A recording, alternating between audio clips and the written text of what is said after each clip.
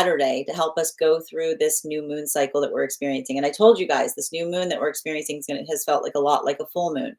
I also want to let you guys know that on top that as on top of my standard life path readings, I also offer mentorship classes. These are for any of my students seeking a more personalized educational experience with me. I take a very limited number of students for this reason, as those classes are focused on each individual's personal spiritual goals and journey work. Those classes can be purchased on an individual level or as a monthly class series, weekly or bi-weekly as your schedule permits. Also for my students that are seeking more consistent weekly tarot support, I'm very happy to offer weekly tarot insight packages. That is a package of 4 30-minute readings, again, weekly or bi-weekly as your schedule permits, so that you can stay more consistent on your personal journey. I'm also very happy to offer dream interpretation readings now, which you can purchase per dream or as a series. If you purchase the series, I would encourage you to start to keep a dream journal, as we will meet weekly or bi-weekly with that journal and utilize the tarot to understand the key themes and messages coming towards you in the dream space. That said, we are going to get started on today's daily collective read in the next few minutes. If you would like to get on the list today, the list is open. 3 cards for a donation of $29 or more. 4 cards for a donation of $23 or more for my subscribers. Binks in my bio. Please keep in mind there are 2 things I don't read for across these apps: pregnancy and medical. And if you get on the list right now, you will be the 3rd person read for. We are also at 7.1K likes. When we get to 50K, I will be gifting a reading back to the collective, so make sure you're tapping that screen. We'll get to 50K in no time, and whoever gives the highest gift between now and the conclusion of the daily collective read will also be receiving a free reading as well. I know, absolutely, yes.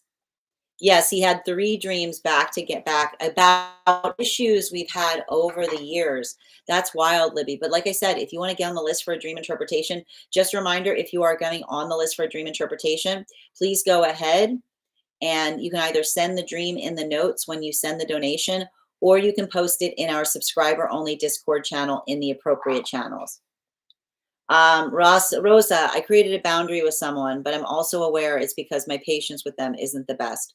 But that's good. I mean, like, again, if you're taking the proactive steps to understand like what feels proportional or proximate, then you're effectively making sure that you're not being triggered. So that sounds like you're navigating something in a very proactive way. And same, been dreaming so vividly and remembering them. Julia, your subscription's ending soon if you'd like to renew. Libby, yeah, that's what prompted the 3-hour conversation. And we aired out a lot. You see, there you go. That's what I mean. I told you like a lot of letting go right now. Grand Rising, Haley. Good to see you. Joey, welcome. You know, I mean, Joey, I have to stress this. Nobody has forced you to be in here. So I think the question is, if you believe all of that is true, why do you feel the need to enter into the chat? I mean, clearly you're energetically seeking something. So I hope that you're able to release whatever that fear is. I hope you find the peace that you're looking for, and I hope you have a better start to your day as well. You know, I wish you well, and I hope you find what you're seeking.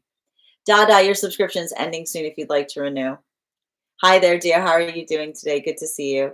And V, your subscription's ending soon. I just love it. You know, I just got to point out, every time someone uses the word snake oil, I just notice that they tend to be filled with venom. I can't, it hurts my heart. Every single time. I just need to point this out as someone who does readings. Every single time somebody utilizes the word snake oil, they are just filled with venom. And so again, if you're feeling like that, Joey, I truly hope you find a healthy place to put that hurt, because I can see that something hurt you a lot. I hope you're having a beautiful day as well, Haley. How you doing today, dear? Yep. Oh, yes, Donna, I've been looking for you to redeem your reading. Would you like to get on the list for today, dear? One moment, please. Oh, welcome, Cher. How are you doing, dear? And yes, if you are on the hold list, please let me know as well so I can add you back to the list, because I know we've got a few people on the hold list right now. Grand Rising, Dada. So good to see you. Julia, thank you so much for those gifts. And heads up, Dada, your subscription's ending soon if you'd like to renew, dear. Have you successfully been able to get on the disco? Anyone who is a super fan, I would encourage, make sure that you're getting on the disco right now, because we're doing there's been a lot of changes. So we're kind of working everybody through the changes via the Disco channel. Excellent. All right. And thank you. Welcome, Ruby. Good to see you today. How are you doing, V? They were fairly straightforward, and we were able to dissect and discuss. Well, and that's wild too, because you said that you said that they had three dreams, and you spoke about it for 3 hours. So that in itself is also really fascinating, because in some way the dream was very prophetic in terms of like what you were working through. Hi there again, Cher. Yeah, I have to pay. No, no, yeah, yeah, and it should be, yeah, no problem, Donna. I mean, obviously, take care of take care of what you need to take care of. Absolutely. Hold on a minute. His profile picture is scary. Oh, I didn't even see it. Oh, I now I'm curious. Do I want to see? I'm on lunch. I go back in 5 minutes. Okay, no worries, Dada. Okay, yeah, Dada. I don't want you to feel rushed. So you tell me. I'll keep you off the list right now. You tell me when you want to have that reading. Okay. Um, No, I mean, again, I mean, or I will point out, it's not always that, Haley. I do feel like, and this is why I think that we also have to be very mindful of our efficacy in relationality to being in spiritual spaces. I often have seen that experience with those who have been burnt, but have been burned by people who are not legitimate. And that's why I get very upset when I see others who aren't like they're like the space by which another person's experience of the tarot has been misinformed by someone who was looking more to get something from someone than to help them. Like it's across the board. But that's what I hate. Like the thing that's very painful to kind of see is specifically, it's every time every time I hear somebody articulate the word snake oil, I see the venom behind it that's usually bringing that forward. There's like, and especially when for that person, I was experiencing like there's a lot of resentment about something in the past there. An incredible connection. It's just my observations, Caress.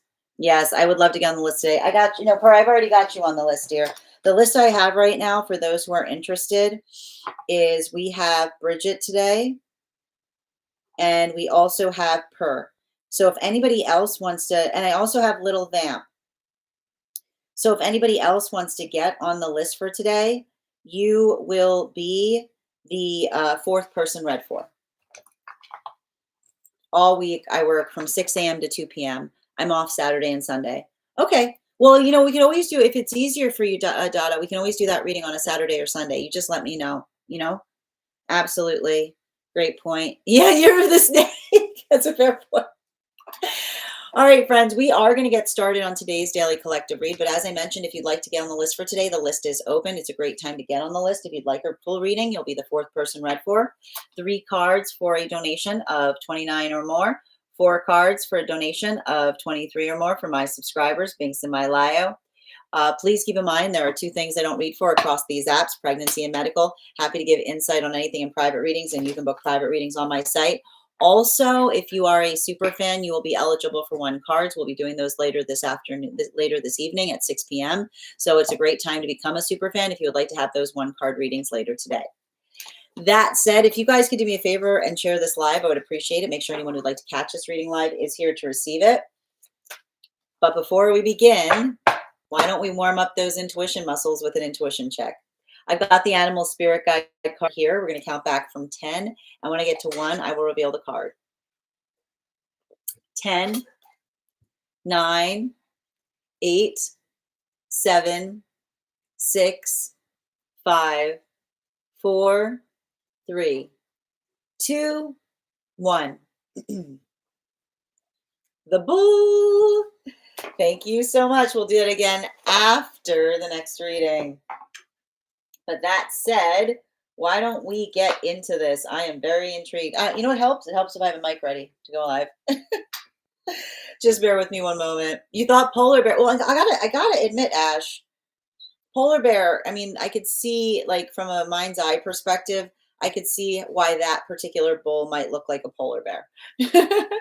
I forgot if there was one. You mean a dolphin? No, there's definitely a crane, Alexandra. All right. No time like the present. Why don't we Again.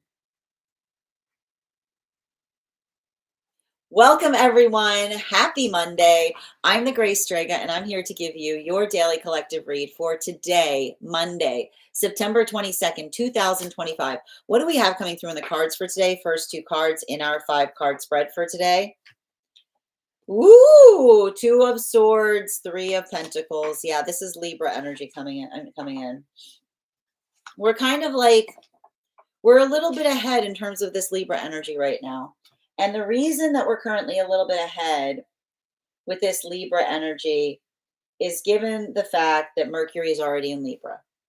So the desire to create, working through the space by which we are trying to find and identify balance right now, the one benefit that we're potentially going to have now that we're kind of moving out of this eclipse process is things may start feeling like they're balancing out again.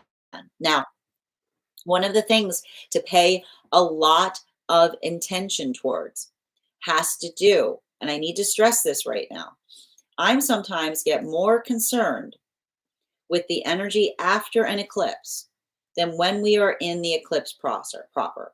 Okay?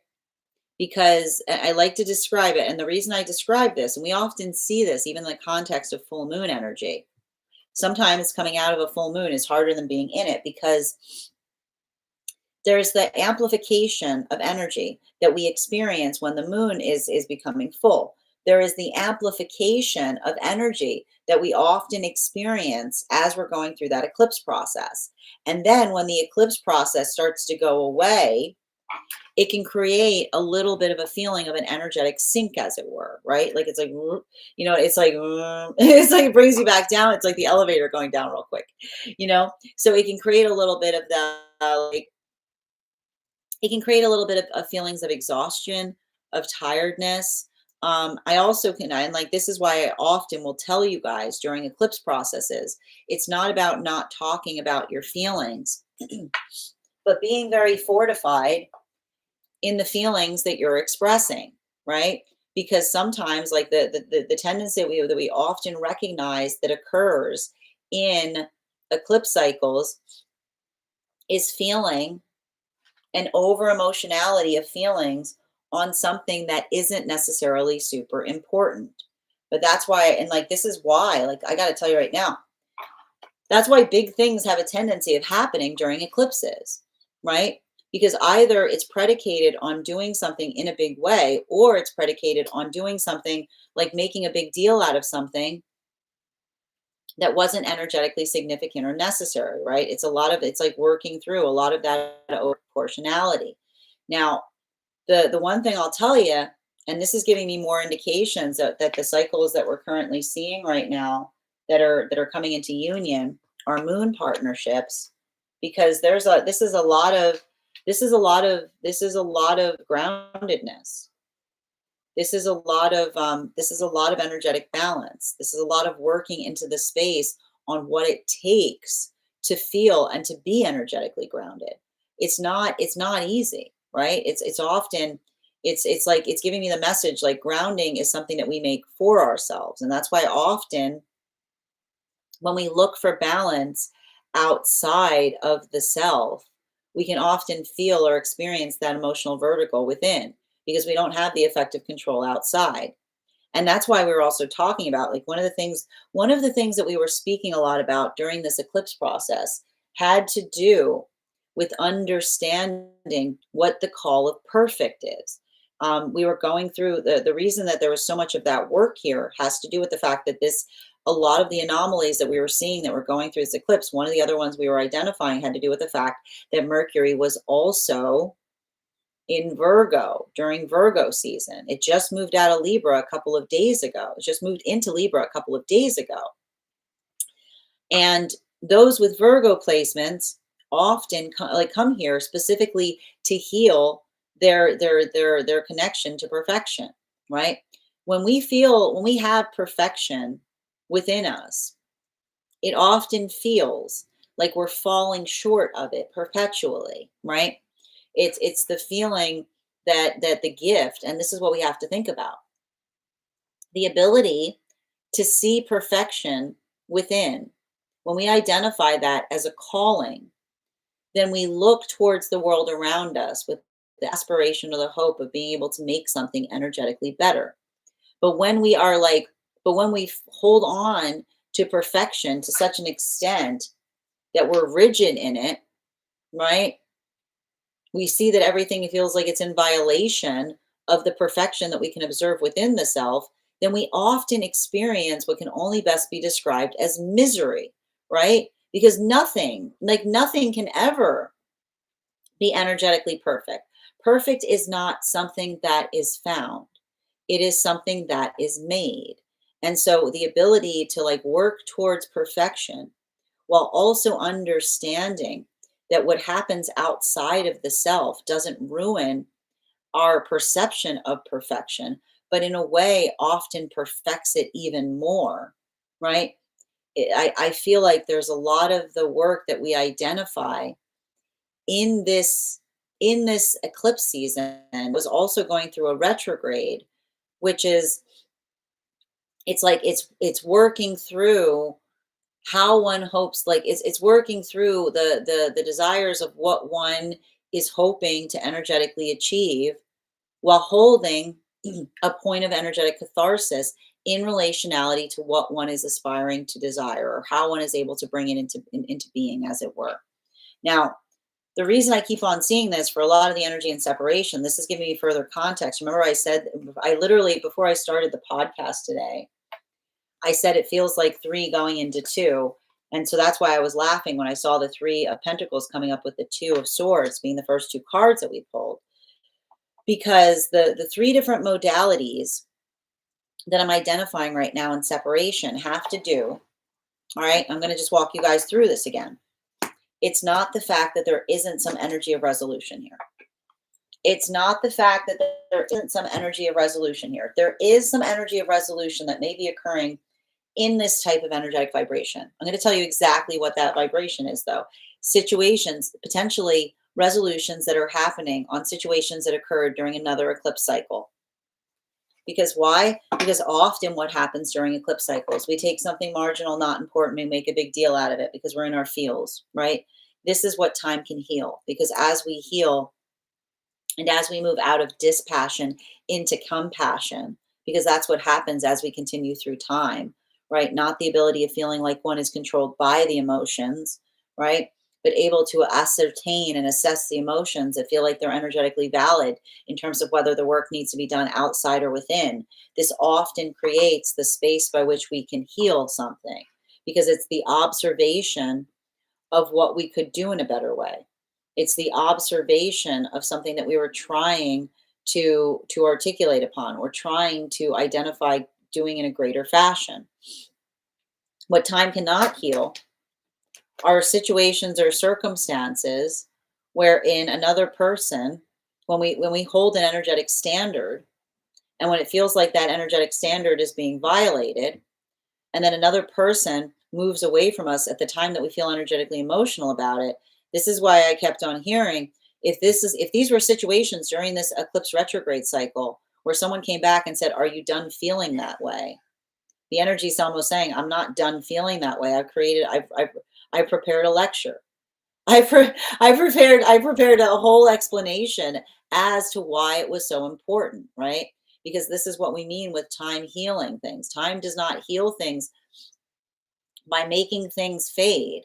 Time heals by making the foundation more strong, and the things that feel irrelevant are often the things that we feel a lot of energetic regret for, because it's something that we could have done in a better way. So that's why we keep on seeing that for a lot of the energy doing that work right now, there may be a lot of catharsis that's coming through in relationality and the form of building into a space of resolution, feeling energetically resolved as it relates to working through something and being able to identify and recognize what one is trying to do in a better fashion, what one is trying to heal upon, what one is, and I keep on hearing, it is the articulation of that that feels Like it is, I keep on hearing that feels like it is something that allows one to be able to speak upon it. This brings us to the energy. And now this is why I kept on seeing that these new relationships that are coming together right now, there's a lot of trepidation there. Center card for today's spread. Yeah, there it is. Look at that Six of Cups in its reversal. Why are we seeing the Six of Cups in its reversal there? Because when we see the Six of Cups in its reversal, um, the conversation that we effectively identify has to do with the observation of what we are effectively able to navigate from a point of compassion. And again, it's the further resolution that we were talking about during this retrograde cycle with the eclipse on top of it, which is speaking towards the fact that compassion does not require one to be nice about everything, right? Compassion isn't the space by which we energetically smooth things over. And this is why, and I keep on seeing, like, this is often why in experiences or circumstances like this, I keep on seeing like this is, and I keep on hearing like the space by which we navigate each other's hurt can often be most accurately espoused by silence, because I keep on seeing like the space by which we try to fix something, the space by which we try to energetically resolve something. It's saying to me, it's more of the message that we often get when we're working through Libra lessons. And I'm going to tell you right now, these Libra lessons are going to feel a lot like those temperance lessons that we just moved away from, which is the ability to progress forward on something. It's the understanding that an apology is a two-part process. It is the space by which we take energetic accountability for things, and then we talk upon and we expound upon how we are trying to do something in a better way. It is the articulation and the definition of the apology that makes the apology one worth receiving. The articulation of an apology is only half the work. The definition of the apology is the space by which we define what the apology means by what we are doing to work to amend it, either within the self or outside of the self. So everything we keep on seeing, and that's what I meant about this. I've got energy and separation that's working on healing from situations and circumstances where another person potentially tried to come back to them during this retrograde space and try to smooth something out instead of work it out, right? And this is why we keep on seeing smoothing things out instead of working them out doesn't effectively get us very far, because it doesn't allow the space by which something is energetically resolved. While simultaneously, these new partnerships that are coming together are healing in recognition, and they're moving towards each other cautiously, carrying wounds in relationality to another person's self-deception.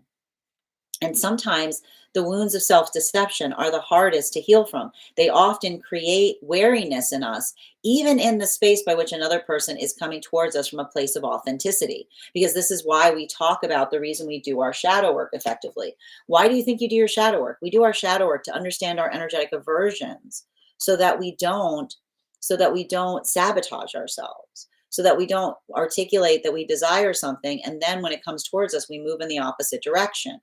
That is the difference. And this is why we talk about the journey of a healthy manifestation. It's not just enough to want something. You got to do the work to understand yourself, to understand why you want it, to understand what it effectively means to you. Because if not, because again, if the space, and this is often what happens, like this is the misconception that often happens with those who have not done the work of understanding the self properly. Manifestations don't change us. You can get the thing you energetically want to manifest, but if you're not happy, you're going to be in that modality and you're going to still be energetically unhappy. It doesn't change the context by which we find it, right? And this is why we talk a lot about this space, that even in the space by which we heal perfect, the space by which we heal perfect is the space by which we understand that is the ability of the adaptability that we bring to circumstances or situations, to understand that even as we move towards a manifestation, it may not appear the way that we expect it to appear. And so this is what's so beautiful. And this is the reason I'm saying this right now is, you'll remember we were talking about those temperance relationships. And the temperance relationships are now expounding. I keep on hearing they're expounding upon the fact. And I don't even know if they revealed this to one another prior to this point, that they had kind of abandoned hope in ever finding one another before they effectively found one another. That it was like, it was I keep on hearing like the energy is almost talking to each other, how they went through a release process. They like went through an emotional release process. They let go. Because what happens when we give up? And this is why we talk about warrior energy. Giving up isn't giving up. It's letting go of the energetic preconception, right? Because when we have preconceptions, we miss gifts. When we have preconceptions, we miss the gifts that are before us. So one of the ways that we work to be able to work towards a manifestation is not approaching manifestations with preconceptions, but with an identification of what we're energetically seeking. And that's why the way we refine a manifestation goal is by understanding the self best. Because when we understand the self best, then we're able to see the manifestation that is unfolding around us. And that's why we keep on seeing that, like for a lot of those relationships, I keep on seeing that this is the energy that's almost telling each other how they're arriving to the understanding that they're discovering the manifestation goal in one another, right? And it's almost like the energy that understands that as they release the preconception, then more and more they could see, like as they release the preconception of what they thought was for them, more and more before them was the thing that they've always been looking for. Continuing to get clarification between our 4th and 5th cards in our 5-card spread. We've got here the Hermit card in combination with the 4 of Swords in its reversal. Man, this Hermit card, dude. I'm just sorry. We've already got the other card out next. This Hermit card has been coming out a lot during this period. I'm not surprised to see it. There's a very strong affiliation to Virgo cycles in the Hermit card. And this is, and it has a lot to do. And one of the things that we effectively see in relationality to the Hermit card is, and how do I describe this best? And this is what's happened. The Hermit card's coming out right now specifically for those magician partnerships that I spoke to you again, like that I spoke to you about. Because for a lot of those magician partnerships, remember how I said, and for the purposes of our reading, the magician partnerships were coming together from about the time of the solstice period up until the time of Mercury and Venus stationing direct behind Neptune. I keep on hearing a lot of these. I hear a lot of these magician partnerships going, I can't believe this is happening. And the reason they're saying, I can't believe this is happening, is because they're having a deja vu moment in partnership. What is the deja vu moment that they're having in partnership? They are centering the relationship in a way that they never have before. I keep on hearing that a lot of these magician partnerships, they've been with people before. They've been in relationships before, but I keep on hearing, but not like this. Is what I keep on hearing. Not like this. And the not like this is the energetic centering of partnership. It is the centering by which one feels like the force by which one is moving into energetic union. It's not the space by which they feel like they're orbiting each other. It feels like they're creating that energetic force together.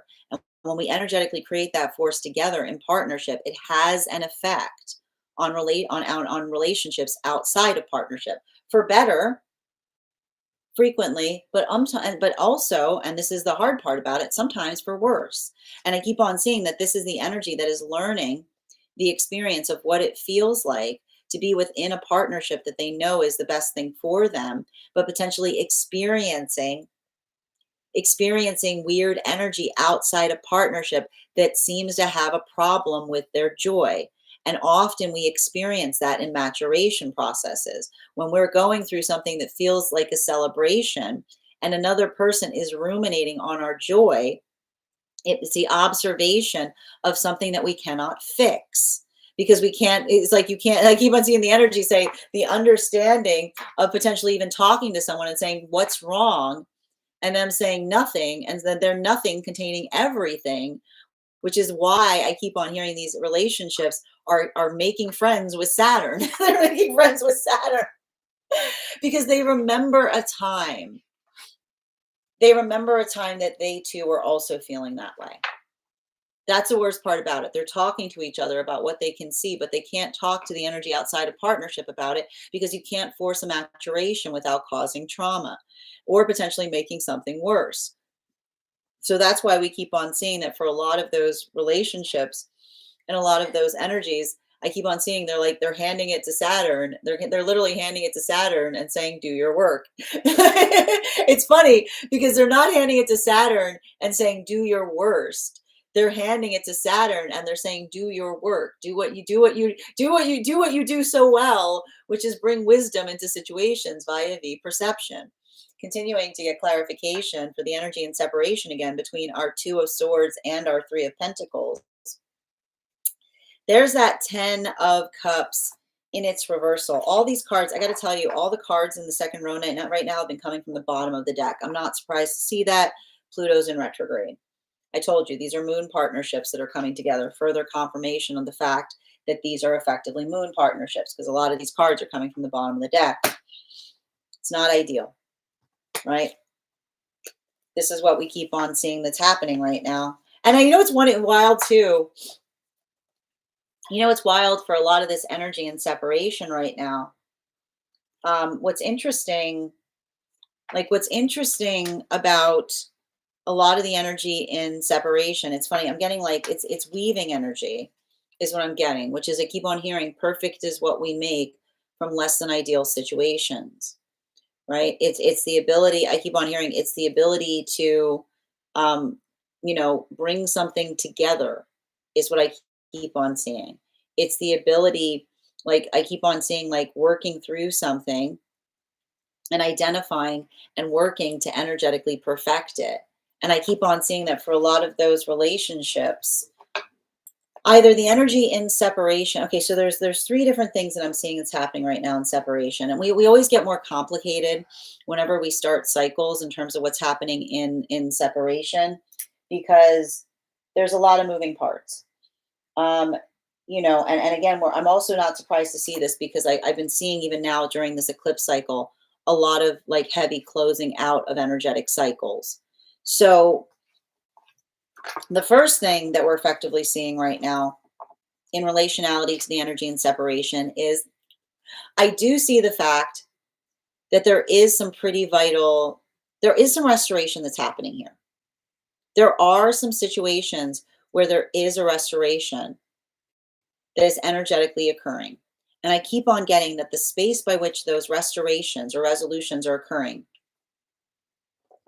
have to do with the gift of someone articulating to another the over proportionality that they brought to something that was not important, right? I just keep on saying it's the energetic density, it is the energetic heaviness that then refines upon something that does not feel like it was all like it's like in the space. And this is what happens, like time like time. And this is why we talk about why moving dispassionately is so dangerous to the journey of the self, right? Because when we do something that doesn't have any sense but just feels sweet in the moment, it is bitter for the rest of our energetic existence. Like that is what is so dangerous about being too deep within one's own egoic journey, right? It's the space by which we understand the sweetness of things that turns energetically sour, right? And I keep on seeing that is why it is so important. And like we were talking a lot about the space by which we understand virtue. What is virtue but understanding that we don't do things for the sake of them being energetically sweet, right? That's what's interesting about virtue. It has to do with the fortification process by which we understand the space by which something just feels good because the ego like relishes in it is often the part of the ego that we have to heal, because the ego, you have to understand, the ego is effectively the I like to describe it as like the defense mechanism of the soul, right? And when the ego is working harmoniously with the self, then what we experience from the ego is relevant and necessary, and it carries the shape of who we are, right? It's our armor. It matches us. It moves with us. It energetically protects with us. It energetically protects us, but not too much, because it allows us to see through it. But this is why, like, we get too much in our egoic space, and we start doing things not because they are good, but because they feel sweet, then often that bitterness, that turns bitter very energetically quickly. Because when we do things that are energetically sweet to the ego, they're often dispassionate because they often lack energetic empathy. So that's what I keep on seeing in relationality to a lot of the work that we're effectively identifying and discovering here. And that's why I keep on seeing that in the space by which there is some healthy resolution that's happening in some of the energy and separation, it's almost giving me conversations of someone saying, I've had a lot of time to think about things, right? It's like somebody who's trying to articulate like the full process by which they're working to resolve something. Now that's a very small proportion. What I also see is a lot of energy working on healing on quite the opposite there. Because what cannot be healed by the context of time are spaces or places where another person refuses to take accountability for something, but instead expects us to go energetically numb. And this is often why time helps us heal in those capacities, but it doesn't require us to go numb, because you have to understand that numbness, and this is why we talk about it, the difference between being virtuous and the difference between being numb is the difference between another person that says, I know you have strong feelings about that, get used to it. Right? Let's just get used to it, right? Become a nerd to the fact that you have feelings, just become stone. Versus what stoicism is, which is being able to do something that isn't easy, but knowing that it is best for the self in order to honor the emotions that we energetically carry.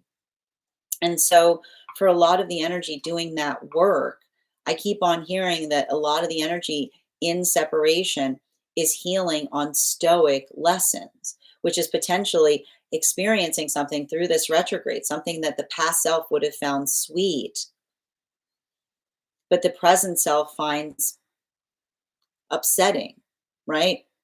It's like it's the observation, because when we experience something that would have felt energetically sweet but feels like it's more the space of trying to smooth something out instead of being able to do the work to effectively navigate a situation, I keep on seeing that for a lot of those relationships there's some really, really deep healing that's happening there, but it's coming through the space of recognizing something that feels like it is energetically saccharine. And what is energetically saccharine? Something that is meant to effectively distract from the circumstance, rather than energetically like taking care or navigating through some kind of energetic point of harm. And so that's why I keep on seeing that the energy is in separation, almost honoring the self and holding a state of catharsis by articulating to the self and saying, I am making better choices now. This brings us to the energy that's coming together. And this is why these relationships that are coming together right now are all tippy toes. Why are they so tippy toes? They're not, and I keep on hearing, they're not dancing around each other, right? They're tippy toes because these are relationships that have been hurt by another person's self-deception. And what's so hard when we're healing from another person's self-deception is the wound that another person causes us because they didn't know themselves effectively. Those are sometimes the most frustrating, because you can't, it's like it's the space by which we understand that it's our responsibility in order to prevent trauma to do our shadow work properly. Because when we're doing our shadow work, which means we experience and understand our own aversions, and this is even what we understand here. Sometimes in the space of understanding our own aversions is understanding that as my throat chakra is like locking up, it's understanding that sometimes we have manifestation goals that aren't actually like, there are things that, and I like to point this out, this is important. There are things that we aspire to and things that we desire. And the things that we aspire to aren't always the same as the things that we desire. And that understanding of the self, like working through the tears of the self, right? Working through things that you understand you would like to be, but that you're not. This is a lot of the understanding and recognition of one's higher purpose or higher calling. And a lot of that work is often either a unification process, right? Being able to understand and identify what it is that you're energetically trying to do, right? Sometimes it's like a combination of things. It's also a letting go, right? It's understanding and recognizing what one is moving further away from. So for a lot of the energy doing this work right now, it's very interesting because it's the comprehension of one's own purpose. And now you've got a bunch of energy and separation going through a comprehension of one's own purpose, and they're having trepidation and building an energetic connection to see if another shares the same understanding of self in the process in order to avoid getting hurt. Clarification between our Three of Pentacles and our Six of Cups. In reversal, there's that Five of Swords in its reversal. The temperance relationships. Temperance relationships, I just keep on seeing right now. This is like, I'm giving you the full story. They're getting the whole story now. They weren't telling each other the full story before. I keep on saying it's not, I keep on hearing, I feel like there's something about the temperance relationships that I keep on hearing them say. It wasn't that they weren't telling each other the full story. They were sparing the details. Is what I keep on hearing. And what's interesting about this is, why do we see that those temperance relationships are telling each other that they're articulating upon the energetic details? Because I keep on seeing, like, the thing about these temperance relationships that I keep on seeing is they went through some stuff. Okay. They went through some stuff. And I almost see the energy like holding this baggage. And I keep on saying, like, remember when I said they're temperance relationships? And so these temperance relationships were working on holding the energetic baggage. And what were they saying to each other? I keep on hearing the energy that was like apologizing and saying, I wasn't holding back. It's just a lot, which is the space by which and I keep on saying, they're not saying that to another person in relationality to what they're receiving. They're saying that as a point of concession as to why they're expounding upon something deeper now. Because I keep on seeing that this is the energy that, again, they're temperance relationships. They're saying to each other, I didn't want to overwhelm you, right? That's what the temperance relationships say. I didn't want to overwhelm you, because they're trying, like, I keep on seeing, like, these are like these temperance relationships. They're like, I keep on saying, like, these are like the temperance relationships that are like the load bearing device of partnership, Continuing to get clarification here between our Six of Cups in its reversal in combination with our Hermit in its upright. Energy deep within divine union is also going through temperance relationships, like lessons right now, but this is different. This is exactly confirmation and relationality to them healing their relationship to time, right? Like this is them healing their relationship to time. Time's got the wings on it here, because it's the space by which I keep on seeing this has happened to them before. They've never, when they keep on saying, they're saying, what's wild about it is they're saying to each other, I've seen this, but never on the inside. And what do I mean by them saying, I've seen this, but never on the inside? This is potentially energy that remembers being in separation, that sees energy in union growing, like putting more attention into partnership and seeing energy outside of partnership, looking at that with a point of contention. And this is why I keep on seeing that the energy looks at something and like throws their hands up, because when you're having that moment, wisdom can't intervene. in another person's experience of understanding something. And so it's the energy that knows they'll get there eventually, right? Like that's the energy that says they'll get there eventually. So what are these relationships doing? They're not trying to force conversations. They're not trying to take something that feels energetically disruptive and deepen and take a wound that time could potentially heal and create an injury that creates a limitation in terms of that. So I keep on seeing that for a lot of the energy doing that work, like I can hear the energy, like I keep on like the energy coming, the temperance relationships are saying it's a lot. And the energy deep within divine union is saying they'll get there in time.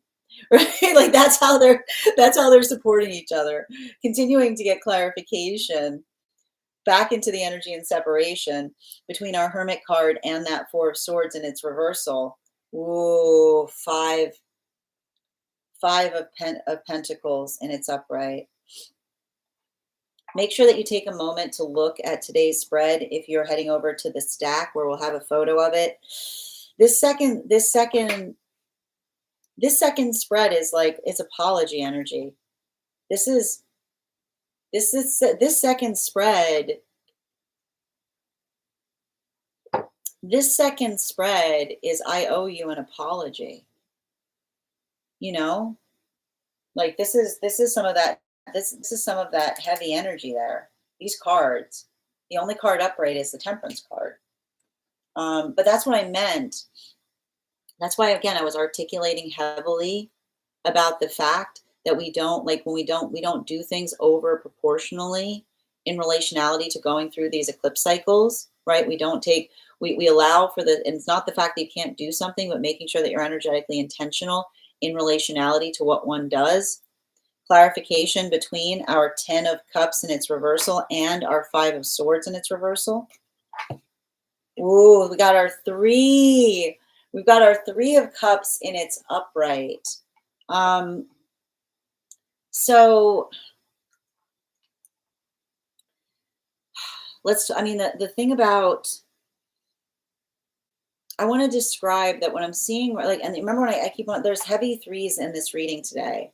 And this is what I meant about the energy right now. There's a little bit of, how do I describe this right now?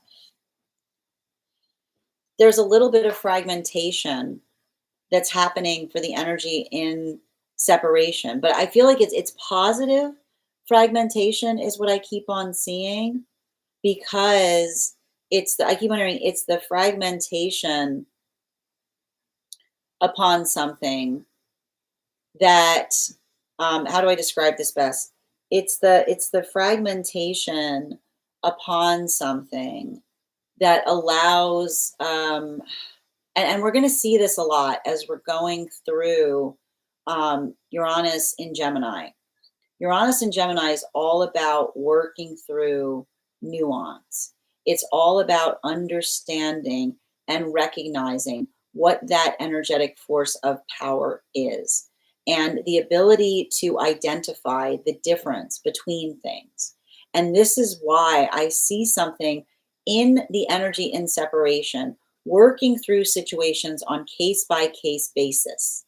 And that's why, and what's interesting about it, and I keep on hearing, this is why we don't take carte blanche approaches to things, right? We don't make a single, like, this is why often we don't, and this is often why we don't operate in terms of like unifying rules. We often deal in standards, because when we work through the context of understanding, and we're gonna talk about this heavily as we move into Libra energy. Balance is not found by the distribution of something to one another. It's not the same, right? Because you give a lot of something to one person and it may feel like an energetic overwhelm. You give the same amount to another person, it doesn't feel like there's enough. The ability to understand and recognize what feels energetically beneficial versus what feels energetically overwhelming has a lot to do with the framework by which we are effectively able to navigate and address things. So one of the things I keep on seeing that's happening right now for energy, and I don't know where this is coming from, for the energy and separation, it has to do with, I keep on seeing, and this is what I mean. Often when energy starts comparing relationships to one another, it can often be the fundamental ending of a relationship. And why can it often be the fundamental ending of a relationship when another person starts being comparative upon our relationship, right? From how we experience something, from how another person receives it, because it's the observation that in partnership, I keep on hearing it's about standards, not demands, right? And this is often why when we have those, and I got to stress, there's something very important that's coming through right now in relationality to the difference between a friendship and a divine union, is what I keep on hearing. There's a deep nuanced conversation that's happening between the difference between a friendship and a divine union. Because a friendship, I keep on hearing, the beauty of an energetic friendship is one, that it understands that the pathwork of friendship is one that exists in the space that we're not consistently centering ourselves in each other's relationships. It's the space by which I keep on hearing, the delightful orbit of a healthy friendship is one that you understand, that is one that, like, you pass each other. Like, I keep on hearing, like, the delightful orbit of a healthy friendship is the space by which you understand that you pass one another as you're energetically orbiting around things, right? It's not the space by which you demand to be in the energetic center of something. And this is why I keep on hearing friendships are delightful orbits, because it's a delight to energetically orbit with someone that you hold a good friendship with, because it feels energetically proportional. This is often what happens too in relationality to the fragmentation of friendship, because when we have too much of a space where energy wants to center rather than energetically orbit, it can create a lot of confusion, particularly if we're in energetic partnership. So that's why we keep on seeing that for a lot of those, I keep on getting for a lot of those relationships. And and the reason that this is coming through is this is the message that's coming, like this is the lesson that's coming through right now for the magician partnerships that are going into divine union, right? They're experiencing that. And often, and this is sometimes what happens, are we having an alignment day? It feels like an alignment day. I gotta check. Yeah, we've got because we're coming out of the eclipse, there's it's a bit of an alignment day in relationality to, like, this message is kind of like moving straight through all of the frequencies, which is like the space by which I keep on hearing the healthy centering, the centering of partnership and the healthy orbiting of friendships. It's the space by which we understand that we're working through the energetic difference. And I'm going to tell you right now, I feel like the reason that this may be coming through right now in separation is there's some energy in separation that is potentially healing from circumstances with relationships that did not want to stop decentering friendships, that was preventing them from being able to go into partnership. There's potentially, I see some situations here, right? And this is what I keep on hearing. You can't ask for both. You can't say that you want a healthy partnership. This was coming through in yesterday's reading.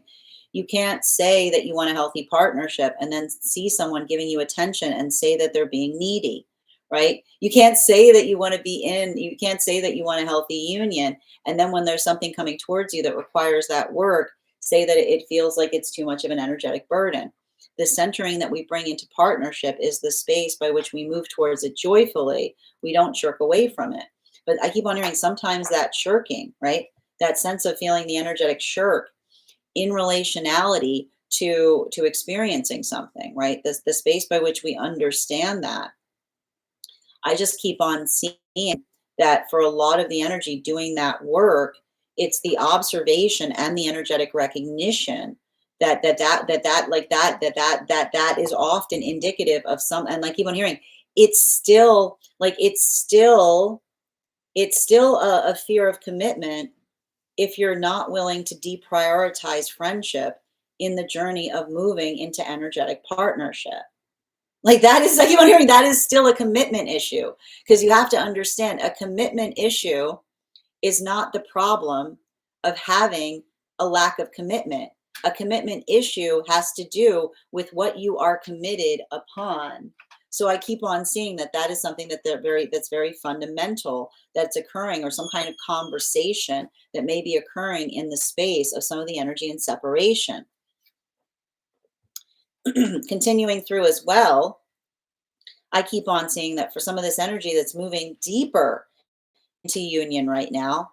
And this is why I see even now, like, remember when I said that these moon relationships that are coming together, they're sussing each other out. I keep on seeing they're sussing each other out in relationality to their own energetic circles, or what it is they do, or what it is they spend their time upon. To see, I keep on seeing to see if there's room in their life for healthy partnership. Continuing to get clarification between our Five of Swords and its reversal in combination with our Temperance card and its upright. Ooh, we got that Sun card here in its reversal. So let's talk a little bit about this Sun card and its reversal that we're seeing. How do I describe this best? The energy, these are the Temperance relationships that are going through right now in relationality to the relationships, these Temperance relationships that are, how do I describe this best? These Temperance relationships that are coming through right now, I keep on hearing, it's like, I need to show this to you. I literally see these situations or circumstances saying to one another, I wasn't not telling you, I was sparing you the details, is what I keep on hearing. Right. And that's what's so that like that's what I keep on seeing in relation. I told you there's a very kind of intriguing heart opening that's happening right now for some of those Temperance relationships, because I told you they very much work in terms of not overwhelming each other. So I almost see, like, I gotta tell you right now, I almost see some kind of situations where these relationships, they went through some really hard stuff. Like they went through some really, really hard stuff. But that's what I meant about these Temperance relationships. They say to each other, I go through the hard work so you don't have to. Like, I keep on hearing the energy say, I spare you the energetic details. And that's why I keep on hearing a lot of those relationships saying to one another, and finally coming into the space of being able to, like, have some kind of conversations, telling each other, like, how energetically bad something was. But I keep on seeing the energy say, I don't talk about it, not because I don't want to talk about it, it's because I don't want to dwell upon it. You know, like, I almost see the energy saying to one another, like, that's how they're working on the release. These Temperance relationships don't feel like the need to talk out. They don't feel the need to, like you're wondering, they don't feel the need to linger on something that was energetically like, not positive. I keep on seeing, like, I keep on hearing it's interesting. The Temperance relationships are actually saying to one another, um, some things don't heal the more you talk about them, because there's no fixing them. It's just more sad, is what I keep on seeing, right? It's like I keep on seeing, it's like, and I feel like that's often the shape of trauma. And that's what's so hard about trauma. This is why it's so hard to release some trauma. Talking about, like, once you understand some trauma, talking about the trauma often doesn't make it better. Sometimes it just makes it worse because you're centering it. So that's why I see the energy that says, I'm in a place where I see the energy saying, I'm in a place where I prefer not to talk about it. But the energy saying, I prefer not to talk about it in such a way. And this, I need to say, this is a nuanced message. It is not for everyone, because this is what they're saying, that this is a level of healing that they've reached, that I keep on hearing that they're good with it. They're like, they are good with it. They're good. I keep on hearing they are good with it. They understand it. I see the energy that's saying, I'm not looking at it. They're like, that's the shelf I put it on. Is what I keep on hearing. There's a difference. I told you it's going to be Uranus in Gemini, which means there's a difference between saying, I don't want to talk about it versus I don't like talking about it. And the difference is, I don't want to talk about it is I refuse to do the work about it, right? versus I don't like to talk about it, which is it's unpleasant to talk about and it doesn't fix it to talk about. It's just something that I prefer not to like. It's the energy that almost says prefers not to unpack it because it's a mess. And that's the thing with like I told you, like the thing with like the thing with trauma, it's like the messy box. You open it up, there's just more mess in there. You can't get to the bottom of it. It's just always messy. So the energy is just like, yes, I've healed enough that I'm not. It's the space by which I'm okay with that. But here, and what's interesting about it is this is the energy doing the opposite, saying I'm finally ready to tell you more about it, is what I keep on seeing. Continuing, and this is why, and this is why we talk about the fact that we can never tell each other what healing is, right? We can't say to each other, you know, be good to talk about it. You know, it's never good. You should never say that to someone.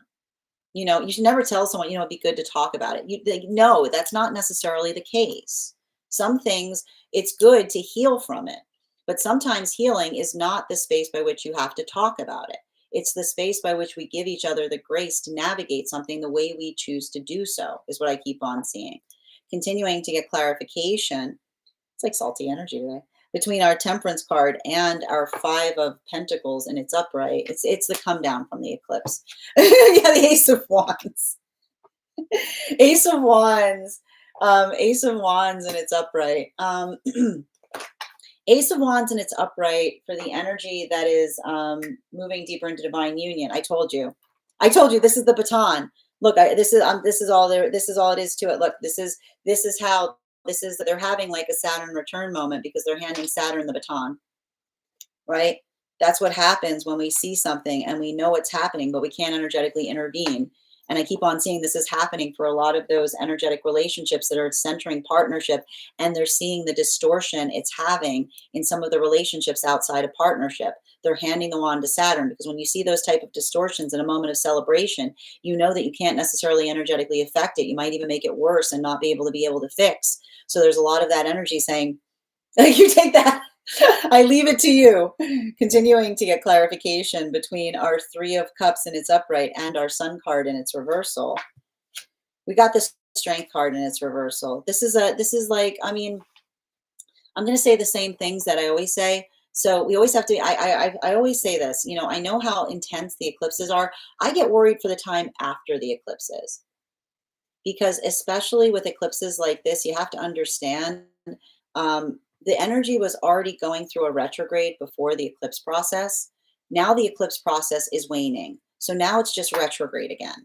So I want you to kind of recognize that, especially if you feel like, I would not be surprised if you feel, I'm going to keep on using the word ennui. We don't have an English word for it. It's like kind of like feeling a little down in the dumps for no apparent reason.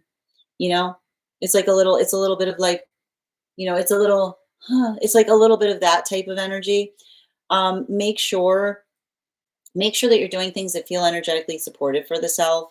Make sure that you're recognizing and identifying what that work is. Make sure that you're effectively like recognizing and identifying how you're trying to do things, and what the shape of the things that you're trying to do are, because everything I keep on seeing in relationality to like a lot of this, I keep wondering, like a lot of this, I like to describe it as like it's the decompression out of the eclipse energy, right?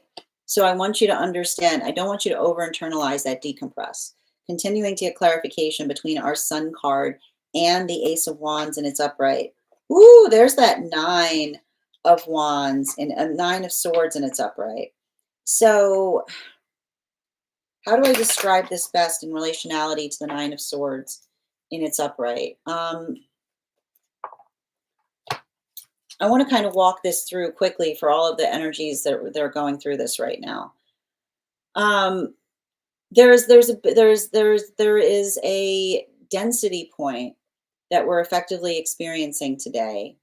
And remember how I said that this new moon was going to feel a lot like a full moon? We typically don't have a come down from a new moon. It usually feels like an accelerant. It usually feels like something we start to move up from. So this is I want to say this is a confusing new moon. You may feel a lot of complicated things through it, because I told you that the space by which we were experiencing a new moon during the eclipse, like the eclipse happening, it's like the new moon happening in the space. It's the new moon that was happening in the space of where the full moon should be, right? It's like the full moon energy, that the amplification, but then there's a new moon there.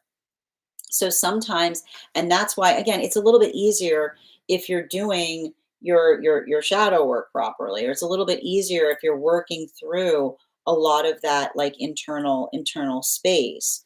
But there's a lot of, I want to describe it as a lot of energetic contemplation.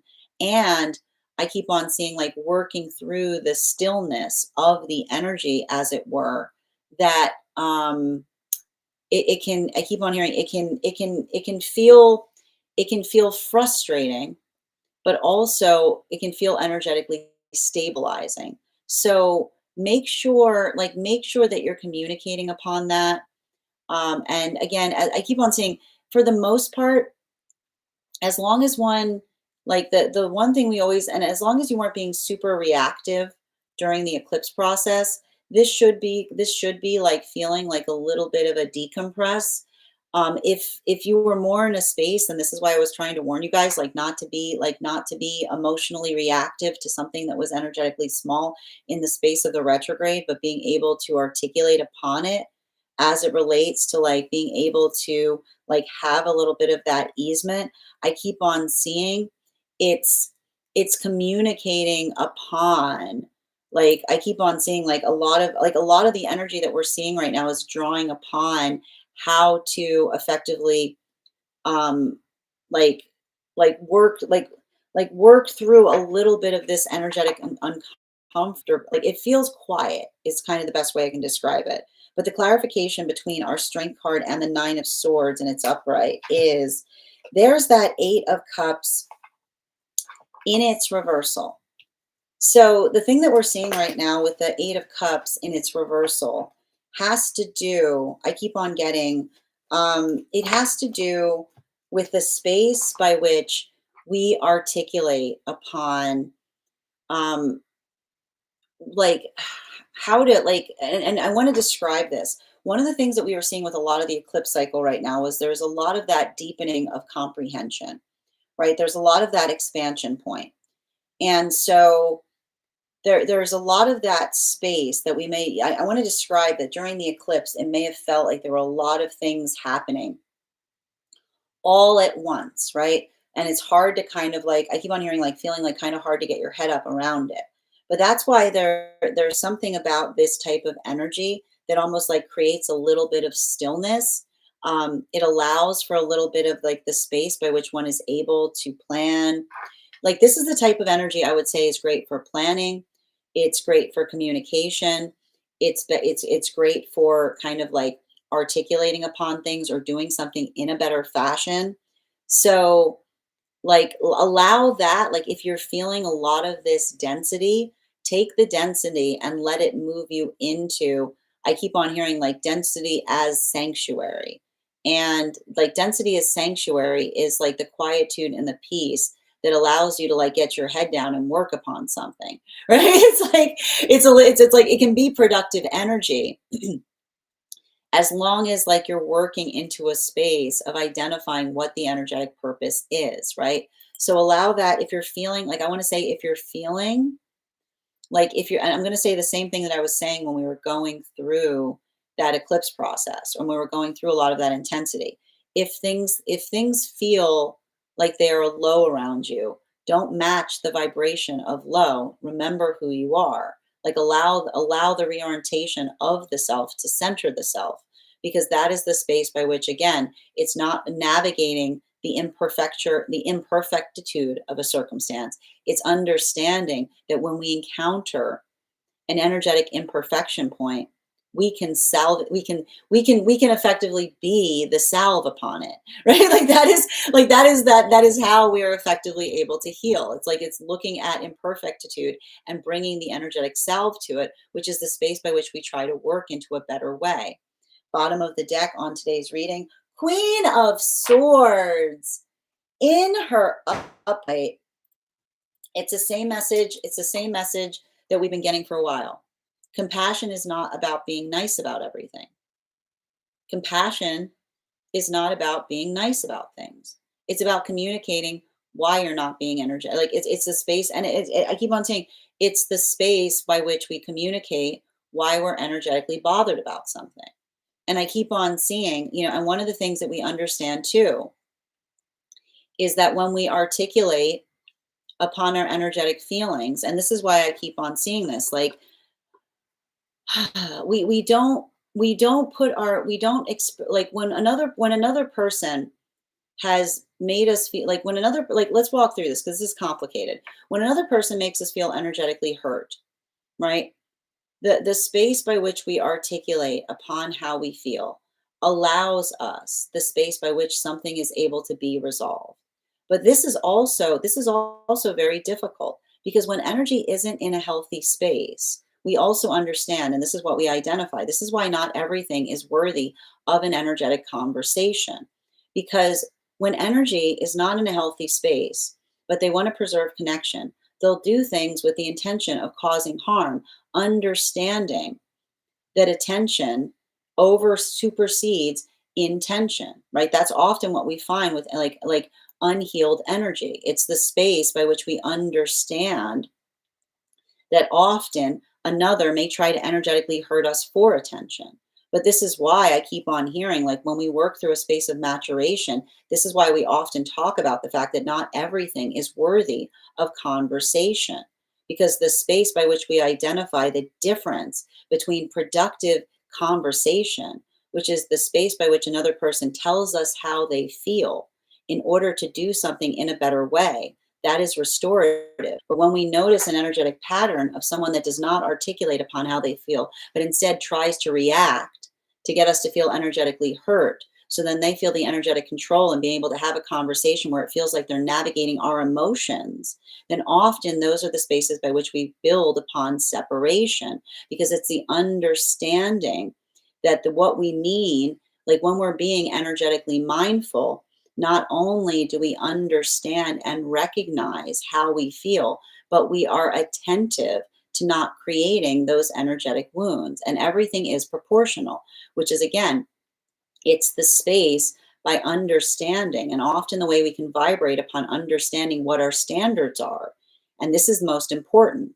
It's not too much to ask, which is if you're asking something from someone that you yourself would not necessarily do, then that is often a sign that your standards are too high, right? If you're asking something from another person that you yourself would not energetically embody, then that is too much to ask. But when there's the observation of something that you yourself will be willing to give the self, or willing or gladly able to give to another, and another person is not energetically matching it, this is often why we come into separation with those we identify as not holding our energetic standards. Because the space by which we understand, we never feel like we should be in a space of having to defend our standards. Rather, so we would rather have them honored.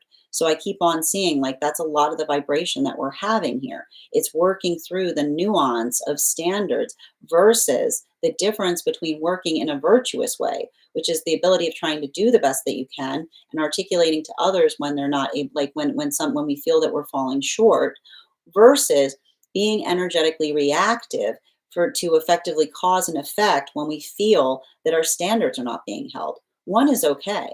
It's okay to energetically separate from someone we don't feel is holding our standards. But what's not okay is to cause injury to another, to punish them for not even potentially recognizing that they are there. So and this is why I was saying, like, even in the space of talking about the difference between compassion and dispassion, we're going to talk a lot about this in the space by which we're going through this Uranus in retrograde. It's the ability to tell the difference. That is what brings us into energetic and spiritual maturity. That is where we find all of the energy prior to, and that is our daily collective read for today. I want to thank all of you for being here and experiencing it. Just a reminder, if you would like to book a private reading with me, you can book one on my site. Please keep in mind, if you book a private reading with me, it is a two-step process. You have to book the reading and you have to pay for the reading. Please make sure you do both if you would like to have that reading. Most importantly, please remember that I will never, ever, ever, ever, ever, ever, ever, ever, ever reach out to you for a private reading. I will never DM you. I will never PM you. I will never slide into your inbox and tell you I have a very important message that only I can deliver. The only way you can book a reading with me is if you book one on my site, so I would encourage you to do it there. Also, a couple of updates before we move into personal readings today. First and foremost, thank you to everyone who attended our recent class on the star card. It was such a delight to be able to go over that classwork with you. Our next class will be held on Wednesday, October 15th at 6 p.m. PST, 9 p.m. Eastern. We will be continuing our studies into the tarot with a focus on the moon card. If you would like to become a part of that tarot class program, all you need to do is head on over to my stack and become a paid subscriber. Your paid subscription to my stack is your ticket of entry into our live classes each and every month. You will also, as a paid subscriber, have access to over 9 hours worth of material in the Tarot Church Library class archive. It's not necessary to catch up. I'll be doing my best to give you an update on everything that we've been studying prior to having that class start. But now is a great time to join if you wanted to catch up, because you've got about a month. You can take as many of those classes that you're interested in taking. You'll also have access to a one-on-one chat with me and the other students to ask any questions that you may have in relation to anything we've learned and studied thus far. And if you become a founding member, not only will you receive a discount on the whole year's worth of classes, but you will also receive a complimentary one-on-one mentorship class with me, where I will meet with you personally to assess where you are on your own personal tarot journey and give you the best insights in terms of how to utilize those classes to the best of your advantage going towards your tarot goals going forward. One of the things I tried to do in these classes was make them accessible to the absolute novice tarot reader as well as the seasoned reader. There's definitely something there for everyone. Don't let your lack of experience or your robust experience prevent you from joining us in these classes. And even if you don't become a paid subscriber to my stack, I would encourage you to follow me there to stay up to date on any new offerings or services. I also post my weekly newsletter there, which will let you know about my in-person events as well as my online live schedule. I also want to let you guys know that on top of my standard life path readings, I also offer mentorship classes. These are for any of my students seeking a more personalized educational experience with me. I take a very limited number of students for this reason, as those classes are focused on each individual's personal spiritual goals and journey work. Those classes can be purchased on an individual level or as a monthly class series, weekly or bi-weekly as your schedule permits. Also, for my students seeking more consistent weekly tarot support, I'm very happy to offer weekly tarot insight packages. That is a package of 4 30-minute readings, again, weekly or bi-weekly as your schedule permits, so that you can stay more consistent on your personal journey. I'm also very happy to offer dream interpretation readings now, which you can purchase per dream or as a series. If you purchase the series, I would encourage you to keep a dream journal, as we will meet weekly or bi-weekly with that journal and utilize the tarot to understand the key themes and messages coming towards you in the dream space. I want to thank you guys so much for being here today and sharing in these messages. And we will do this again tomorrow. That is our daily collective read. We are going to get started on personal readings. Congratulations to Bridget. You got our highest gifter today. So you have a free reading coming to you. And Libby, you came in second, so you will also have an additional card in your one-card readings. If anyone else would like to get on the list for today, you will be the 5th person read for. 3 cards for a donation of $29 or more. 4 cards for a donation of $23 or more for my subscribers. Links in my bio. Please keep in mind there are 2 things I do not read for across these apps: pregnancy and medical. Happy to give insight on anything in private readings, and you can book private readings on my site. I'm going to take a moment to read over some of the comments that came through as I was reading. If anybody else would like to get on the list today, if you're joining us across the other apps, you can also get on the list via the Bing tree in my bio. Dada, thank you for sharing the live. Always appreciate when you guys share the live. All right. Hi there, Cowboy. I do yes or no question. I mean, tarot can give affirmations and negations. You don't want to put your autonomy in the cards, but it can give you like a yes or a no effectively. Those for either, if you get on the list for a full reading, we'll usually talk more about the situation than just a simple yes or no. If you become a subscriber, I do free 1 cards. So if you become a super fan later today, I'll be coming back on and doing 1-card readings, and I'll be able to pull a 1 card for you that would be a yes or no, Justin. Tyrone, hi there, Cowboy. Tyrone and Samantha. Again, if you'd like to get on the list, I'm happy to read for you on that. The list is open. You'll be the 5th person read for. Libra season, let's go. And again, Cowboy, I'm happy to read for you, but please don't just repeat the comment over and over in the comments. That's not how it works here, and it's not polite for those trying to communicate through the chat. Sloan, thank you for sharing the live. Always appreciate when you guys share the live. Hi there, Fiona. How are you, Fiona? How are you doing today? Thank you for confirmation, Libby. Rosa, thank you for the follow. Thank you as well, Lindsay. Your subscription's ending soon if you'd like to renew. Happy to read for you on that, Johnny. If you'd like to get on the list, list is open. You'll be the 5th person read for if you send the donation. How are you doing? Okay, thank you for letting me know. Lance, I'm not, I really don't check. I don't check my PMs here. I get too many spam messages. The best way, if you're trying to communicate to me, the best thing to do is send me an email. Okay? Thank you as well, Susan. You are also awesome. Welcome, Bridget. So good to see you today. Excellent. Oh, I can't wait. Oh, you're doing a dream reading, Alexandra. I'm excited. You're so welcome, Shush. Good to see you today. The caterpillar. Yeah. It was really cute. Thank you. I like those little birds too. Yes. Cute new ones. Julia, your subscription's ending soon if you'd like to renew. Excellent. How are you doing today, Jerry Lynn? And thank you as well for those gifts. I know I love those birds too. I love those glasses, Nikki. Thank you. Sarah, I'm happy to read for you on that. If you'd like to get on the list, list is open. You'll be the 5th person read for. All you have to do is send the donation. Sigana, thank you for the follow. Thank you, Jerry Lynn, for those gifts. You're so welcome, Tabby. Did I just say alignment? I did. It's, oh, is it? Yep, already in alignment with your counterpart. It's a party. Namaste, thank you for the follow. It's like it's a message alignment is what I keep on seeing. I need to figure out why. It feels like sometimes we have these moments where it's like the message just moves straight through the frequencies. Yep, how are you doing, Luna? Yeah, I feel like I'm figuring that out right now with my partner. We have unpacked enough. I'm a verbal processor, so I definitely think it'll be good to talk about it. And Theo, your subscription's ending soon if you'd like to renew. Oh, I thought things were getting better. The English equivalent for me is blah. Yeah, blah is not the same as ennui. It isn't. Ennui is like, huh. Blah is like, you know? Kind of, yeah. It's like doldrum energy. Carrie Ann, thank you for the follow. Yesterday was Skawi. Oh, was it Scorpio? Oh, sweetheart. I hope you're okay. Again, happy to unpack anything that may have happened. You know? You're so welcome, dear. I'm glad you feel great. I don't have any Virgo placements. So I was born between eclipses. I'm used to this. So like, whatever. I feel that decompression energy for sure. Yep, absolutely. User 68, thank you for the follow. Yes, stay in your own energy when everything around you is chaos. Tap to claim. I know it's listen, I gotta tell you, I mean, are you a Scorpio though? It's very hard for Scorpios not to match energy. It's hard. Listen, it's hard for Scorpios not to match energy. It's hard for Aries not to match energy. It's hard for Taurus not to match energy. Okay, like those three. You got the ram, the bull, and the scorpion. It's hard not because it's like and especially for Scorpios. The thing with Scorpios is Scorpios have scorpionic energy has lightning reflexes.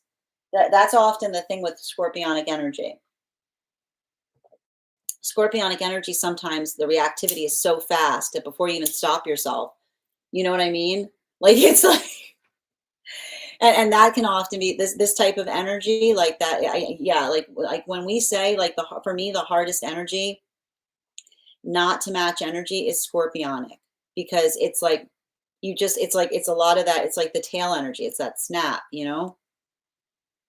Yeah, Queen of Swords. I know Queen of Swords is the bomb. I'm not upset seeing them at the bottom of the deck there, resonating deeply. Oh, I've never seen you before. Welcome, Beatrix. Good. I'm so glad you found me. Make sure to become a super fan. Then you get eligible for free 1-card readings. Sorry. Oh my God. You just have such, oh, that's so kind of you, Beatrix. Thank you. I'm flattered you think so. Yes, clock it. Love is inconvenient, but not a burden. Tap to claim. Thank you as well, Wholesome. Thank you for the follow. Liz, thank you for sharing the live. Always appreciate when you guys share the live. Oh, you're so welcome, Nikki. You're so welcome, Haley. I might have to re-listen and take notes. Absolutely. Thank you for the compliment, Beatrix. Oh, excellent. And thank you, user 684. Thank you for the compliment, Wholesome. How are you doing today, Yaz? Listen, Yaz, were you the one who booked a private on my site? And I can't do medical readings. I'm afraid I can't do medical readings. If that, I would say if you're feeling that, like if you're feeling that that is something internally happening, like, and it feels like it's actually happening, then I would definitely recommend that you go see a professional. But I'm happy to do an energetic read on you. But I just wanted to confirm, were you the one? I had someone book a reading. And I wanted to see because I sent a message about waiting for payment on it. I mean, again, I can't read for that in the space of medical, like medical, but we can definitely do a spiritual reading to see like where you spiritually are, if that makes sense, Yaz. But please make sure that you're getting that checked. Yep. Today's reading felt profound. When I joined, she said something I really needed to hear. I'm so glad to hear that, Haley. I thought the same. You're so welcome, Nikki. You're so welcome, Yaz. Very true. Hold on a minute. Oh, you're so welcome, V. Thank you for the roses, Lee. Hold on a minute. Just scrolling back. I lost my spot. Okay. Excellent. Yeah, I think so too. I wasn't sure. You're still welcome, Libby. I'm waiting to see. Okay, I'm glad to hear that you're getting that checked into. But again, if you want to do a spiritual read in terms of what may be happening spiritually right now, I'm always happy to read for that. That's where what do you mean by the roll of the dice, Lance? Okay. Yep, thank you, V. I'm still on from yesterday from the dream. No, I got you, Bridget. You're the first person we're reading for today. Thank you as well, Libby. Nikki, I was born in the dark. I was there when it was formed. Oh, we like is a deep sigh. Blah, yeah, like ennui. Yeah, ennui is like a deep sigh. Blah is like an perfectly. Would that apply to Scorpio moon? Yes. Like I think it would apply. And the Scorpio moon, um, the thing with Scorpio moon is like it can feel like nobody really knows you. You know, it's like I like to point out like what is I like what was that meme? Like Scorpio moon, I always like think of that meme, which is the person going like, "Why don't you just show them how crazy you are?" I'm a Scorpio. Well, okay, very true. Thank you for confirmation on that, Jerry Lynn and Rosa. I'm raised with Taurus North Node and some Scorpio placements. Yeah, that is FAFO to the highest degree. Bella, yeah. Yeah, Scorpio rising here. Yeah, my Aries rising and my Scorpio rising. Totally agree on that. Leo sun and Taurus moon. Hate to see it. That's what I mean. I don't mean hate to see it like I hate to see it on you. I mean that's what it means. That's what it feels like seeing things. Like a Leo sun Taurus moon is looking at someone and being like, why would you do something so undignified? You know? Like it's like it's the like you don't you it's like that's like that type of energy. What is it? It's like the thing from Mad Men where that one character says like, I think this of you, and they just look at them and go, I don't think of you. I don't think about you at all. Like it's that type of energy. That is a Leo sun with like a Leo sun with a Taurus moon. Like someone being like, I don't like you, and you being like, I'm sorry, who are you? Hi there, Per. Oh yeah, it's an interesting one. I'm Scorpio sun, Scorpio rising, Cancer moon. Ooh, thank you for getting on the list, Bill. You'll be the fifth person read for. With a Pluto and Sun in the first house. Yeah, that's like that's like a plot, a plot, a plot. Is like the whole world a murder mystery to you? Are you always like, do you just go around like, but what's really going on? Let's check under this rock. Growth in my Scorpio by no longer being I mean, listen, that's what Scorpios come here to do. It's like Scorpios come here to control that sting. You know? Like, yeah, it's hard. you know, the work of a moment that rings out in the halls of infinity, man. I'll tell you, go find a single Scorpio. Be like, tell me about that one moment where you lost yourself for a moment that rings through the halls of infinity. How's that wound treating you? How's that wound? Yep. Growth invite. Yep, absolutely. Phone isn't letting me access. Oh, it's Lance. You can you can find me on the other socials via the same methods here. All of it's on my tree that has Binks in it in my Lio. So if you go to my profile, you'll find all the contact information. Okay. And if you need to send me a direct message, you can email me at gracestrega at the mail that has a G in it. A lot more calculated. Hold on a minute. A lot more calculated, less reactive now. Well, that means you've grown, right? Yeah, I absorb not like that. I mean, like you're on your path work then, Julia, right? Because it's hard. Because I get that. That's like every minute you're like, you know what I could do. you're like, oh, I'll stop. I'll just put this together. Yes, that's the emergency plan. That's the emergency plan. Yes, I'm booked. Yes, yeah. So again, yes, I'm happy to honor that private. You just need to send the donation. Okay, I sent you a message about it. Yeah, tell me about it. And my Virgo's in Mercury. I like a Virgo Mercury. Virgo Mercury is like perfect. You know, it's like cherry on top energy. Hi there, creative. Good to see you today. Yes, I was looking for more of a spiritual. Yeah, we can definitely do that. So I guess the big question is, if you still want that, if you still want to do the private reading, we don't do online. We do that privately. So you can, if you send the donation, I'll go ahead and send you an invite for that reading. Lance, the old school fortune telling from the Little Book of Fortune Telling. Yes or no? Oh, I mean, everything. It's a form of divination. It's a very simple one. Yep. Yes, you don't know the depths of this ocean exactly.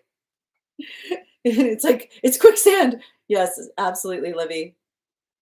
All water, good. Yeah, it is all water. I feel like this because superficially, I feel like my favorite description of like Scorpio as a water sign is someone showed that picture of like the ocean on fire. I go, there they are. There they are. Yeah, I feel this, but superficially, I'm a Gemini, but deep down, I'm a Scorpio. I get that. Yeah. Always. Thank you, Julia. May, Scorpio rising, Aries moon, Pisces sun. Ooh, that's a fiery fish. I'm a walking contradiction. No, I was going to say it's a fiery fish. It's a fiery fish. But like, but like, I'd actually say it's more of a spicy fish. It's a spicy fish. Yep. What is the meaning of life type of energy? Yeah, I see it. Hi there, Jen. How are you doing? Yes, Gaia. Okay, absolutely. Oh, thank you for the compliment, Natty. Oh yeah, a lot of deja. You're gonna get a lot of deja vu with you're gonna get a lot of deja vu with Neptune and like Neptune and um Saturn in retrograde in such close proximity, and the fact that Saturn keeps dipping back and forth into Pisces. Like Saturn's going back and forth into Pisces is what's causing all this deja vu. I do past life readings here, Sandra. If you'd like to get on the list, we do here for anyone who'd like to get on the list. We do life path, highest party messages from spirit, dream interpretation, past life, mediumship, love readings, pet readings, animal spirit guide readings, akashic readings, and mind, body, spirit. How are you doing today, Pat? Yes, ocean on fire. Yes, and thank you so much, Ice Princess, for the follow. Yes, I sent payment. Oh, you sent it yesterday. I'll confirm. Thank you for letting me know, Yaz. I'll confirm it now while you're here, and that way we'll be all good. And I'll send you the invite after after we're off live. Please hold. We love a good spicy salmon. Who doesn't like a good spicy salmon? Bluebell, Pisces sun, Libra moon. Ooh, Cancer rising. You are cool. You are so cool. That's a lot of like that's the opposite of a fiery fish. That is a very cool that is a very cool fish. That is a very cool fish. That is the opposite. That is a very, very cool fish. But that's like that's also like I mean, like that's a lot of like learning, like that's a lot of like I do you do anything that doesn't have like a lot of nuance to it? Like everything has meaning. The slightest gesture. What does it mean? Hold on a minute. I just need to confirm the list right now. All right. Yeah, spicy tuna roll. Thank you, Lance. I'll confirm that. Reverie, my hubby is a Pisces sun. Oh, a Pisces sun. But here's the thing: a Pisces sun with a Libra moon, like the Libra is helping the Pisces out there. You know, like it's like it's not. It's like noticing one's tendency. I wouldn't be surprised if they've got a system for everything. Like I like it'd be. I almost see somebody like I've got a system for that. Is what I would hear with somebody with that type of placement. You know. Got like don't touch my stuff type of energy. Don't touch my stuff. I have a system. That actually feels about right. That's my nickname, Nettie, and you're welcome. Oh, excellent. Miss you. I'm homesick from work. Oh, well, I'm so glad. Oh, I'm not. No, let me take that back. That did not sound right. I am sorry I am sorry. I am sad to hear. I am saddened to hear that you are not well. But I am delighted that you can spend your recovery time with us. How's about that? Hold on a minute. Please hold. I just need to get into this. Ugh, 1 second. All right. All right. Yep. I did not know. Hold on, Trina. Just reading over. I did not know about the deja vu. I thought it was just no. It's the energy right now. Neptune and Saturn retrograding is going to do that kind of stuff. All right. Continuing right now. Oh, what happened? Hold on a minute. Oh my goodness. Gosh, yeah, the nuance is the nuance is real. Next animal card must be a salmon. It could be. There's a salmon in that deck. Aries sun, Gemini moon, and Libra rising. I like that. Those are that type of you are like that is that when somebody when somebody crosses you, they get a whole different version of you. No, no, no, I'm afraid you don't get that version anymore. Nope, nope, nope, nope, nope. Now you get this one. Now you get this one. No, no, that person is gone. No, no, no, that person's gone now. Yes. Leo sun, Scorpio moon feels like a spicy lion, scorpion fish. No, I see it. No, it's Shimera energy. It's Shimera. Yeah, because it's got the tail.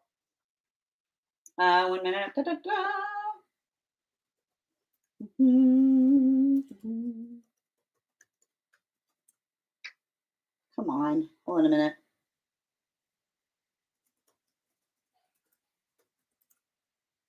Good Lord. 1 second.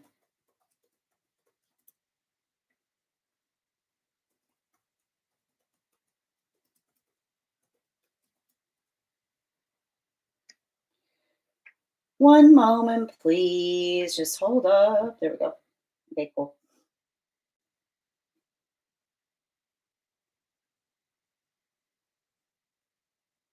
All right. There we go. So weird because I'd be more about the systems than he is. Oh, that is interesting. Good morning, Queen. Hold on a minute. We are so glad. We are so glad you are sick. No, I'm not. I'm not. So we're not glad you're sick. I hope you feel better soon. I get you. I get you, Livy. Also get well soon. Hi there, Nettie. Aquarius sun, Cancer moon, Libra rising. That's some romantic energy right there. That is some romantic energy. One moment.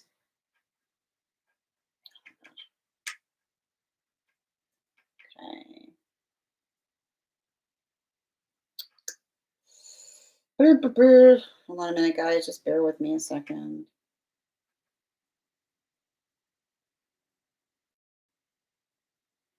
There we go. Okay, 1 second.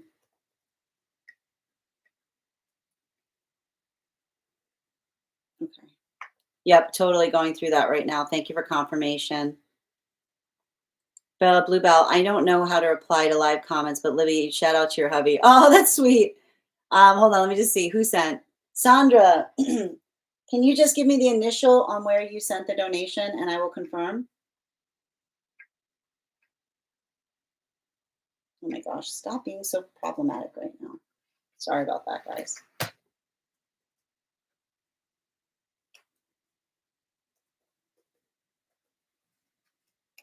There we go.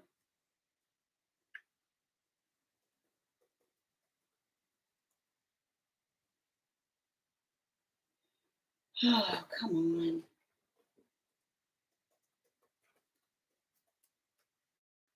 There we go. Okay, perfect. Shimura, yeah. Yeah, you got it. Yeah, it's the Greek monster. I can put it in the disco for you, Nikki. I'm Sun Scorpio, Virgo Moon, Sag Rising. Okay. Ooh. Scorpio with a Virgo Moon and Sag Rising. That is path, like that is purpose. That's like here to do something, you know? That's like I don't have time for niceties energy. And that's also like I work hard so I can play hard energy.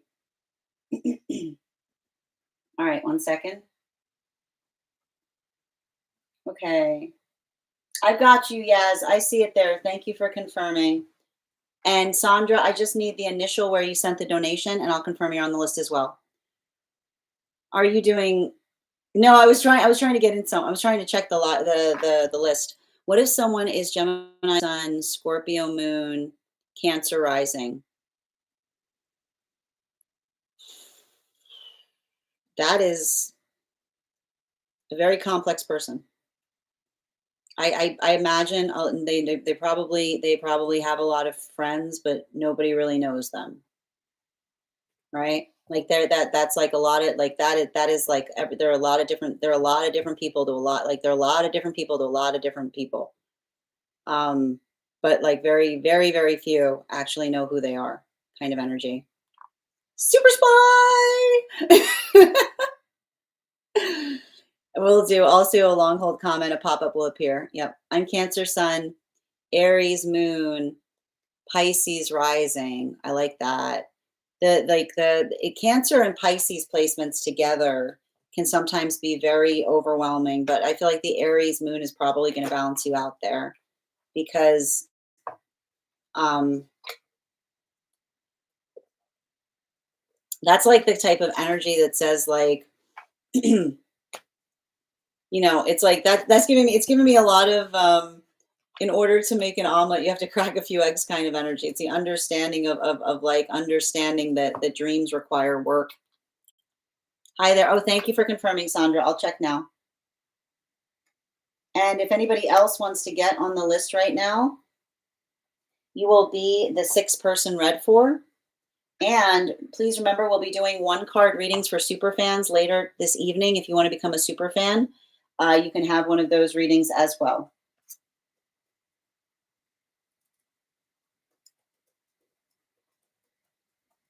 Okay. There we go. All right, I got you, Sandra. You're on the list too. All right, if anybody else wants to get on the list right now, we've got 7 spots left. I mean, 7, not 7 spots. No, we've got 4 spots left before the list is closed. No, it's a good. It's not. I no. It's like it's a night. It's a good one. It's like It's like it's considered like the thing with I need to point this out. Like it's hard because um a Leo with a Scorpio sign is knowing another person's vulnerabilities like that and then never using it against them.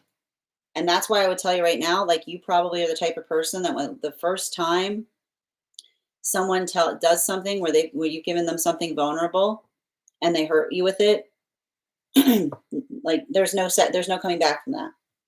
Because it's a lot of I would never, it's like that's the type of energy that says I would never do that to you. So true. That's me. Thank you, Geraldine. Oh, thank you for the compliment, Bluebell. I will go over the list right now, Isabel. Oh yeah, I thought that was an interesting admixture. Yep. You're welcome, Sunday. Taurus, Sun, Libra, Moon, and Rising. Do you work in law enforcement? You have to tell us. I mean, you probably got like you probably get really, really triggered when things aren't fair. The guy I'm thinking about is a Scorpio sun and a Libra moon. Yeah, like a Scorpio sun with a Libra moon can be a lot of that same like work hard, play hard kind of energy.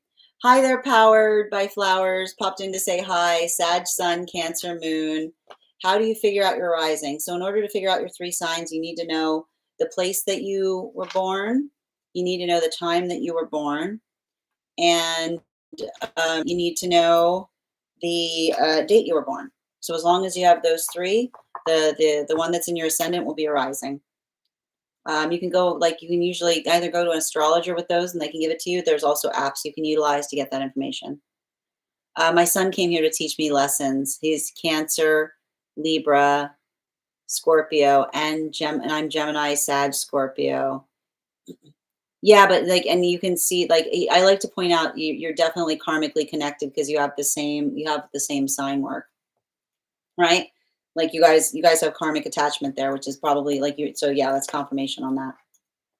What kind of reading will it be? So the type of readings we do here, DJ, we do life path, highest priority messages from spirit, dream interpretation, past life, mediumship, love readings, pet readings, animal spirit guide readings, akashic, and mind, body, spirit. I don't know about rising. He never gave me a precise time. Yep, that's a thank you for helping per. Girl, my kids too. Virgo, Cap, Taurus, Aquarius. Help. Oh man, the list is open, Mel. If you want to get on the list, dear. And Kimberly Ann, thank you for the follow. I do want to say that I'm with an Aries Sun, Leo Moon, Gemini Rising. Oh, there. That is a doer. That is a doer. They're probably very, very busy. Their appointment book is probably booked out. Work hard, play hard sounds like him for sure. Yeah, Scorpio with Libra. They can do it though. That's the crazy part. They probably have a hard time finding people that can keep up with them. They're probably like, I'm ready to go. And someone else is like, I am not. I'm going to bed. I'm going to bed. It seems like we wouldn't work, but I never had someone understand me more. That's beautiful, Sunday. Thank you. And thank you for the rising, heading out now to check. Absolutely powered. We'll be here. All right, we're going to get started, friends, on personal readings. Like I said, if you want to get on the list, I've got 4 spots available. We'll also be back on later this evening to do the 1 cards for subscribers. So if you would like to become a super fan so that you can be a part of our sub only live that will be happening later this evening at 6 p.m. Eastern, you can become a subscriber now. and at that live, we'll be pulling 1 cards. Everyone will be getting a free reading. Before we get started, why don't we warm up those intuition muscles? Also, we're at 37.9K likes. When we get to 50K, I will be gifting a reading back to the collective in the form of a random drawing. So make sure that you tap that screen. We'll get to 50K in no time. Bridget, you are on the list twice today. Do you want to be on the list twice, or do you want to hold one of those readings? In the meantime, let's do an animal spirit guide check. So an intuition check. So I've got the animal spirit guide card here. I want you to count back. I'm going to count back from 10. You don't count back from 10. I count back from 10. When I get to 1, I'll reveal the card. 10, 9, 8, 7, 6, 5, 4, 3, 2, 1. The seal. Ella, you kind of got it because it is a leopard seal. So there's that. Thank you guys so much for participating. We'll do that again after the next reading. First person on the list for today is Bridget. Bridget, I know, and yes, I will confirm that you would like to be on the list for that second reading. I've added you to the list.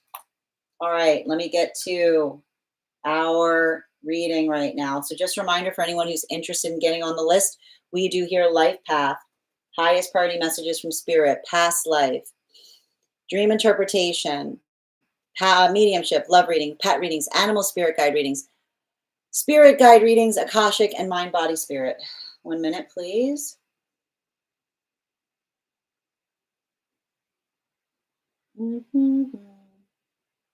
All right. Is this inside tea? And if you have information that you feel is relevant for our readings, for instance, if you have a dream that you would like interpreted, you can put that information in the notes when you send the donation, or you can post it in our subscriber only Discord channel in the appropriate channels. First person we're reading for today is Bridget, and I believe it is outside tea. All right. Are we outside? It's outside tea, right, Bridget? Confirming? Yes. Okay. Dream interpretation. And there's a prelude. Okay, let's get to it. All right. Prelude. This is wild. Yesterday, I had a reading, and the person said I might be having bad dreams and sleepless nights because I'm going through a transformation and struggling to do something alone. But that's about to change. I haven't been remembering my dreams until this one, and she was right. The dream was awful. I can't remember what order these dreams were in, but here we go. Outside tea. The dream. I met a woman, and she tells me that I'm going to get gas one day, and I have to be careful. Somebody's going to try to prevent me from getting gas. Not long after that day came, I pulled into a gas station, and a car pulled up beside me. Something told me to stay in the car.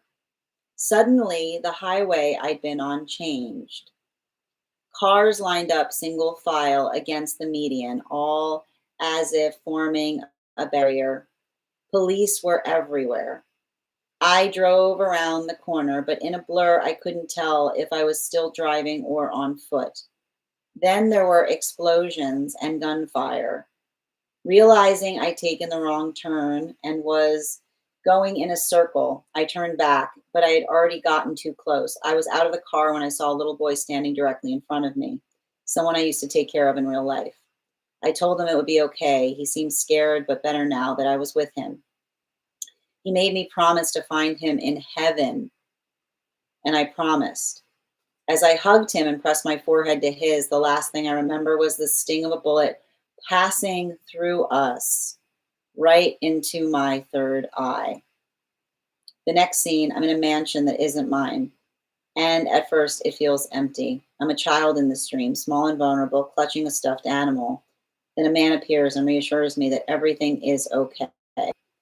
I'm tired, so I lie down on a couch and begin to drift off. Just before sleep takes me, I realize the house isn't empty after all. Through a window, I can see the backyard filled with men, talking and playing basketball, almost like a small gathering or party. I keep my stuffed animal clutched tightly in my hand, propped up so it faces the door, and I hold its little hand as if it will stand watch over me while I sleep. That's all I remember. 5 cards.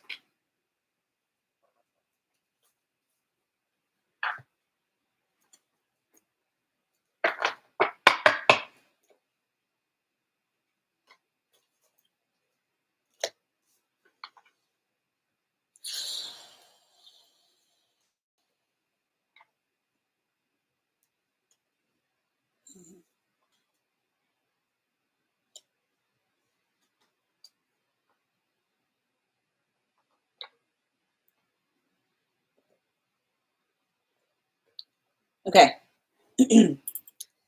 That was a big dream. All right, hold on, let's settle in here. Okay, so let's break it down the stream.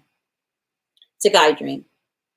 And what's interesting about it is it feels to me like it's a guide dream. It's a guide dream in relationality to an awakening process. And we see that. And the guide that we first see is the woman is, and I like to point this out because often the way we can interpret and recognize a guide dream is there's always someone who shows up and is going to tell you exactly what's going on. Is what I keep on saying. There's always someone who's effectively going to kind of like give you the lay of the land. And so we see this in the form of the guide that comes to you in the dream space and says to you very clearly, you're going to go get gas one day and you have to be careful. Somebody's going to try to prevent you from getting gas.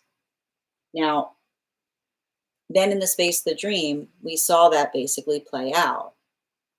So it's the recognition. Now, and I want you to understand this, and this is important. And it's also really important in the space of understanding our own path work. There are things, and I like to point this out. This is why like we shouldn't be effectively afraid of our own destiny to a certain extent, because there are things we know, but when we know things, it doesn't change who we are, right? And this is a beautiful observation in relationality to that, because you literally have a situation where someone tells you that something is going to happen and that you should be energetically wary. And then what happens? You get to a gas station and a car pulled up beside you and they told you to stay in the car. So we have the context by which another person articulated to you that this was going to be occurring. Okay. And then you said that the cars, suddenly you weren't even in the same space that you were in before.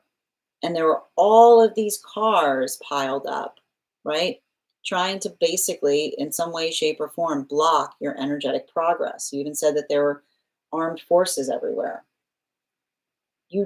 What did you do in that space? You didn't let it impede you. You drove around the corner. And you could say, and you said, but in a blur, you couldn't tell if you were driving or on foot. Now you said there were explosions and gunfire, and realizing you'd taken the wrong turn was going in a circle. You said you turned back, but you'd already gotten too close. And I believe you're talking about you got too close in terms of the impediment. Now, I need to stress this about the dream. And this is what's interesting about it, because you have to understand that often the guides give us things so that we can see things that have been happening in our path work in a way that we could not foresee or to see them at the time. So you articulated that, and this is important in the context of understanding that when we often see vehicles in dreams, they can be indicative of our relationships, right?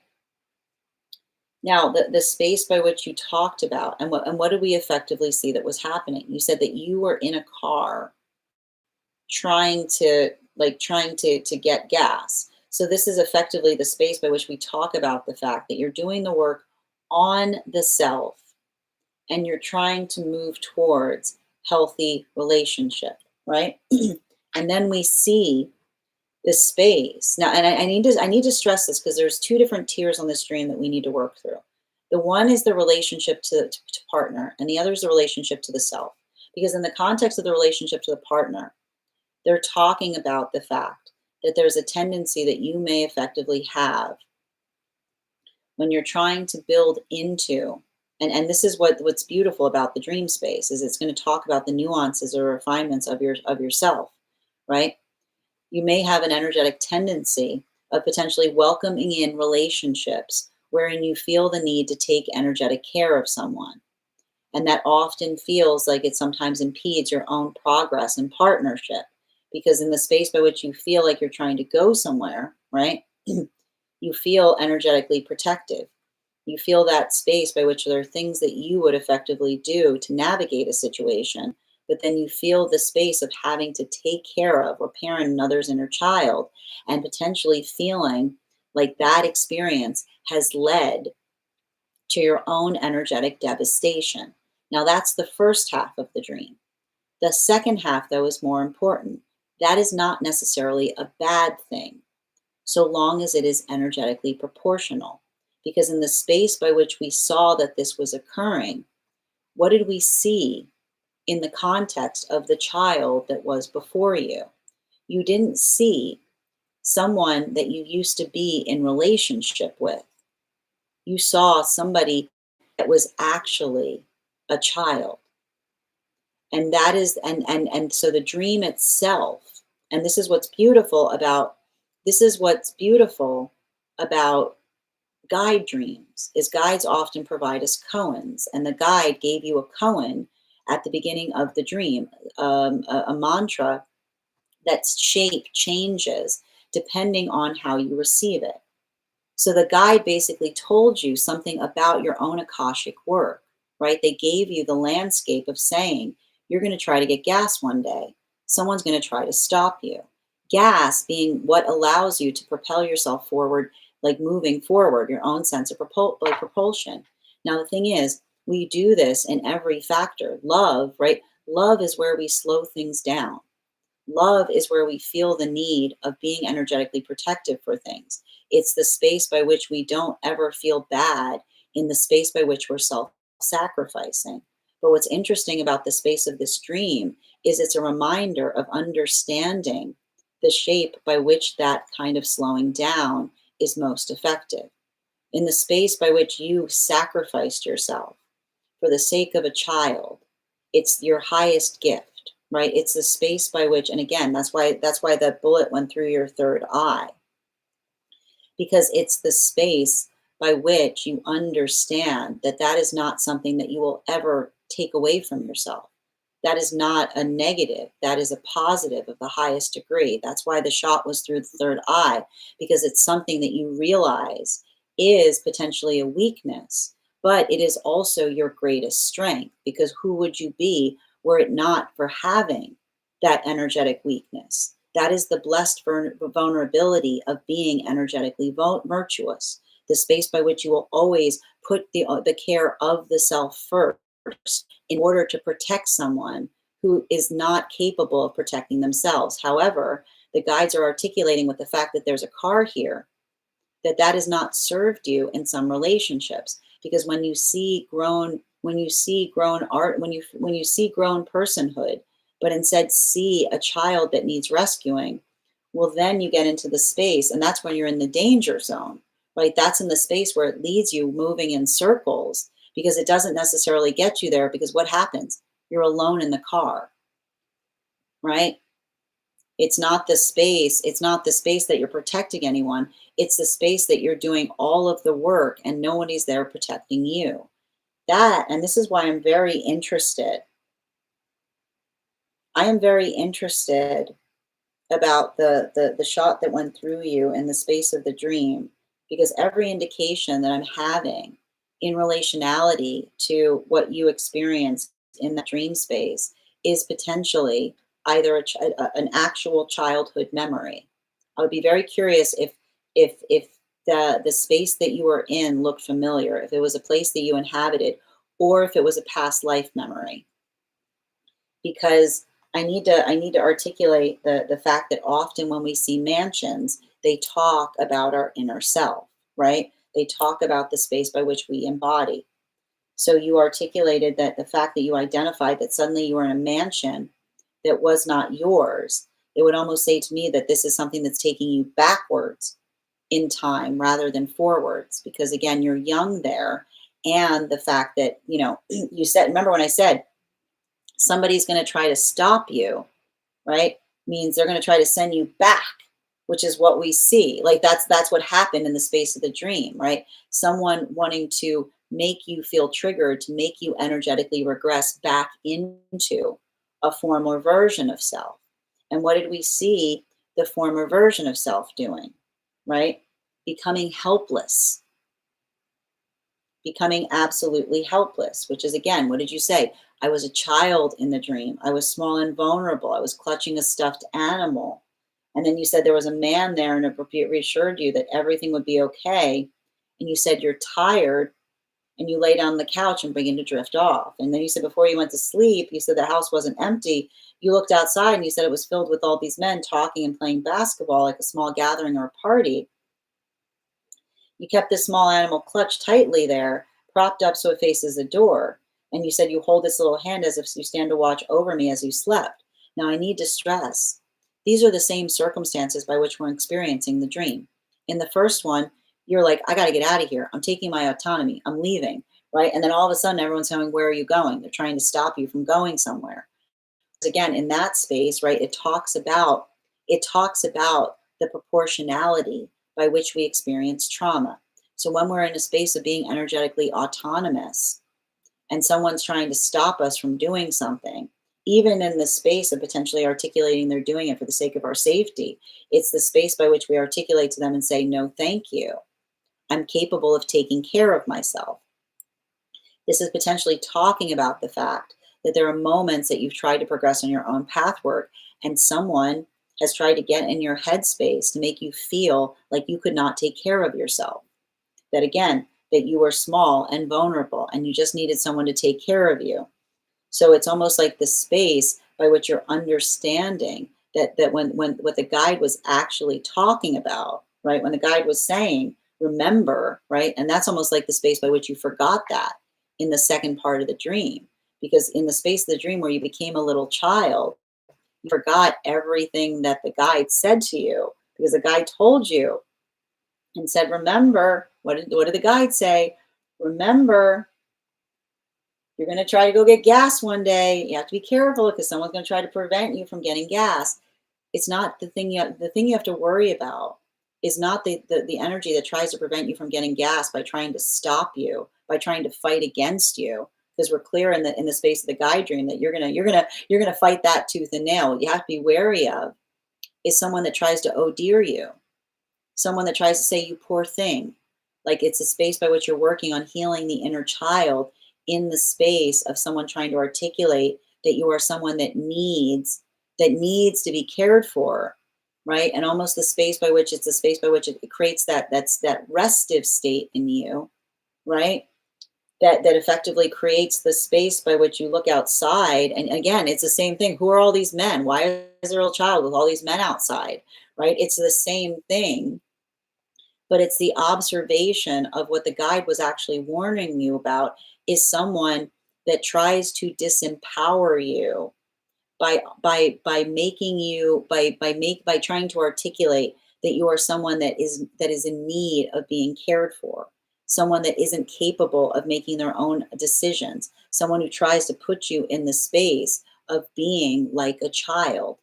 Bottom of the deck on this reading, yeah, especially with the moon card in its reversal, right? I would not be surprised if you've had some experiences, right? I would not be surprised if you've had some experiences where someone said, I'm really worried about you, right? The wound that is formed when you've got a legitimate concern, and instead of somebody addressing the concern, they just look at you and cock your head and go, I'm really worried about you. Are you sure you're okay? Like the space by which another person, instead of wanting to address something they're upset about, tries to question our intelligence or espouse a fake sense of concern about something that we're emotional about, almost trying to negate the authenticity of what we're emotional about to try to articulate that we're being energetically like we are in the space of potentially not being well, even though we're upset about something. So I keep on seeing that a lot of this dream is working through the shape of the wound, and I keep on seeing like this is the problem that happens when this is the problem when we build into relationship with energy that is not mature, because when energy is not mature, we think we're taking care of them, right? And we do everything we can to protect them. But then the moment that we need care, what effectively happens? They say, I'm really worried about you. Are you sure you're okay?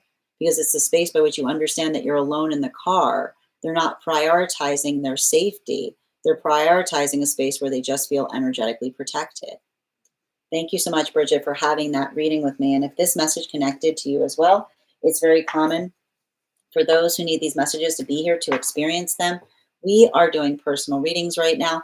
If you would like to get on the list is open. It is 3 cards for a donation of $29 or more, 4 cards for a donation of $23 or more for my subscribers, links in my bio.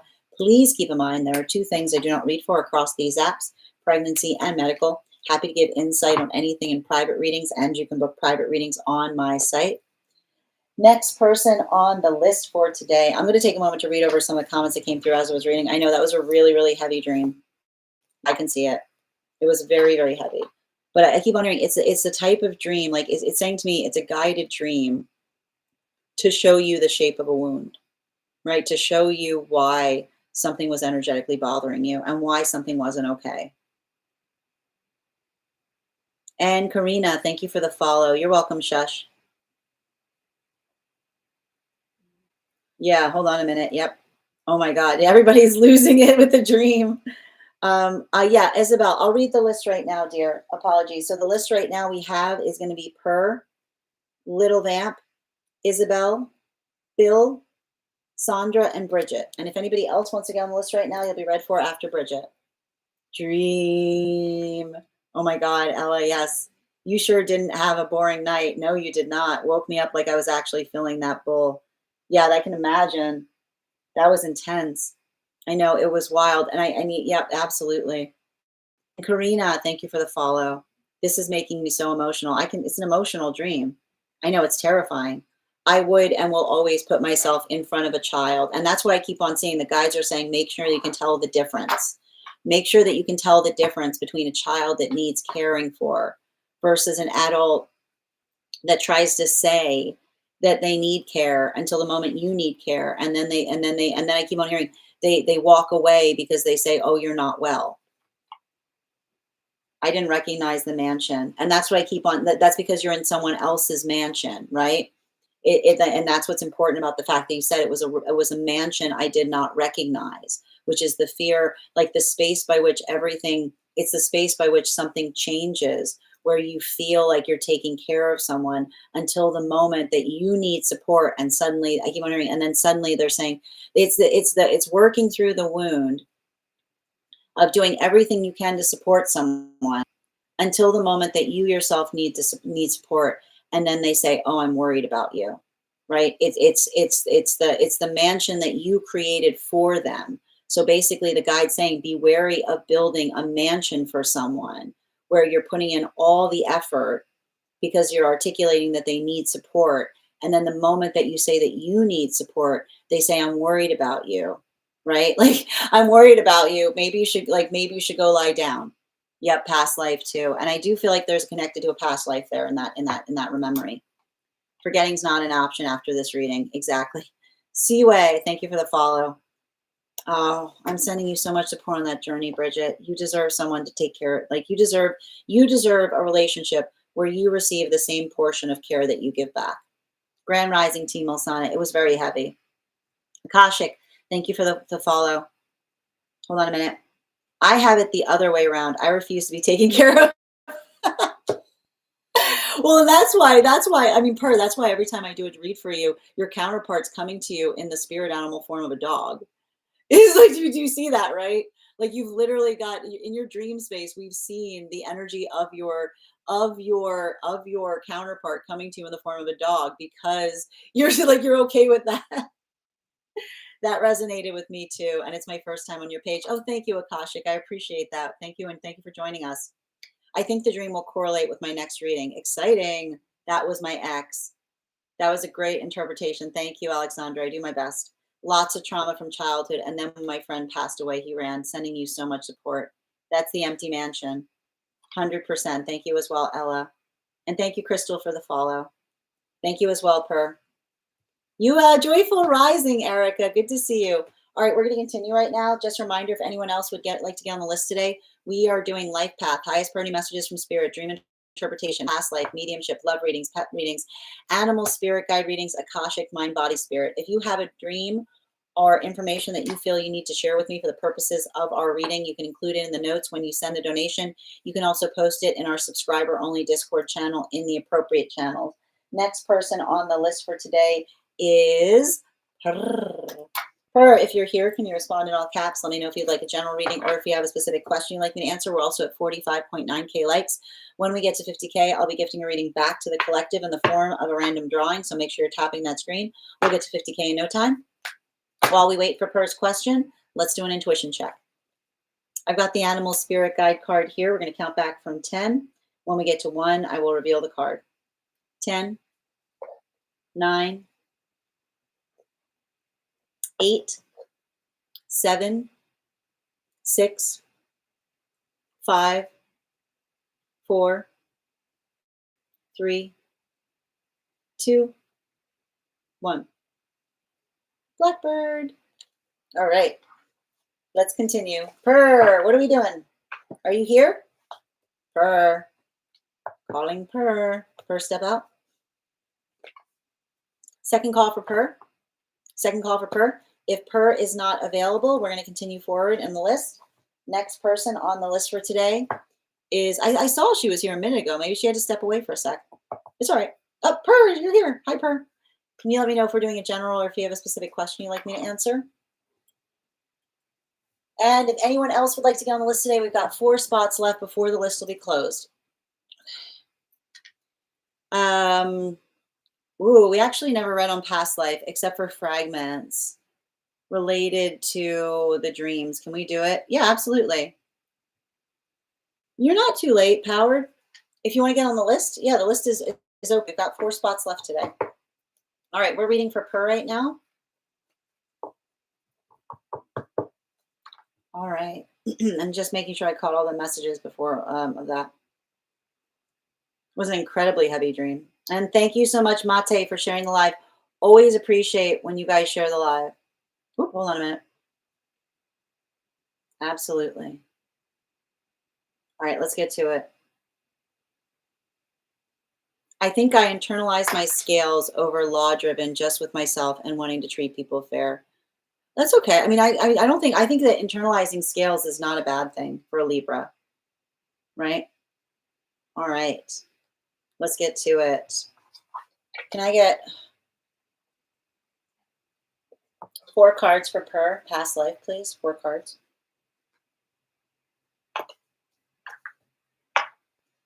Two more.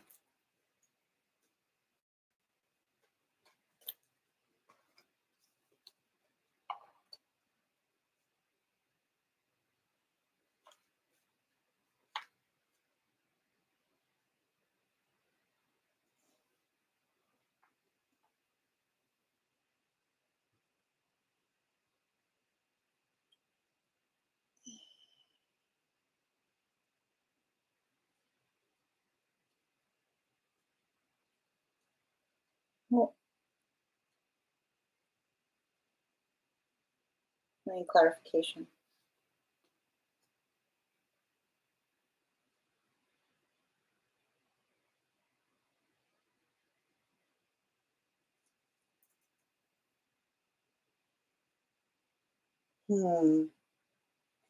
This is interesting.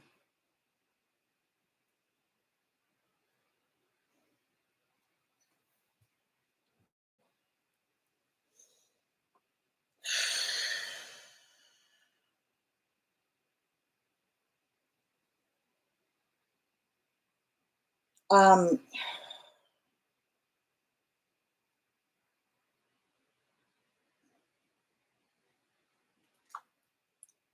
so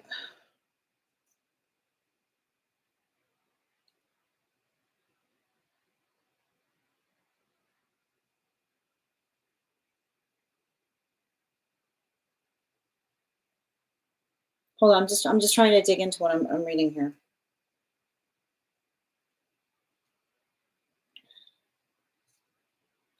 Oh.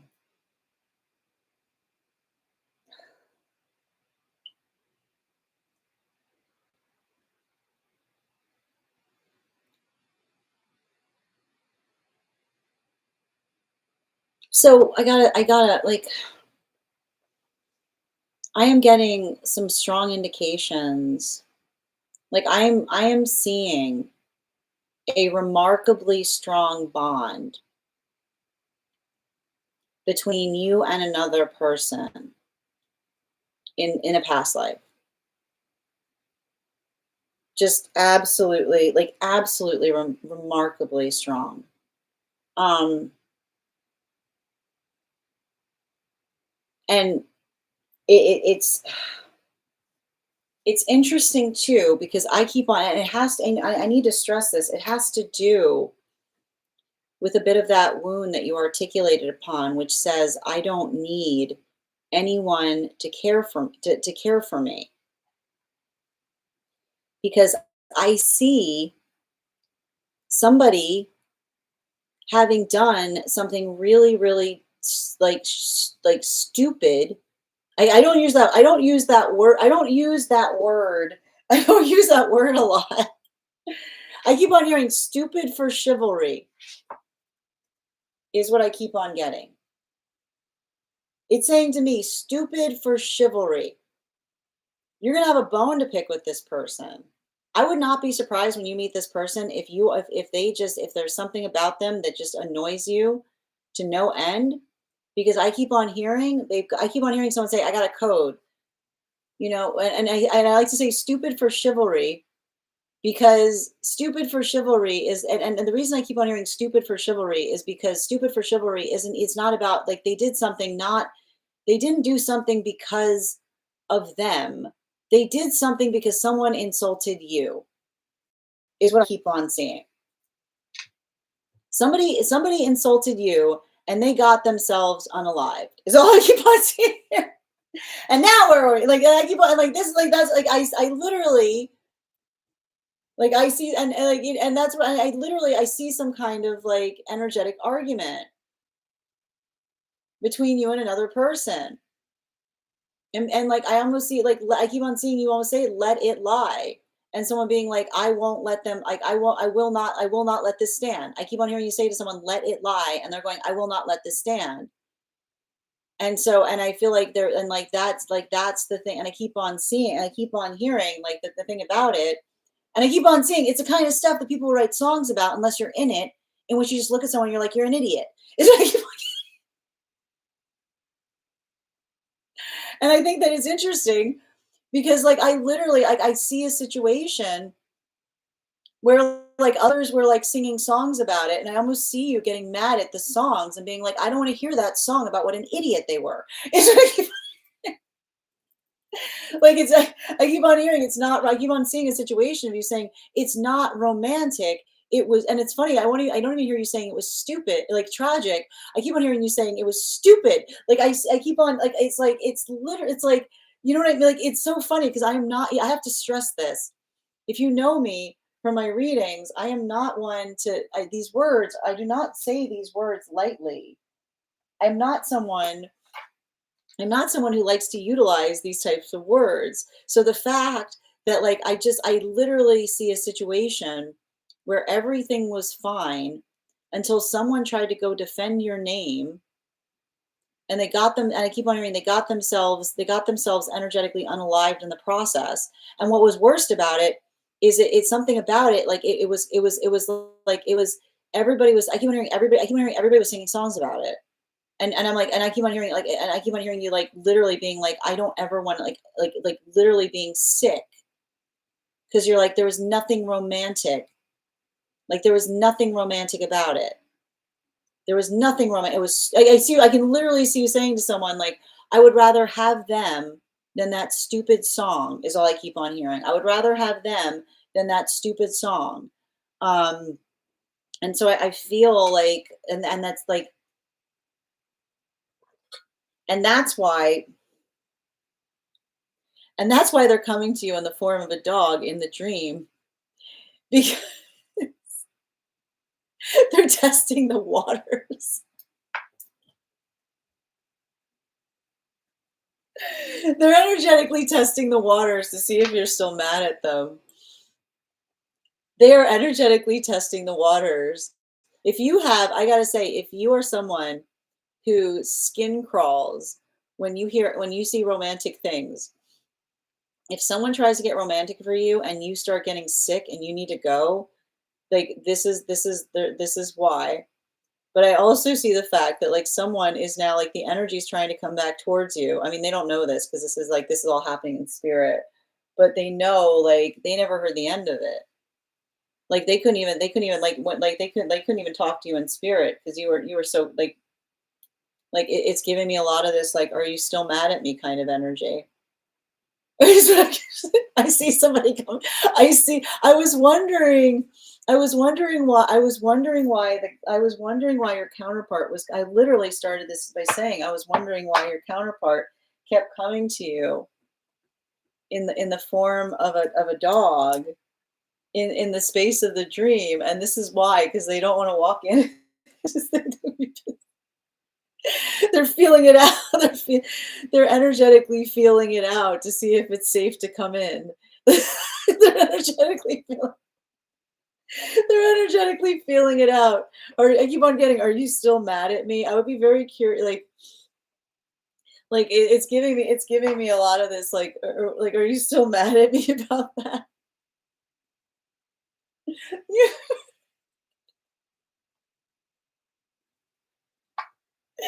Oh, I mean, the bottom of the deck with the king of swords is a lot of confirmation. I mean, like, here's the funny thing, and now it's funny because I'm hearing them arguing in spirit. It was more. It was there. They could. The funny thing is, they keep on. I couldn't have let it. I could. It was like I keep. They're still arguing about it. The funny part is they're still arguing about it. They're like, it was. It was an insult. And it's like I keep I don't know what this person did. They could. They're like, I keep on, like, it's like this. It's funny too because I'm here. Like they were like, I would have, because they're no. You know why they're showing up?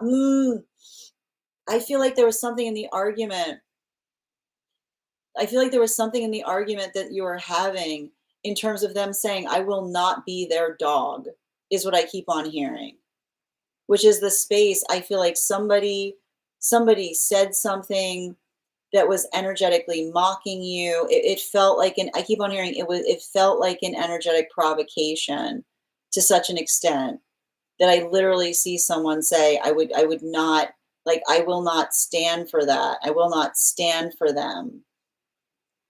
And that's why, like, and that's why, like, and I keep on feeling like, and what's beautiful about it, and this is where it's getting like really romantic, which is the space by which they're saying, I will not be their dog. Like, there is only one person. I keep on hearing them say there's only one person I bow to like that, is what they're saying in the space of this, which is like I keep on hearing, like, for them they were like, that's why, like, there's something about the connection to the argument that you were having about them articulate. I just keep on hearing someone say in spirit, I will not be their dog, which is the space by which another person is like, I keep on hearing continually, like, they recognize that someone was going to keep on energetically provoking you to, like, to effectively try to articulate the fact, like that, like, I keep on hearing the funny, because they're going, I would do it again. The funny part about it, they're not sorry. That's why they're checking to see if you're still upset at them, because I see them being like, I would do it again. I would do it again, and I would do it again in a heartbeat. They're like, they're giving me a lot of, like, I said what I said. That's why they're saying, are you still mad at me? Because they haven't changed. They haven't learned. I just need to stress to you, they haven't learned at all. They would do it again. They would do it twice, is what I keep on hearing. Thank you so much for having that reading with me, Per. And if this message connected to you as well, they're still arguing about it. I would be very, when you meet this person, it's going to be real hard. Like, yeah, like, look, like, I just went to pick up the deck. Do you see the card? The thing is, I keep on hearing they can take an insult to themselves. You'll know this person because they're the type of person where they can take, it doesn't matter what you say about them. You can say anything. What did you say? Like, when you say something about, like, that's what I mean about it. Like, it has nothing. I keep on hearing you were like, it was literally, it wasn't the fact that someone was insulting them. They were insulting you. So I can see that they're still like, they haven't changed. They're still like that. I keep on hearing you're going to recognize them because they're very chivalrous. Thank you. So the chivalry, I'm sad to say, the chivalry has not gone away. I hate to be the bearer. I hate to be the bearer of the news. When it comes to the chivalry, they still chalant a lot. They still chalant. They have not quit the chalanting. Thank you so much for having that reading with me. And if this message connected to you as well, it's very common for those who need these messages to be here to experience them. We are doing personal We are doing personal readings right now. If you'd like to get on the list, we've got 3 spots available today before the list will be closed. It is 3 cards for a donation of 29 or more, 4 cards for a donation of 23 or more for my subscribers, links in my bio. Please keep in mind there are 2 things I do not read for across these apps, pregnancy and medical. Happy to give insight on anything in private readings, and you can book you can book private readings on my site. Sorry, I just keep on hearing. I keep on hearing somebody say I still chalant a lot. I just keep on hearing I still chalant a lot. Hold on a minute. 1 second. And again, we do hear life path, highest priority messages from spirit, dream interpretation, past life, mediumship, love readings, pet readings, animal spirit guide readings, akashic readings, and mind body spirit readings. All right, 1 moment, please. Just putting the offer in. There we go. All right, perfect. 1 moment, just reading over the comments. It's very, that's why they're checking, they're energetically checking. All right, where are we? And thank you so much, Chantel, for the follow. It's why so that's why it's tragic, but it's funny because I keep on seeing the fact that like they haven't changed. You know what I mean? Like that's the thing about it. Like that's why I'm laughing so hard because they haven't like it's like I feel like it's a joke. It's like the joke by which somebody says, "Have you learned your lesson?" And someone's gonna be like, "No," like no, I would do it again. Yep. Hold on a minute. This reading. Oh no. Hold on a minute. Yep. This totally explains my sense of romance. Says, well, that's why it took me so hard to read. Because I was like, everything was perfect. And I'm like, well, what the heck happened? I was like, and then I just see somebody be like, something very stupid happened. I was like, yeah, why so tragic and funny at the same time? Chantel, thank you for the follow. Yeah, we have a list here. If you get on the list right now, we've got 3 spots left before the list will be closed today. Yeah, now we understand the dog thing. You're so welcome, dear. Hi there, Thomas. You are still mad at me, even in the afterlife. Yes. No, I keep on seeing like this was not. This was they couldn't get a word in edgewise. I keep on getting like it's giving me a lot of like I don't even want to talk to you.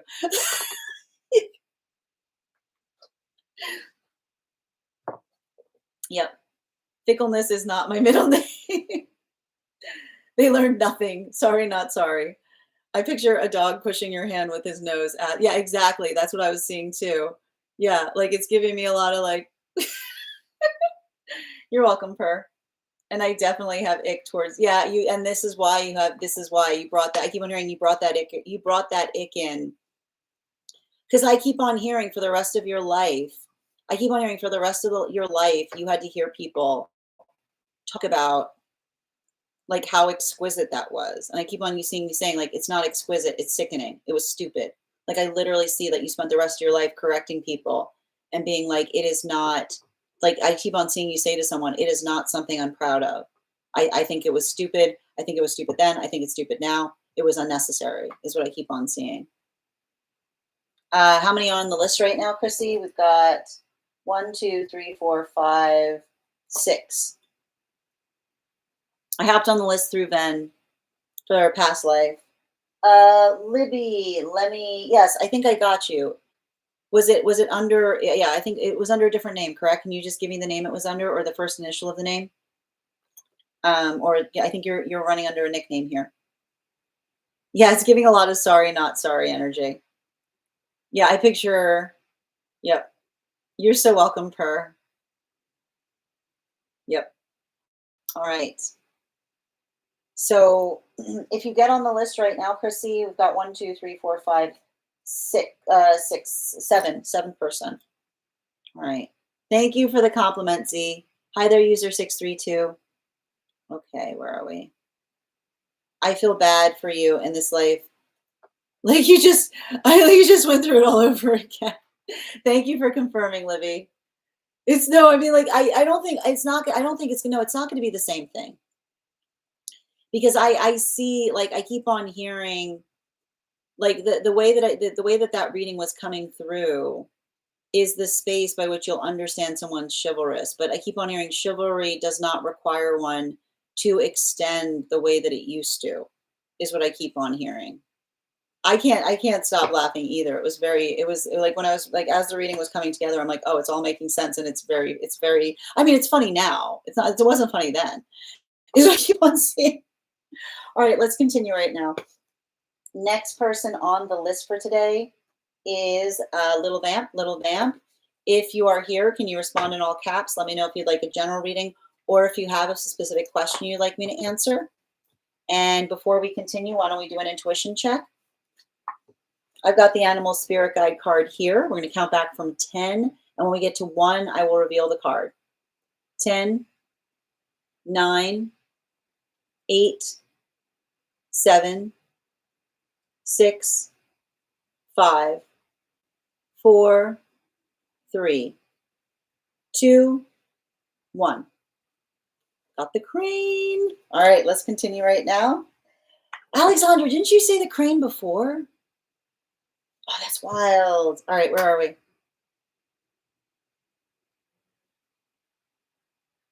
Yep. All right, I've got you, Little Vamp. Let me post it here. Pin you up. All right. One moment, please. Okay.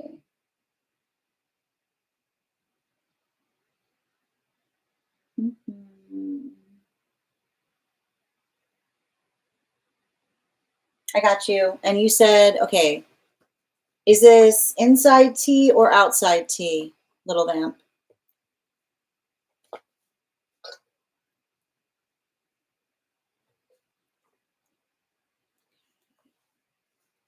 Outside tea. Okay, got you.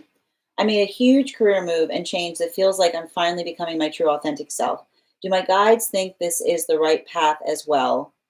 And will I thrive the way I hope? I have a tendency to go into things with wild enthusiasm and fizzle out halfway through, but this feels different and more natural than I ever had. Can I get 4 cards, please?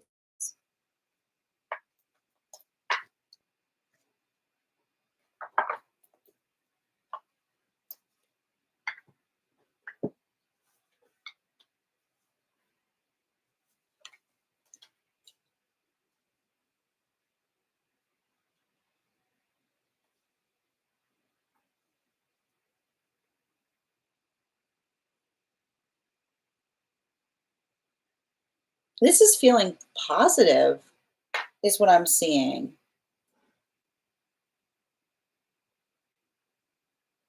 This feels like I'm just sensing something here. Um,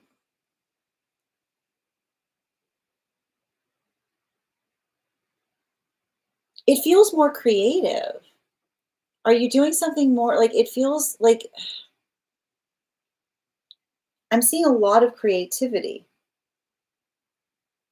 And I feel like that is like the thing I'm sensing is I just keep on seeing some circumstance or situation where someone kept on saying you can stop being so creative, you know? Like I almost keep on seeing like it feels like it almost like I keep on seeing some kind of situation where someone just keeps on trying to like curtail your creativity. And I feel like the difference in some kind of space I see you moving into is they it's like they want it to flourish. You know, like there's a lot I feel like I see like there's something about creativity and thriving, like the thriving of creativity. Or is this like something about teaching? Is there a teaching element to this? Because it feels like it feels like there's something there in relationality to sharing something, like sharing like sharing something with others or showing someone how to do something creatively is all I keep on seeing. And I feel like I keep on hearing like it also feels to me like there's something about it. And I think that this is what's like I think that this is like the most positive thing that I'm seeing here. It allows you to be your most authentic self. I keep on getting like I keep on getting that there was something about you moving into the space of yourself. And I keep on hearing someone like pulling you aside and saying, can you just dial it back? You know what I mean? Like, and I keep on seeing like almost saying like dial back what? Like, oh, like almost maybe like you're being so extra and being like, I'm not being extra. This is like I see almost saying to someone like this is who I am. Like I see you almost saying like this is just how you find me, you know? And whatever this is, like I keep on seeing it's like the opposite. Like I'm seeing somebody saying like we love that. Like they want more of that, if anything. So I feel like the one thing I do see is I almost feel like I see something that, how do I describe this best? Um it's saying to me, like the best way I can describe something here. The one thing I will say, is there a time, like I feel like there's like, it's interesting because I almost see that it's going to affect your schedule in some way. I keep on hearing it's a different schedule for you. I keep on hearing even something about the schedule change feels like it's energetically freeing, is what I keep on getting. That it feels like there's more of an adaptability point here. Um, Bottom of the deck. Yeah, like the one thing I would say is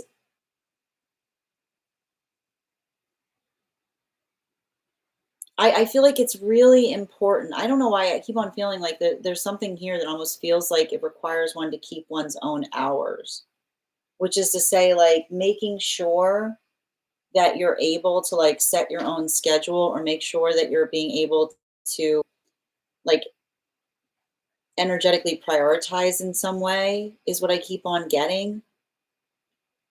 Some ability to like I don't know why I keep on getting that that something about like the opportunity. It's like, yeah, it's interesting too. It's not for fickle energy, is what I keep on seeing. Like I almost see like it's requiring one. Like I almost see like it requires one to kind of really like finding, like I feel like that it's almost like the opposite problem is what I keep on seeing, because something is so formless. I almost feel like something about the rigid environment that you used to experience is going to effectively benefit you, is what I keep on seeing. Because I almost see it's like, I feel like that's what I keep on, like, it feels very much like some Libra energy around something, which is you kind of like striking the perfect balance, which is almost like finding a place that feels like too creative or too like, I almost see you like being like, we need some rules around here. Like that's the irony of the situation. Like I almost see you like working in the context of saying to another, like, can we, like, I've got some rules I think might kind of make things easier. You know what I mean? Like you're gonna be like, you're gonna be the energetic force of rigidity around something, which is interesting. Thank you so much for having that reading with me, Little Lamp. And if this message connected to you as well, it's very common for those who need these messages to be here to experience them. We are doing personal readings right now. If you would like to get on the list, I've got 3 spots left before the list will be closed today. 3 cards for a donation of $29 or more. 4 cards for a donation of $23 or more for my subscribers, links in my bio. Please keep in mind there are 2 things I don't read for across these apps: pregnancy and medical. Happy to give insight on anything in private readings, and you can book private readings on my site. All right, I'm going to continue. I'm going to take a moment to read over the comments that came through as I was reading. Also, we got to 50K. We'll be doing that giveaway. Whoever wins the 50K giveaway will be the first person we read for tomorrow. And I'm just going to take a minute to read over the comments that came through as I was reading. Oh, I'm glad you, I hope that's good laughing purr. Yep. If it's not the dog. Yes, I should have said it again. That's wild that it was a crane. Outside tea. Yay. Yes, I was in business for years. Oh, that's wonderful, little Vam. Training in astrology. My people never liked my love for this creative side of myself. Yes, it gives me more time with my kids. I'm so glad to hear that, dear. Yep, I was an art major way back and my parents didn't care for it, so I switched to business. Make sure you're posting about it in our in the section we have in the disco. Make sure that you're promoting your services in our services section. You're so welcome, dear. And thank you for the compliment, Andrea. All right, let's continue right now. The next person we're reading for today is Isabel. Isabel, if you're here, can you respond in all caps? Let me know if you'd like a general reading or if you have a specific question you'd like me to answer. And yep, I see you, Isabel. We're doing a general, and before we continue, let's do that intuition check. I've got the animal spirit guide card here. We're going to count back from 10. When we get to 1, I will reveal the card. 10, 9, 8, 7, 6, 5, 4, 3, 2, 1. Ram. All right, let's continue. All right, where were we? All right, I've got you. We're going to pin up, guys. Make sure I'm pinned up. Isabel here. Make sure to give Isabel some love. Can I get 3 cards, please? Highest priority messages, general for Isabel.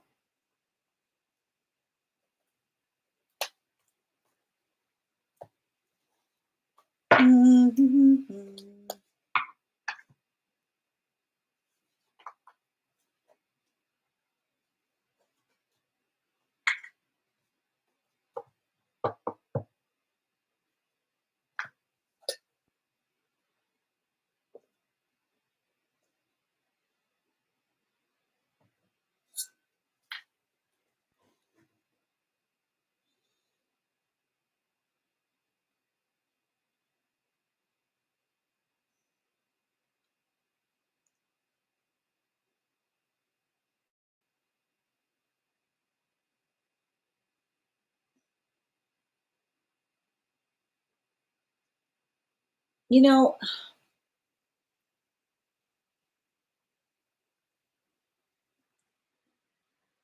I keep on getting the strong message for you, Isabel. Observe, don't absorb.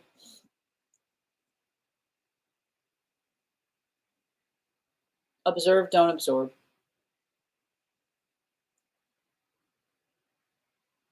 Because,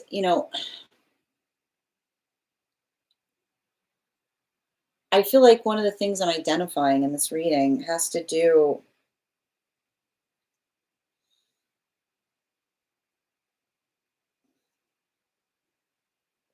like it's like, it almost feels to me like some kind of like it almost feels to me like some kind of clicky energy, if that makes sense. Um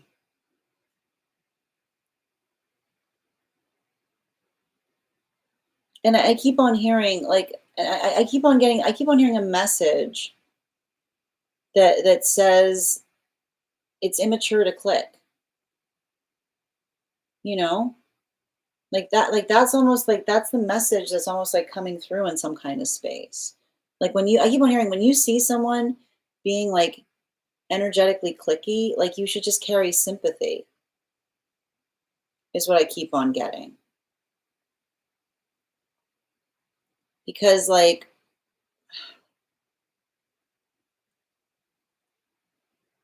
I keep on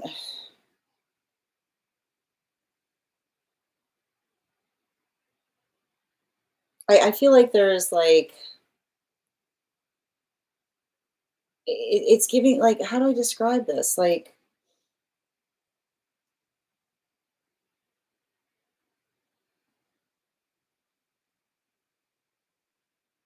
it's I'm gonna walk you through like what I'm seeing because it really does. I want to just walk you through something that I'm seeing here. And I think that there's something really important to observe. There are those that feel things because they know them to be true. Okay. There are those who feel things who know them to be true and they understand what the work is to do. That there are those who feel things because they know what is true and they see and recognize the importance of the work that needs to be done. And then there are those who just like feeling things because it feels good to think them, is what I keep on hearing. It feels good to think them, but not being taking into consideration how they make another person feel in the process of believing something, is what I keep on hearing. Love is not exceptional. Love is not the space by which we say, I'm better than you are. It's the recognition, like it starts with understanding that understanding is what sets those who love apart, right? It's the observation of how difficult that is. And I feel like I see some kind of energy that almost feels like they're trying to broadcast to you. Like it feels like the type of energy that like it's giving me like a little bit of this like you can't sit with us energy. And that's why I'm going to tell you right now, I don't want you matching someone, right? I don't want you matching someone if you're feeling or experiencing that. Because I keep on seeing like when someone wants to get when someone wants to do that, right? It's like I keep on hearing it's the space by which you understand that the only way to effectively counteract that is with, and I keep on hearing you can be gentle, you can be observant about it, but I keep on seeing like it's the I keep on hearing it's like I almost see you having to say to someone, I care about you, but I won't kowtow, which is the space by which we say like healthy spaces should not make us feel like we have to like earn the right to be there, right? And I feel like often when we see that in another, it can amplify and articulate like the meanness of something. So I keep wondering if you're experiencing something mean, don't become mean. Become observant. And I keep on seeing like and the life-changing power of saying to another person, if there's something wrong, you'll tell me, right? Which is the observation of understanding that healthy conversation is the space by which we work something out. Because, I almost like I feel like some of it, I keep on hearing too, some of it might not be intentional, you know? There's something I feel like, I feel like there's and I need to point, and I keep on hearing the same message which comes through that says healthy healthy relationship is always the more the merrier. It's always the space by which we like I keep on hearing we open our table and say like please like come in like like we happy to have you. But that's why I feel like I keep on hearing remember that you're not an energetic burden to anyone. But when someone doesn't want something to change, like when someone doesn't want something to change, they'll project the fact that something is changing upon someone, is what I keep on seeing. So I feel like there is something here about giving something time. And most importantly, not being energetically reactive about it is what I keep on seeing. But also, I keep on hearing you can turn the other cheek and walk away, right? It's like I keep on hearing the difference, like the difference between navigating the difference between navigating an insult and experiencing it if somebody's like doing something that like specifically feels like it's leaving you out, I keep on hearing that always allows the space of being able to have a healthy conversation. And then I keep on hearing like if it continues to happen, then I feel like it's almost like I keep on seeing like in the space by which something continues to happen, it's like I keep on getting, remember, that's not so I keep on hearing it's not something, it's not somebody that doesn't like you per se. I almost see a situation where they're always like someone's always like this when they feel like they're losing access to someone that's entering partnership.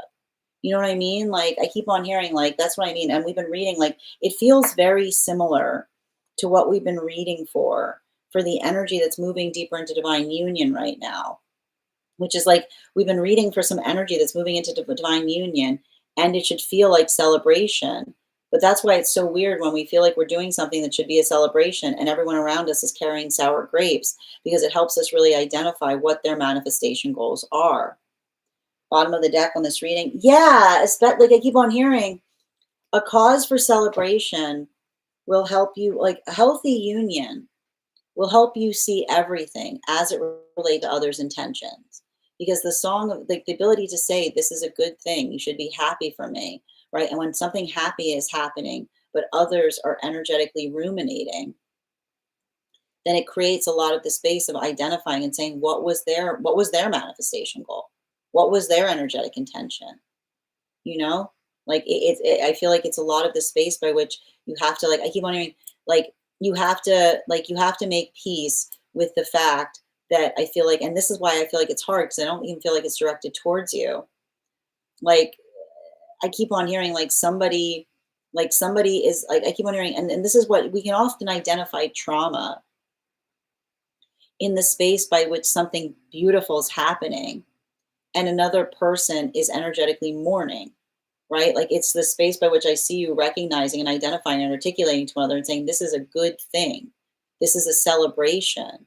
And I feel like that's often the shape by which we carry, and understanding that healthy partnership will often fundamentally change the energy around us, because it shows us who I like to point out, the force of love will always say, happy for you, sad for me, which is the space by which one says, I want what's best for you, versus the energy of trauma that will often try to dictate and say, I know what's best for you. So I feel like, remember, like, I keep hearing, don't let someone interfere in your partnership by articulating upon their sour grapes on something that should feel energetically positive. And I keep on hearing, remember, if it's something that is logical and something that you're intentionally doing, it can be an open conversation, which is the space by which you say to someone, is there something that is wrong? And then they say, yes, this is why. But I keep on hearing, if you're feeling that, this is what I keep on seeing. It's like you're having to get the blowback of someone working through the fact that they're sad about the change that's happening in relationality to someone that's energetically connected to you. So I keep wondering, don't over internalize in that. And I feel like the reading's just trying to help you see that, to help you understand and recognize the shape of anything that you're experiencing in that way. Thank you so much for having that reading with me, Isabel. And if this message connected to you as well, it's very common for those who need these messages to be here to experience them. We are doing personal readings right now. If you would like to get on the list is open. I've got 3 spots left for today before the list will be closed. 3 cards for a donation of $29 or more. 4 cards for a donation of $23 or more for my subscribers. Links in my bio. Please keep in mind there are 2 things I don't read for across these apps: pregnancy and medical. Happy to give insight on anything in private readings, and you can book private readings on my site. Next, just bear with me a moment as I read over the comments that came through as I was reading.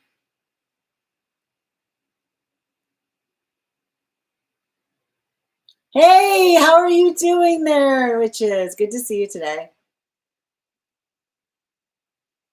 I'm lost. What was the countdown for? Oh, so we do an intuition check, Andrea, when I hold up the card, so to help you kind of guess what card it is. So that was the countdown.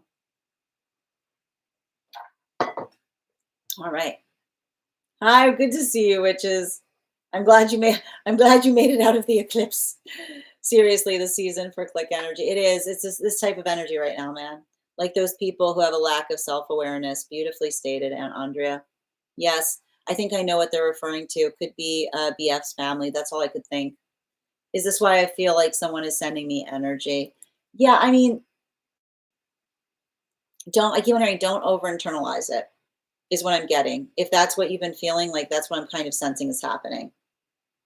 Yeah, being punished for setting boundaries. Exactly. I feel like somebody is fixing their life around you, and somebody else seems to have a problem about it. And I keep on hearing healthy energy is never upset when another person is fixing their life. Yep. Hi there, text leads me into hermit mode with the click energy, but observing can offer so much. Sending you support on that journey. You're so welcome, dear. Ella, when it continues to happen, it's then on purpose. Yeah. It makes sense. Yeah. We're okay. No reason not to like me. I keep sending energy back. Thank you, Isabel. Yep. Sending you so much support on that journey, dear. And thank you for having that reading with me. Hi there from Australia. How are you doing today? What about when you ask them to tell you if something is wrong and they don't? They keep acting weird. Again, that's usually a sign that they're being like, again, when someone can't articulate to you the fact that something's energetically bothering them, it's literally, I keep on seeing it's the observation of them being too much in their egoic space. Because when we're caught in our feels about something, and like when we're caught in our feels about something, um, it can it can bear a conversation, right? It's the space by which another person can say, well, yeah, actually, I'm glad you asked. This is how I'm feeling about something. But when we're looking, and this is what we have to be conscientious about. Like when we're looking, like when we feel like, this is often why those who like, and I would like to point this out, like those who like are craving attention will often become passive aggressive because they don't feel the desire to be able to articulate on the fact that they want more energetic attention, right?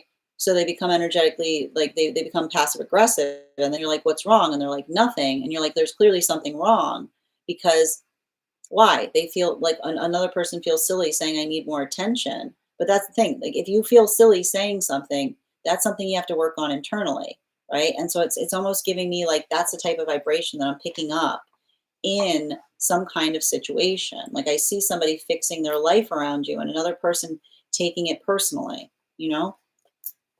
All right. Thank you so much, Isabel, and sending you support on that journey. And I keep on hearing healthy energy doesn't do that. Healthy energy, I keep on hearing often healthy energy will say like sad for me, happy for you, sad for me, which is the observation that that centering is something that is natural, that comes with the energetic territory of maturing.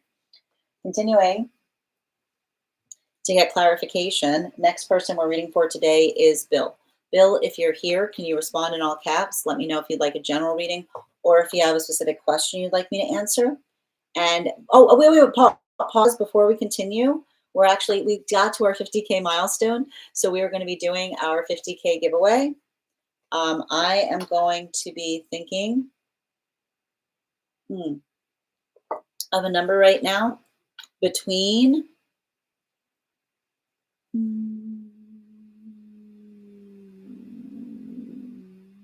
I'm thinking of a number right now between 1 and 41. First person I see that posts the number will get that reading. Thank you for the gifts, RDP. I appreciate you. Now, first person I see, not the first person that posts it. Sometimes I see things in a different order than you guys post them. Oop.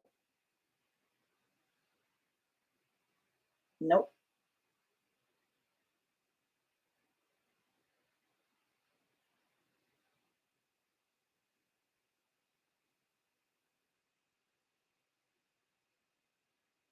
Oh, I saw it. I saw it. Wushu! Congratulations.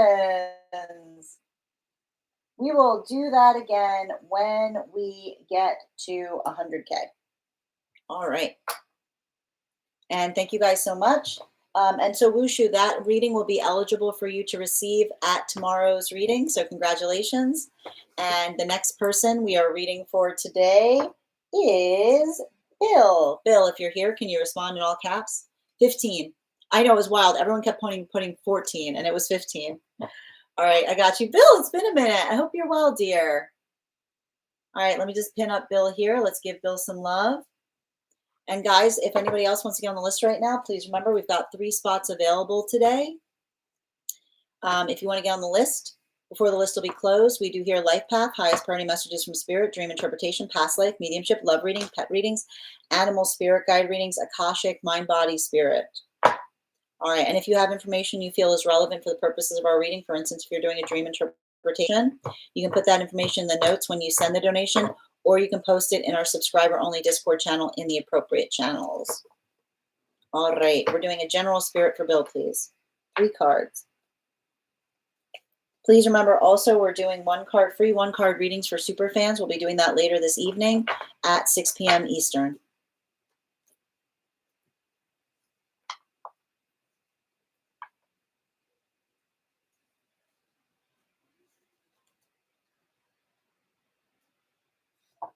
Whew.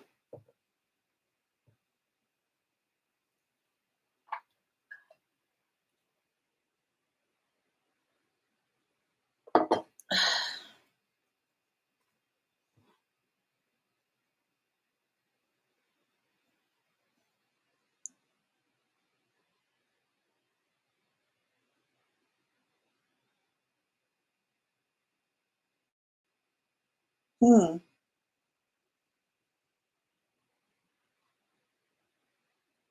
I see you going through some kind of energetic shift. And it's and you know, it's and like I feel like, the problem when you go through a shift is the fact that like, usually I gotta stress they haven't changed at all. You recognize this, right? If you're going through the way you can recognize you're going through a shift is when you look around, you go, what's gotten into everybody? No, nothing's gotten into everybody. It's you're changing, you know? And I mean, I feel like it's a good thing, but I also feel like the thing about these cards right now is like they're talking to me about the fact that like the process by which we come to understand ourselves, it can feel lonely, you know? Like I see like I almost I keep on hearing like I just keep on seeing you like walking like the I keep on hearing the sound of you becoming sacred is you walking around and saying to others, that's not funny, you know? Like the sound, I just keep on hearing the same message, which says the sound of you becoming sacred is you walking around to others and saying, that's not funny, you know? And I can almost see somebody saying, like, what's gone into you? And I feel like that, and I keep on, because I keep on hearing you say to someone, you know, like, I keep on hearing, it starts with a laugh. I keep on, I don't know why I keep on hearing, like, it starts with a laugh and then it ends with a fist fight, is what I keep on hearing. Right? I just keep on hearing it starts with a laugh and it ends with a fist fight because you're noticing the fact that someone has a tendency of using humor to uncover that, like to mask the fact that the fact that they feel energetically insecure about something is what and this is what we talk about when we recognize another's triggers, which is the space by which I almost feel like you're trying to say to someone, like, stop letting them get to you, you know? Like I almost literally see you trying to walk someone through and trying to tell them that all you do when you get triggered is show someone that they can play you like a fiddle, you know? Like it's giving me like, and I feel like it's like I feel like I almost see you trying to help somebody who's doing all they can to try to like I keep on hearing grown I keep on hearing you having to say to somebody some like I keep on hearing grown things don't need to prove that they're grown is what I keep on hearing. Grown things don't need to prove that they're grown, right? It's like that's the irony of it, you know? Like it's a space that you navigate. Like it's a space by which you navigate another person. Like when someone says, like I like to point out, like it's giving me the type of energy that when you say to someone they're not ready and then they throw a fit, like they've just, I keep on hearing they've just put a punctuation point on what you are energetically saying, is what I keep on hearing. Like, it's the space by which you say, like, when you say to someone you're not ready and they throw a fit, you're like, yeah, that's the punctuation mark on the conversation, right? It's like, um, and I feel like you have to I feel like you have to talk to someone about it. This is what we talk about. Um, like, this is what we mean, and I keep on hearing it's not um I keep on hearing being patient doesn't, and I feel like this is what I mean in terms of you doing some like very important path work right now as it relates to the guides. Because I feel like there's a lot of um, you know, it's understanding. And I keep on and what's funny about it is, like, I keep on seeing, it's like I feel like there's something you're doing. Okay, I need to walk you through this. I feel like there's something you're doing. And another person is saying, why can't I do that? And I almost see you saying, because I know what I'm doing. It's like, it's like I see some kind of situation where someone wants to do what you're doing. You're like, no, I do that. Why? Because I know what I'm doing. It might, like, I see you almost saying to another person, like, how do I describe this? Like, I see you like having to explain to someone that, like, I think that there's something about your path work, and this is hard, right? Because when I see there's some path work that is so nuanced that we're another person to try to attempt it. It might not end up. It might not work out. Like, it's like when I articulate something about, like it's some path work that, like, is attenuated enough to a certain person that another person trying to do it, like, completely, like, not going to work the same way, is what I keep on seeing. And I feel like that's when I'm effectively identifying in relationality to some kind of argumentation point that you're having with someone. And I feel like, and that's often, and I almost see, like, and this is like, I almost feels like there's some kind of situation where somebody's saying, tell me what to do. And you're saying them, I want you to do you, which is the space by which you say to another person, like, you need to find what works for you, not just do what I am doing, is what I keep on seeing. Because this is what we talk about in relationality to, um, like, finding ourselves, like the space by which we stop feeling the need to impress is usually the space by which we recognize that we're energetically ready, because we're not doing something in order to find approval. We found that approval internally. So I feel like I would say, like, make sure that you're being proportional, um, as it relates to, um, like, how you're navigating circumstances or situations. And I feel like it's weird too, because I almost see, like, I don't know why. It feels like, I don't know if you got some cool energy, if there's like a bunch of people that want to like hang out with you. Because, like, it's almost giving me the vibration of someone like being like, well, why can't I come with you? And you being like, it's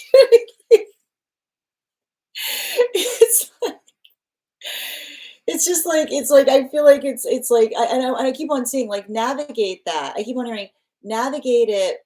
If that's happening, navigate it with a sense of appreciation, right? Like, I keep wondering, the song, like the song of being adored, is the space by which another person says, can I come along, right? Or can I do something with you? It's like the gravitational force of, like others aspiring or doing something. But, and I think it's funny too, because often energy that's in this vibration doesn't realize that they're in it, which is also very funny, because, like, it's like it creates its own energetic, like barrier to a certain extent. So like just how do I describe this? Um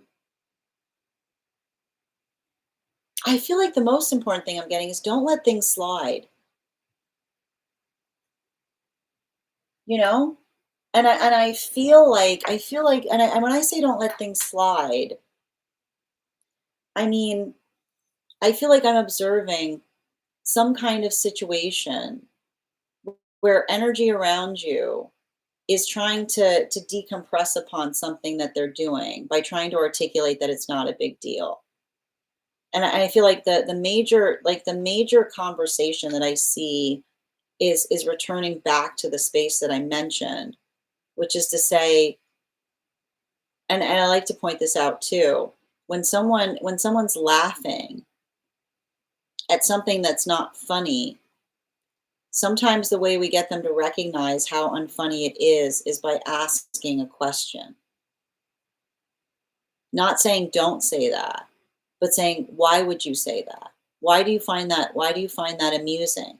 Right? Almost the I keep wondering the line of inquiry that often helps someone recognize and identify the fact that the humor is coming from their own energetic insecurity. So I keep on seeing like, don't get provocative. Help someone understand that when someone tries to get provocative towards them, turn it like make it inquisitive. Bottom of the deck, tower. Yeah. Like I feel like I don't know why. I feel like there's a lot of insecure I keep on hearing insecure energy is always going through shoving matches, you know? Insecure energy, the song you will hear from insecure energy is Do You Know Who I Am?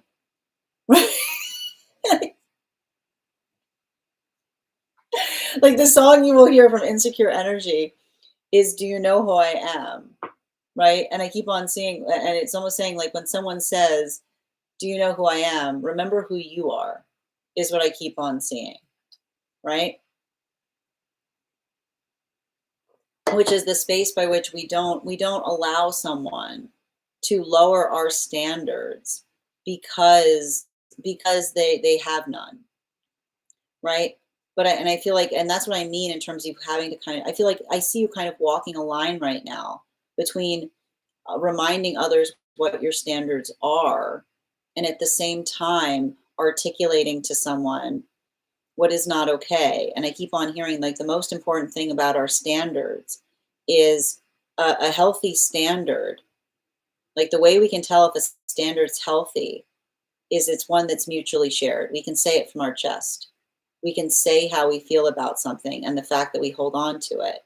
So I feel like make sure that you're having the conversations. Like I keep on saying, make sure that if you are in the space by which you can talk to your standards, it's not too much to ask that another person do the same, which is a lot of that. What do you mean by that kind of energy? So, but don't, I keep on hearing, I keep on hearing, I just keep on hearing the same thing. I keep on hearing the same message which says, don't get reactive, get inquisitive. That's how we fix things. Thank you so much for having that reading with me. And if this message connected to you as well, it's very common for those who need these messages to be here to experience them. We are doing personal readings right now. If you would like to get on the list is open. I've got 2 spots left today before the list will be closed. 3 cards for a donation of 29 or more, 4 cards for a donation of 23 or more for my subscribers. Links in my bio. Please keep in mind there are 2 things I do not read for across these apps, pregnancy and medical. Happy to give insight on anything in private readings, and you can book private readings on my site. All right, I'm going to take a moment to read over the comments that came through as I was reading. You're so welcome, Bill. All right. Well done, Wushu. All right. It was 15. That was my pick. Yep. Okay. And good to see you again, Bill. I hope you've been well. You are the problem. There we go. And Ramon, your subscription is ending soon if you'd like to renew. Yes, Ava, the list is open if you'd like to get on the list. I wish it was so cool. I feel like I see a situation where you'd be surprised on something. Integrity is very cool. Marine, thank you for the follow. Greatest hits. You're welcome, dear. All right, and great Oracle, thank you for the follow. Remember, my friends, we're going to be coming on later this afternoon at 6 p.m. to do free one card readings for all super fans. So if you'd like to become a super fan, you can join us at 6 p.m. and you'll also be getting those free readings. The next person we are reading for, also when we get to 100K likes, I'll be gifting a reading back to the collective. So make sure you're tapping that screen. We'll get to 100K in no time. Next person we're reading for today is, whatever, hold on.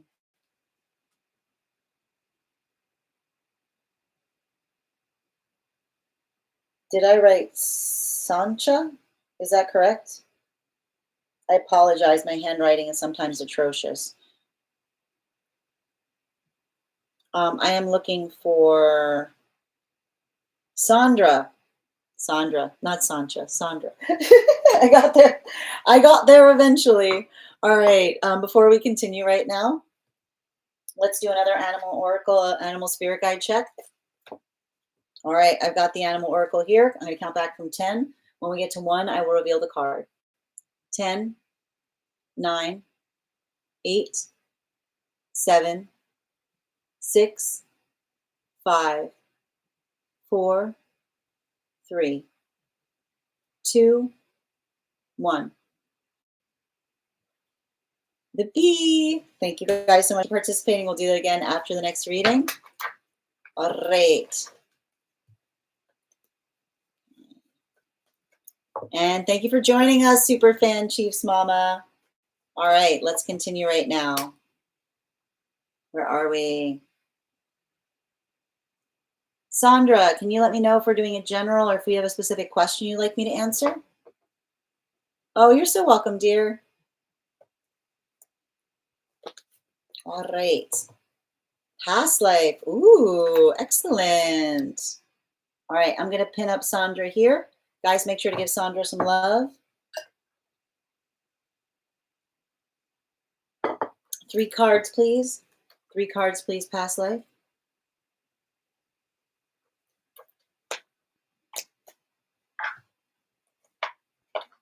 Oh, we got 4 cards here.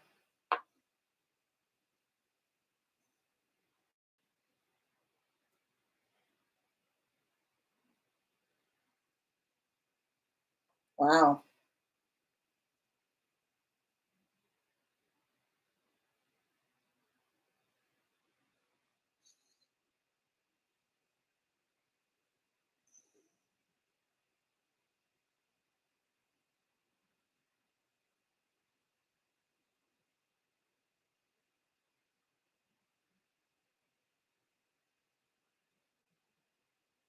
This is some like, oof. This is some like, this is some nonsense is what I'm seeing here for some past life stuff. That's what I'm seeing. I gotta be honest. I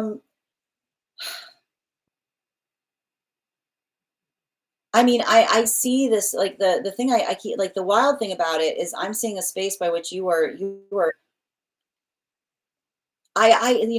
what's great. Like I see some kind of situation where you had an energetic purpose. You were motivated on that perfect purpose. You had a calling. Like this is some like high empathy. Um, and I feel like the thing that's wild about this is like I almost see a situation, like I see some kind of past life where you were profoundly selfless. Like I keep on, like I see some kind of past life that you just committed yourself to working in energetic service to some like to a cause is what I keep on, and I keep on hearing you are tireless, like you're tireless in that endeavor. Um, much to the chagrin of the energy around you, because I keep on hearing, like, I think it's wild because I see a situation that you are working tirelessly to help lost causes, is what I keep on hearing, which is the space by which you are doing everything to try to help others. and another person looking towards you and feeling like you are making the wrong energetic choices. Because and it's funny too, because it says to me, that you were I keep on hearing you were surrounded. I just keep us seeing a situation where you were surrounded by windmills. But when I see windmills, I see vain energy. Like that's the thing that's wild about it. Because I'm seeing the windmills, but they're showing me vain energy because it's a weather vane. It's like they're saying to me that the space by which they were vain, I kept on hearing, like, I almost see a space by which you were very beautiful. Okay. You were very beautiful, but you were also very, very committed to a cause. And so you had a bunch of vain energy around you that kept on saying, what a waste, what a waste, what a waste. Because instead, I keep on hearing, instead of concentrating on what they expected or desired you to do, which was to look pretty, is what I keep on hearing, or to be beautiful, you kept on getting your hands dirty. You kept on like working tirelessly for a cause. I keep on hearing it was really like it was absurd because I keep on seeing that it was causing like a lot of silliness for you because it felt like I keep on seeing a situation where like someone kept trying to give you some kind of proposals, you know? Like and almost like the space by which another person was like, hold on a moment, like really, really, really encouraging you to potentially take those opportunities. And I just see you like resolutely shaking your head and being like, I am not interested. Like I am so not interested. Um and I feel like the thing about it is I feel like you created a lot, like I keep on like there was something that was formed. Like I keep on hearing like you let go of a karmic relation, like they're like you created a legacy. But the thing I keep on seeing in relationality to a legacy, um,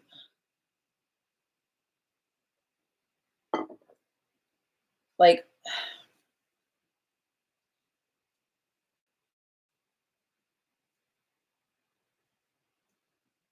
and it's interesting too because I actually what's wild about it is I actually noticed that there was a karmic connected to you very, very early in life in that path work, but something happened to them.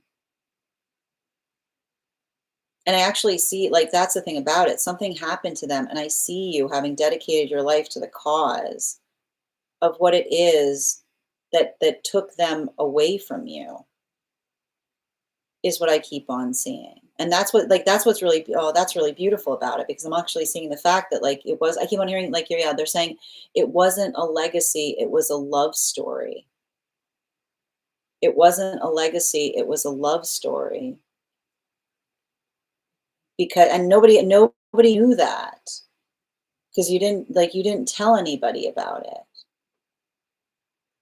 Like only like I keep on hearing like only the closest of your family knew the implications of the fact that like from that point on you basically rejected anyone and just dedicated yourself toward I keep on hearing like you were I keep on it's funny because they're saying that they're saying that it was night energy because they're saying it's night energy because everyone kept on thinking that you were doing charity.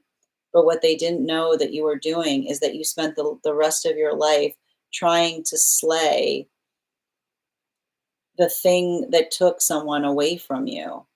Like you literally, you were like, no, this is my mission now. I am going to destroy it. Like, and that's the thing that's wild about it.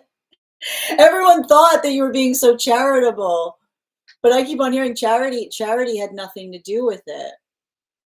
Like I keep on hearing like this was like it's wild because it's almost saying to me it was like an energetic like I keep on hearing it was like an energetic revenge narrative against like some kind of virulent like some kind of virulent like circumstance. You were like I am going to I am going I keep on I see you saying to someone I am going to see it eradicated I see you saying, I am going to make it, I am going to make you, you personified it. You straight up personified. You said, I am going to make it my mission to see it destroyed in my lifetime. Like that's like I got chills, man. And you did. Like you did. You did. Like that's the crazy part. Like, that's why I'm like, you did. Like you did it. Like that's the thing. Like I've got a magician here. You got it. You did. Like this is, and that's the thing. Everyone was like, "Oh, look how nice! Like look how giving," and you were like, "It's not nice." You're like, "Yeah." I keep on hearing them say, It's not a charity. It's a mission." I keep on hearing somebody go, "It's not a charity. It's a mission." Bottom of the deck. Whew. Yeah, yeah. You passed. You passed. Very happy. You were you were glad. You're like, I would do it again. Like there's something about that. Like I just keep on seeing I keep on hearing it wasn't a legacy, it was a love song. It wasn't a legacy, it was a love song. It wasn't a charity, it was a mission. Thank you so much for having that reading with me. I would be very curious if you do something. I'd be very curious if you're invested in something related to health now, because it does feel like it did feel very, very health inclined. Thank you so much for having that reading with me, Sandra. And if this message connected to you as well, it's very common for those who need these messages to be here to experience them. We are doing personal readings right now. If you would like to get on the list, I've got 2 spots available before the list will be closed. 3 cards for a donation of $29 or more, 4 cards for a donation of $23 or more for my subscribers. Binks in my Lio. Please keep in mind there are 2 things I don't read for across these apps, pregnancy and medical. Happy to give insight on anything in private readings. And you can book private readings on my site. We do here Life Path, highest priority messages from spirit, dream interpretation, past life, mediumship, love readings, pet readings, animal spirit guide readings, Akashic, mind, body, spirit. And we are also at 56.9K likes. When we get to 100K, I'll be gifting a reading back to the collective. So make sure you're tapping that screen. We'll get to 100K in no time.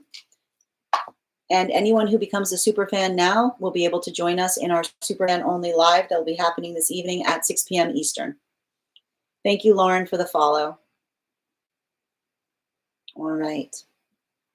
CYM, thank you so much for the follow as well. Nikki, thank you for getting on the list, dear. I've got 1 more spot available for today. If anybody else would like to claim that spot before the list will be closed today. You're so welcome, Chiefs. Hi, I feel again the need to change my profile picture. No worries. Melissa, thank you for the follow. That type of reading, Melissa, that type of reading is too sensitive for me to take on in a public space. There's too much emotional unpacking there. I'm sending you so much support on that healing journey, but I'm wishing you well.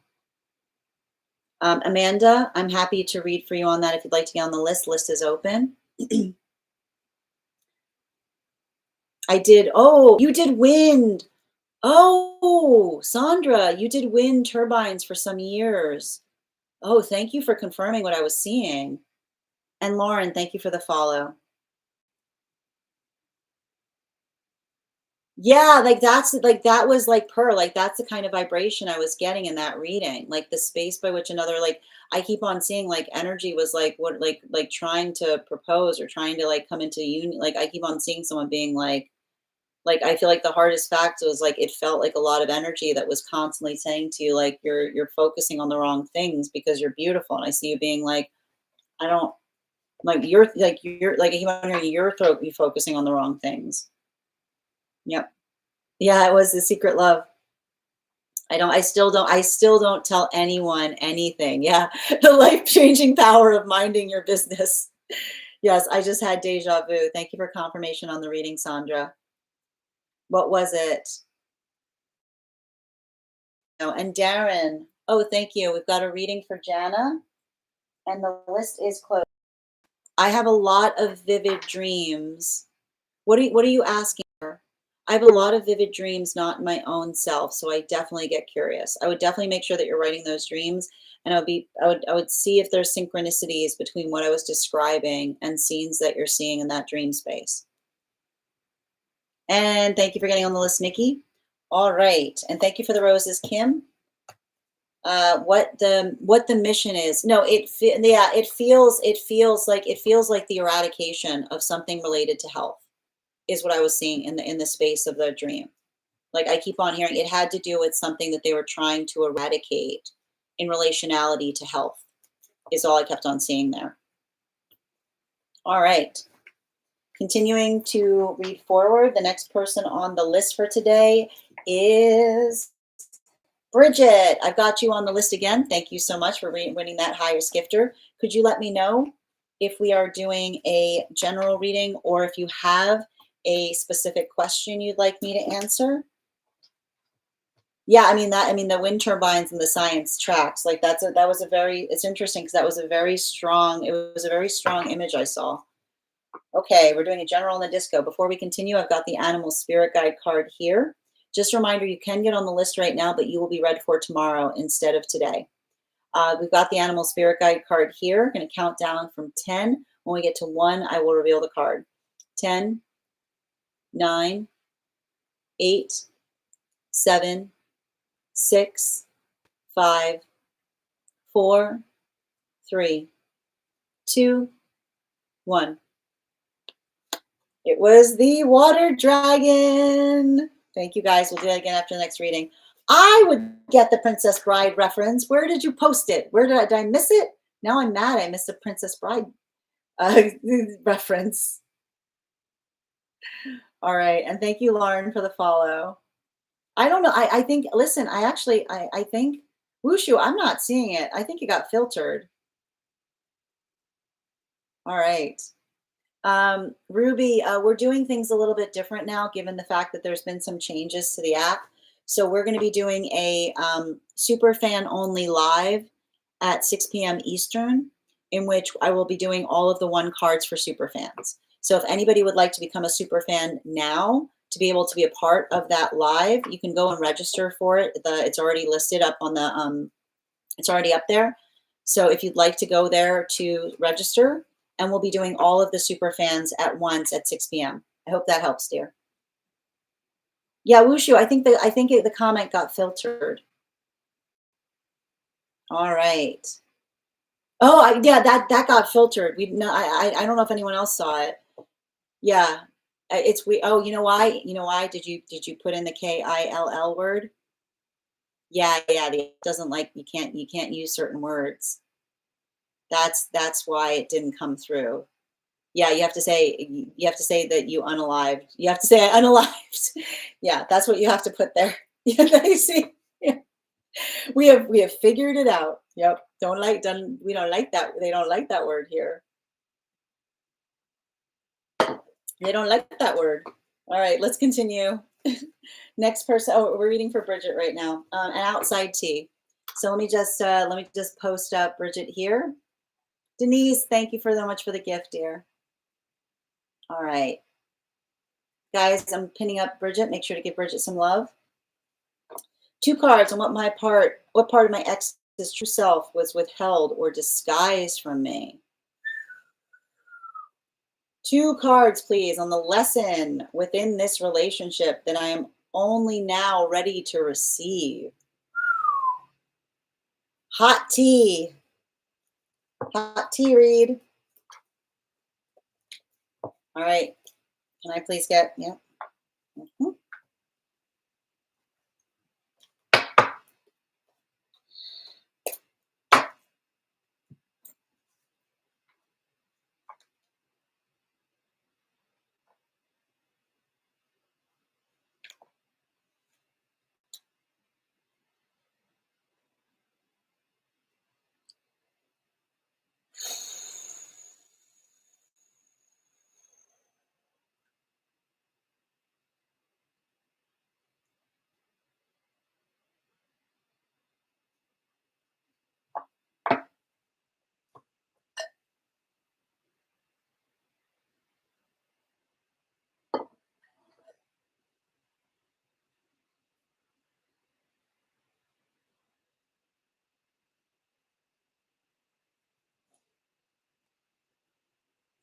Hunters like chasing things. They're real bad at keeping things.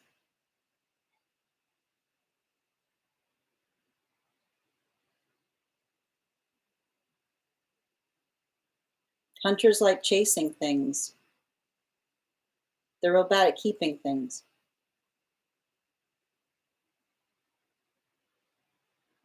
I'm sure this energy was like a complete sea change.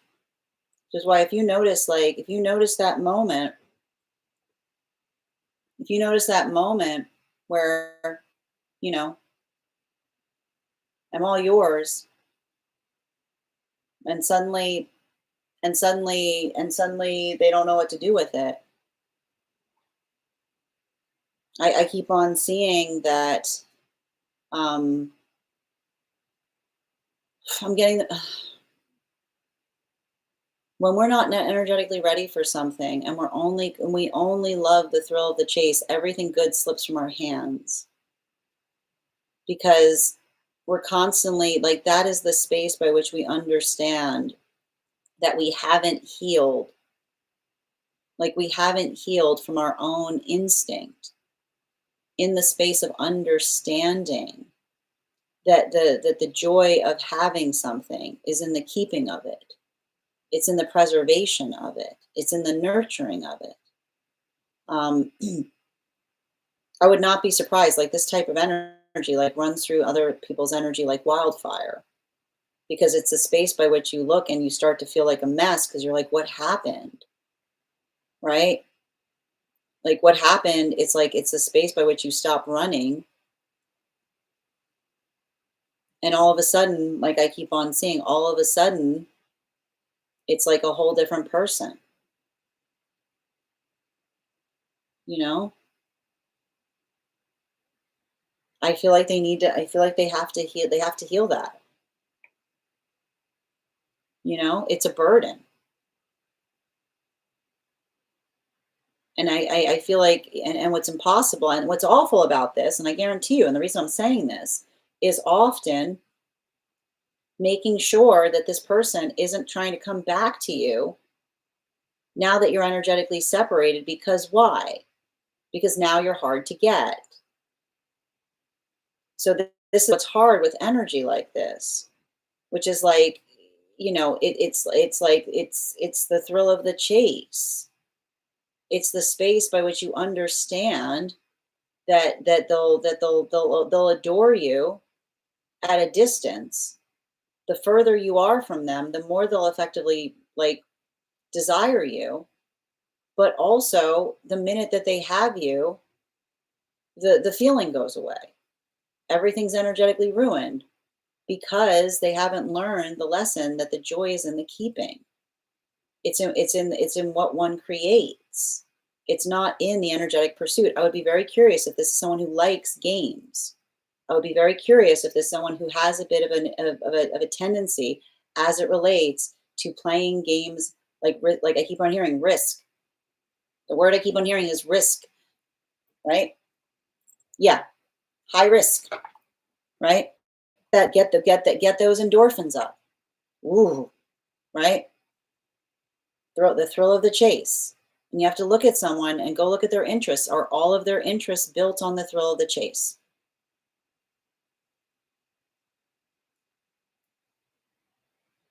Because everything I keep, and I would not be surprised, right? Like, and I feel like what's hard about this is until they realize it, like until I keep on hearing, until they work to resolve that in them, right? I keep on hearing, like, I just keep on hearing a message from their guides. And that's why I keep on hearing, you are their salvation. Through you, I keep on hearing something from your guide saying through you, they could have had their cake and eaten it too. But they like,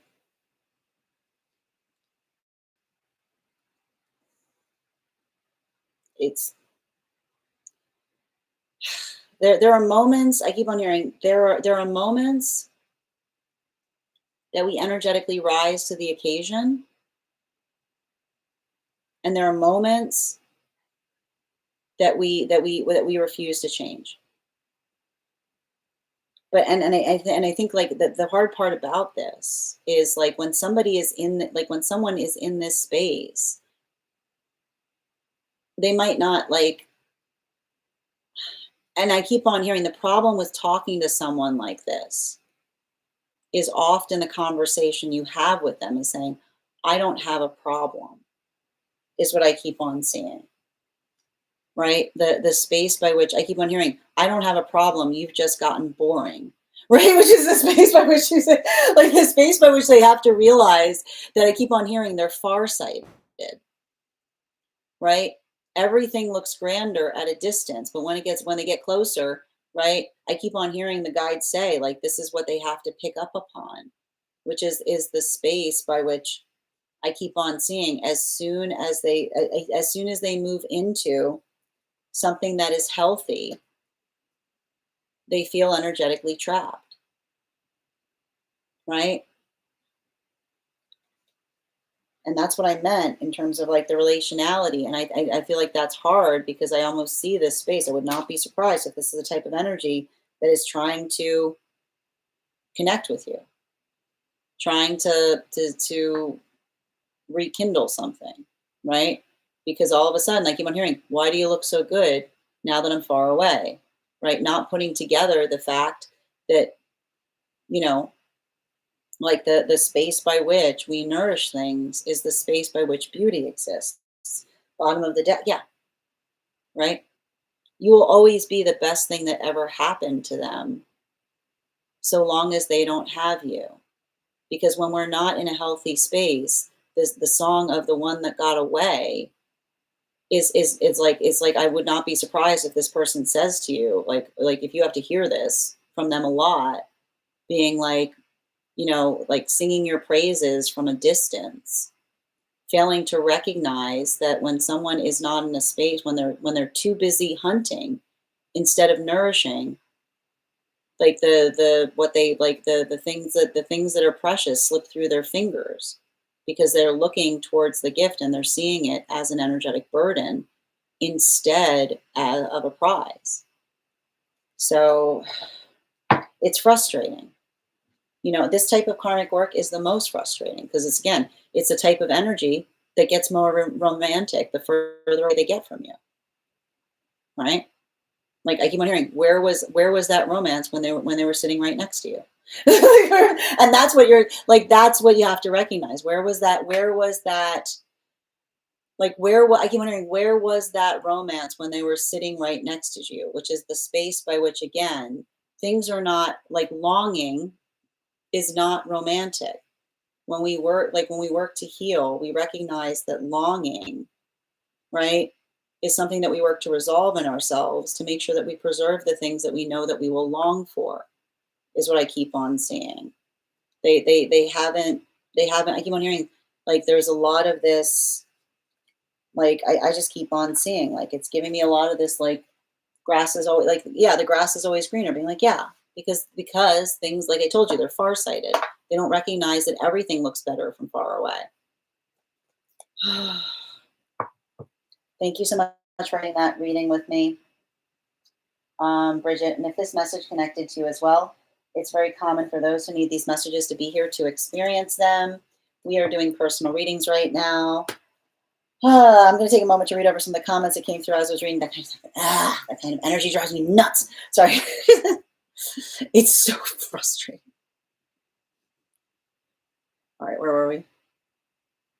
Yep. Yeah, I feel like it's not that you misjudge them. And that's the thing. That's what's so hard about energy like that. And if you felt the moment like a switch was hit, like this is why. And that's the problem about it. It's not about, there's no way. The problem with energy like that is there's no way you could know. Like the guides are saying that to articulate and say, there's no way you could know without going through it, is what I keep on seeing. But I keep on hearing like if you are like if you articulate, you're like it was like a switch that was hit.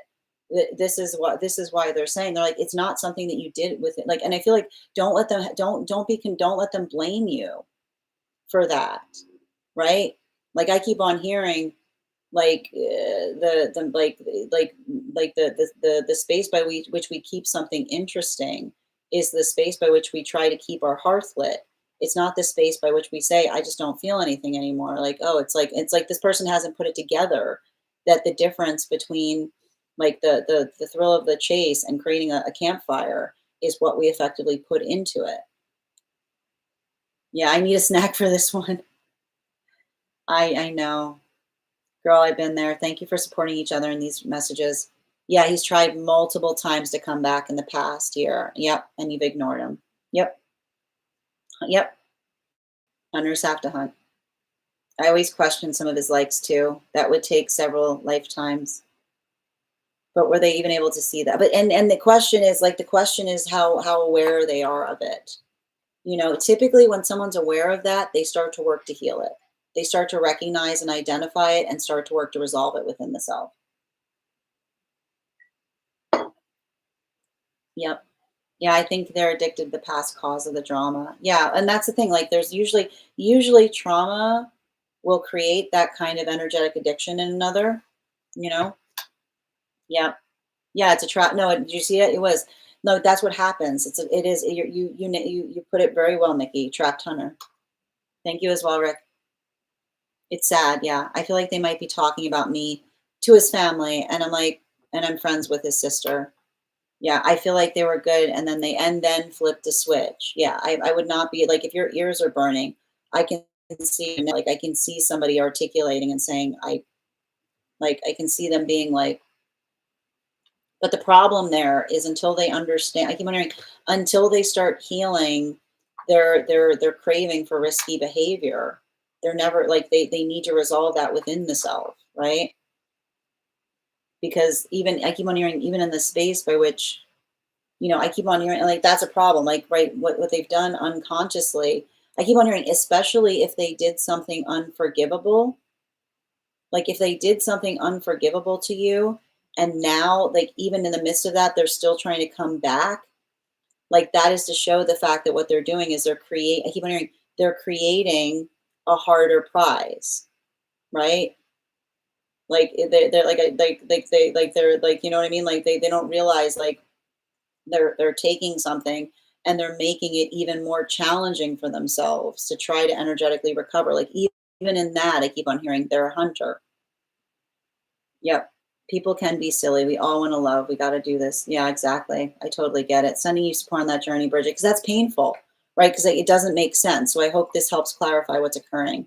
Wild Onion, the list is closed for today, but if you want to go on the list for tomorrow, you'll be the first one.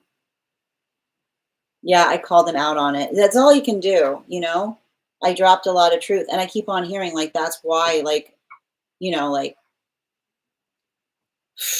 it's I know it's frustrating. No, this we're doing personal readings right now. Nikki. All right, we're continuing right now. The next person on the list for today is Libby. Libby, if you're here, can you respond in all caps? Also, I am going to ask. We might be able to do it. I think we'll be okay. I was going to see if there's anyone who'd be willing, who's on the list, who'd be comfortable being moved to tomorrow if necessary. Because we're getting a little tight on time. All right, you're so welcome, Bridget. And I'm going to pin up Libby here. Guys, make sure to give Libby some love. We're doing a past life right now for Libby. 4 cards, please. Oh, actually, wait, 3 cards. Yes, 3 cards for Libby. Okay.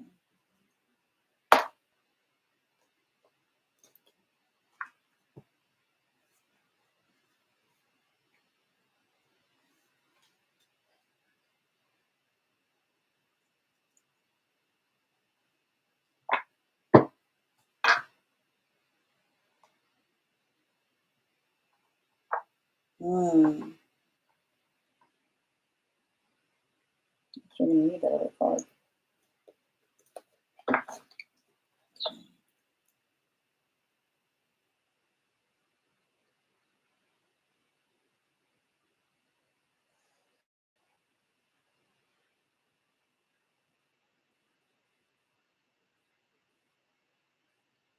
Oh, jeez.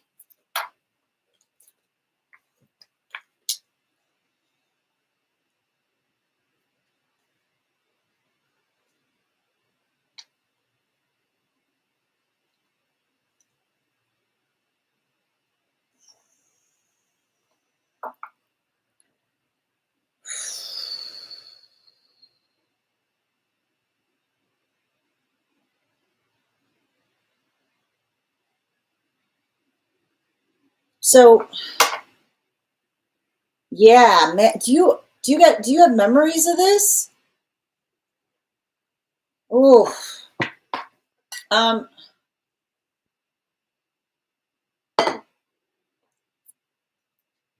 I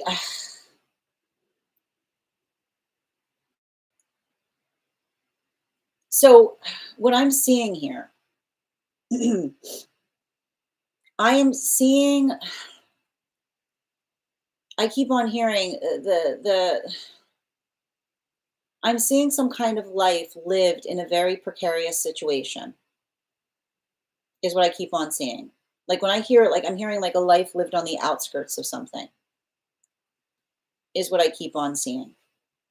There was some kind of, yeah, exactly. Strega, get off that. It's the same thing. Yeah, exactly. Like as I'm literally saying this, Strega is climbing on something precarious that I don't want her on.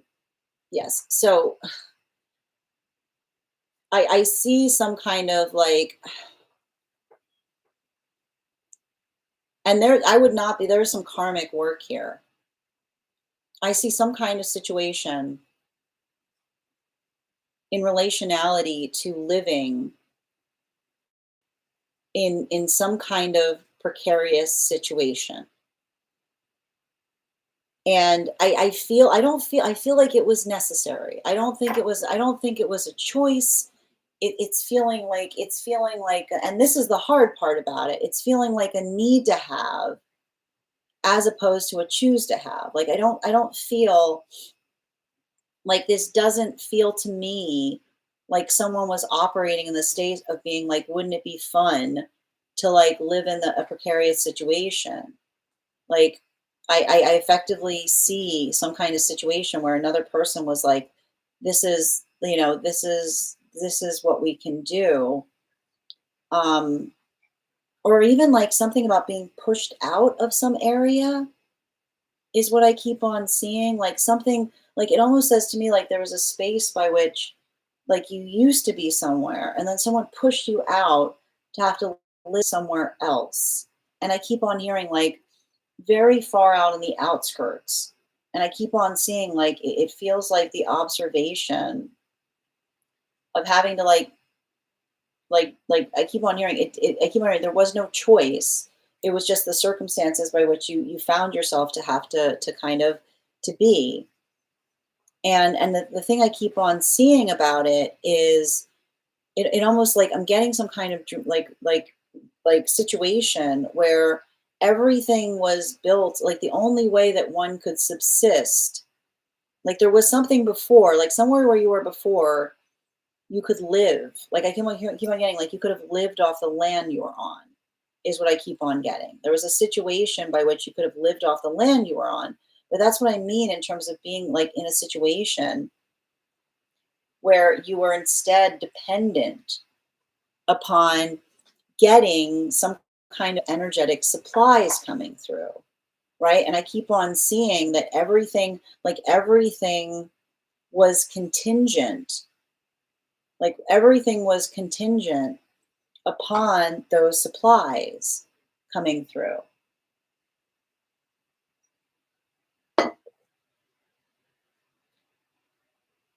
And the supplies didn't come through.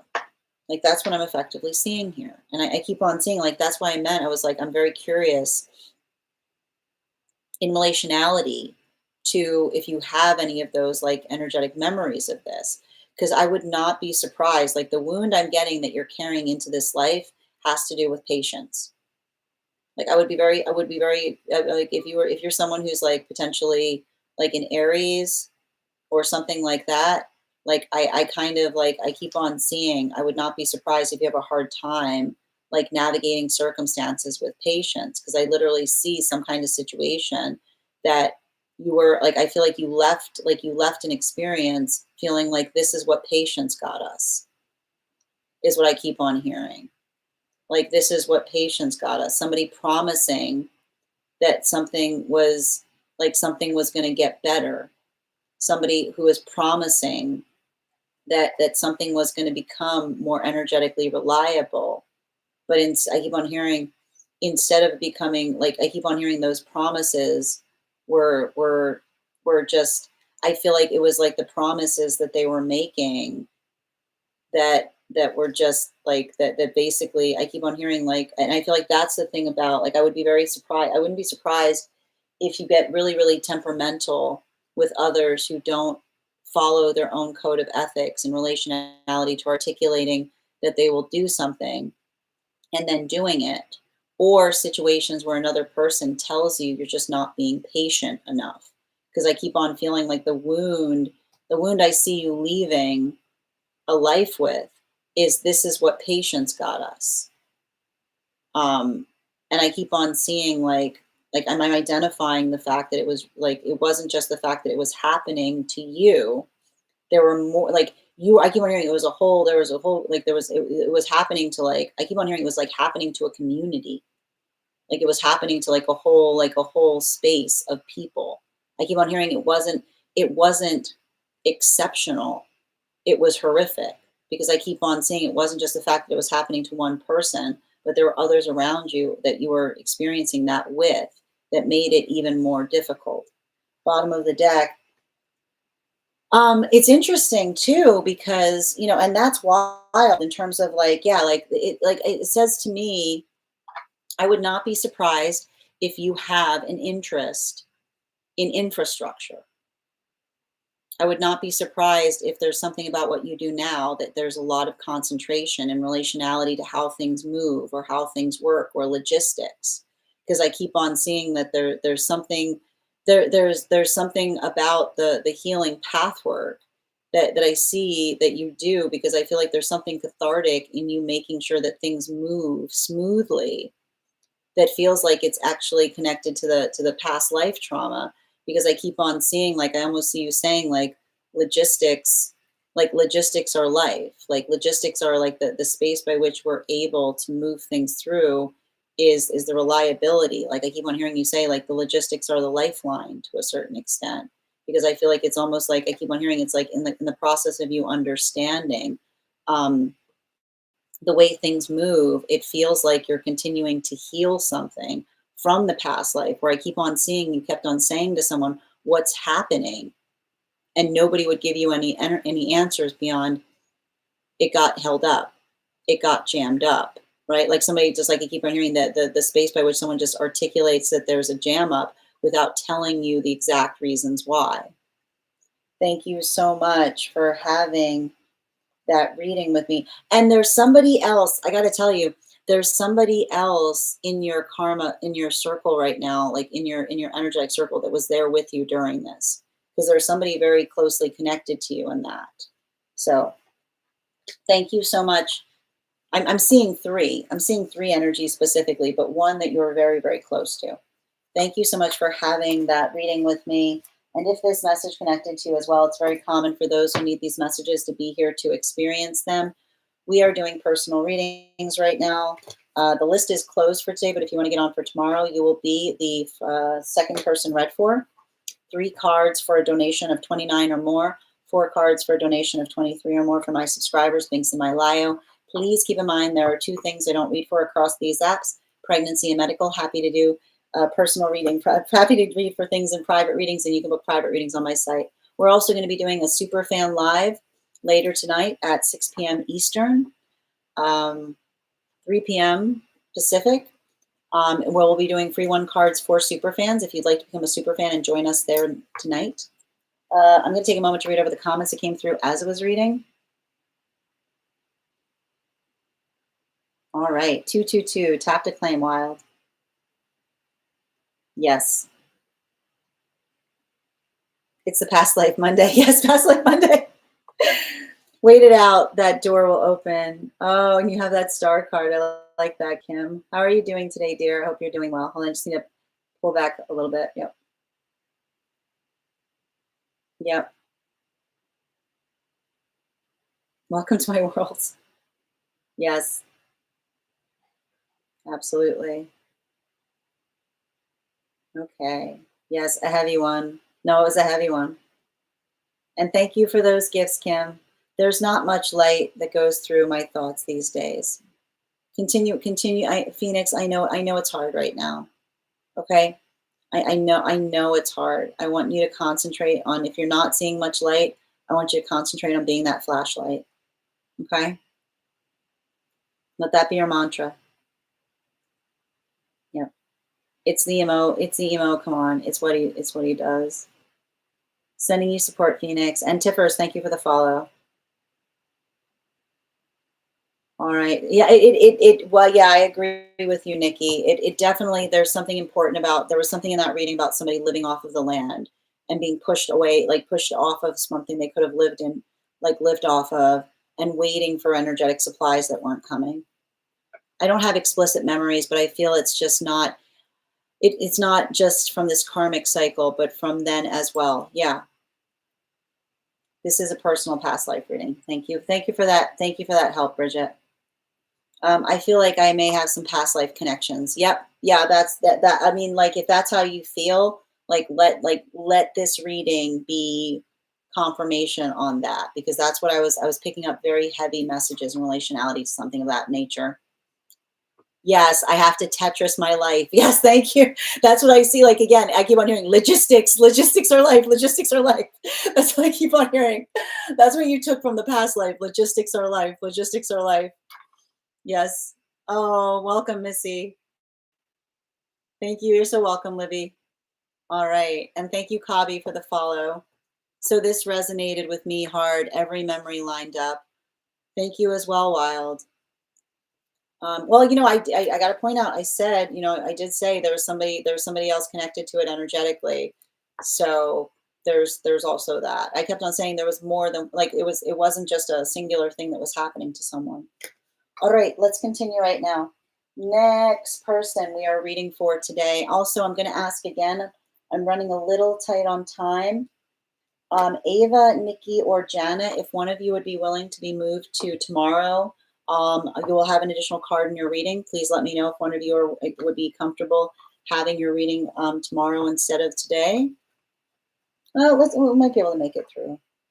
All right, the next person we are reading for right now is Ava. Ava, if you're here, can you respond in all caps? Let me know if you'd like a general reading or if you have a specific question you'd like me to answer. I didn't see this comment before, but I posted about my suspicions of such. No, there's a lot. You're getting a lot of confirmations on that, Libby.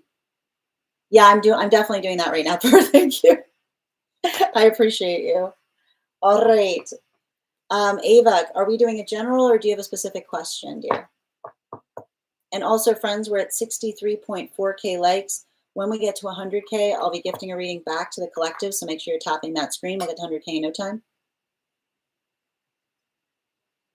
All right. And guys, I'm going to pin up Ava here. Make sure to give Ava some love. 2 cards on what my higher self wants me to focus on during the retreat. And the other 2 cards? Keeping us in suspense. And 2, spiritual personal gift the retreat is offering me. Okay.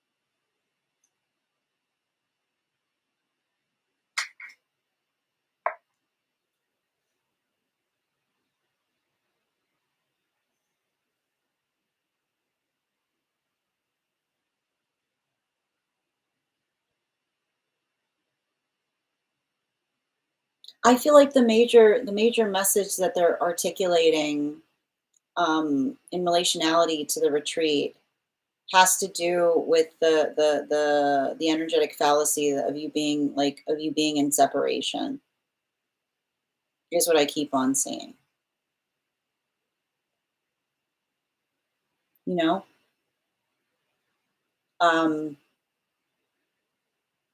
I feel like the space by which I'm seeing something here. I keep on seeing some situation where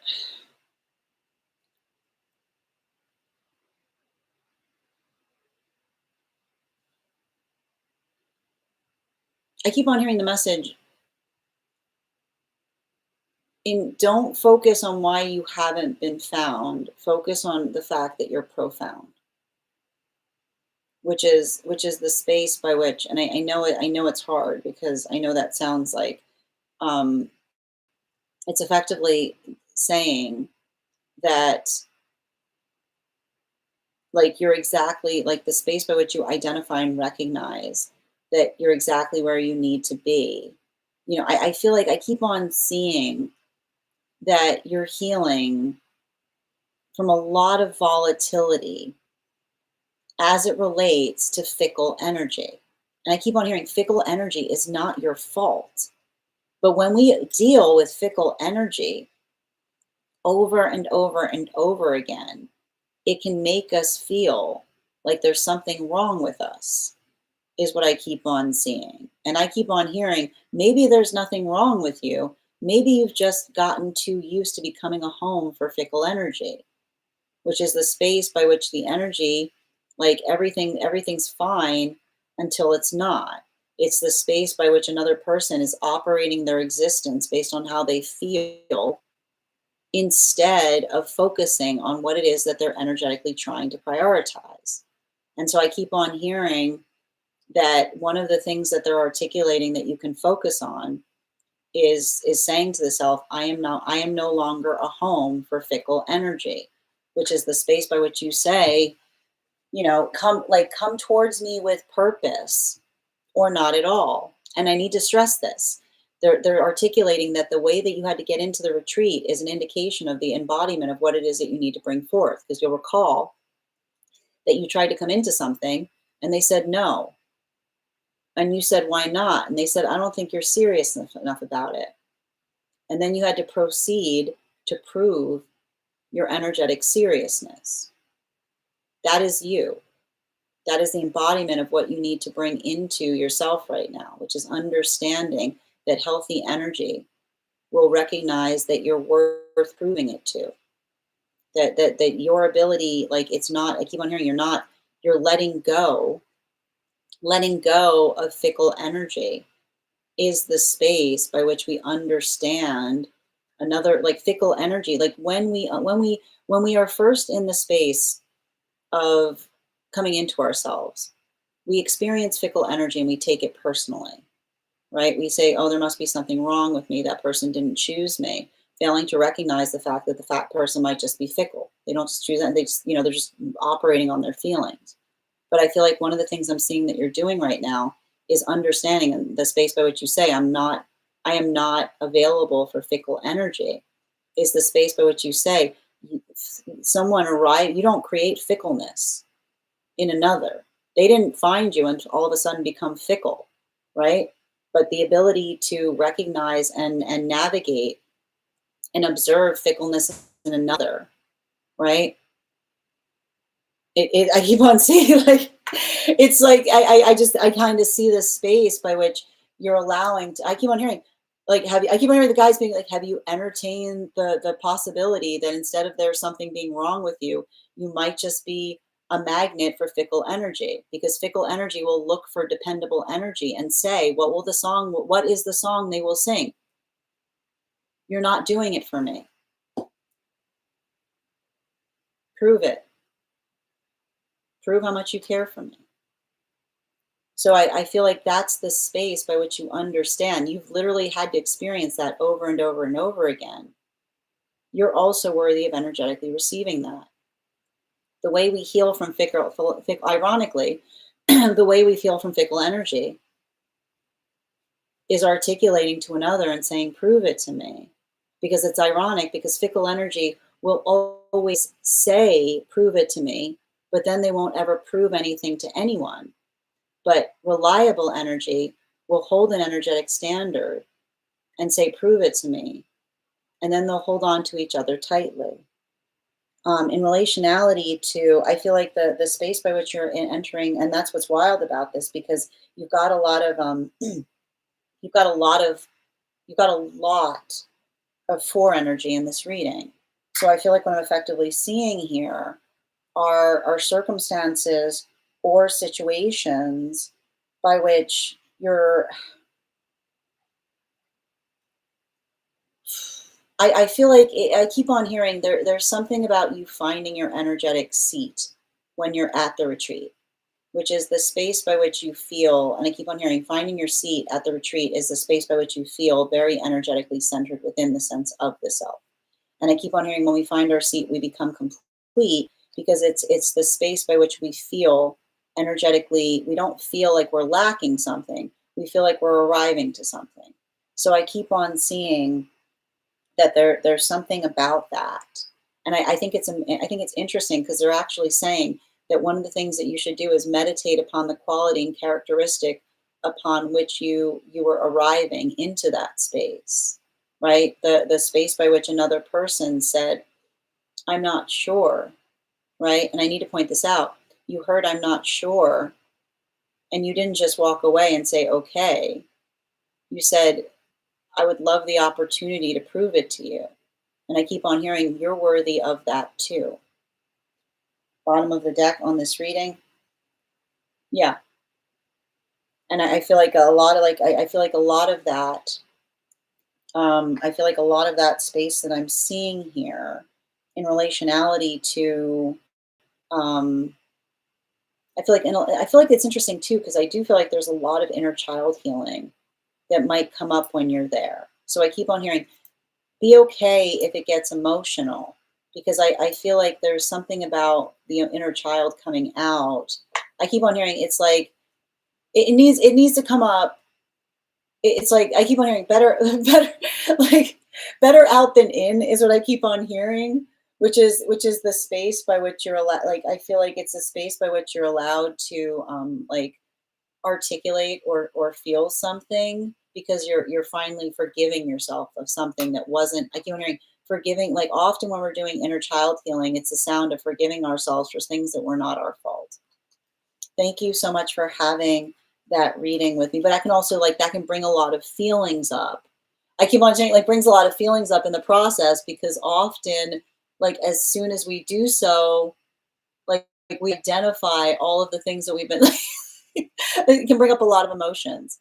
Thank you so much for having that reading with me, Ava. And if this message connected to you as well, it's very common for those who need these messages to be here to experience them. We are doing personal readings right now. The list is closed for today, but if you want to get on the list for tomorrow, you will be the second person read for. We're also at 64.3K likes. When we get to 100K, I'll be gifting a reading back to the collective. So make sure you're tapping that screen and we'll get to 100K in no time. The next person we're reading for today is, we've got Nikki. Nikki, if you're here, can you respond in all caps? Let me know if you'd like a general reading or if you have a specific question you'd like me to answer.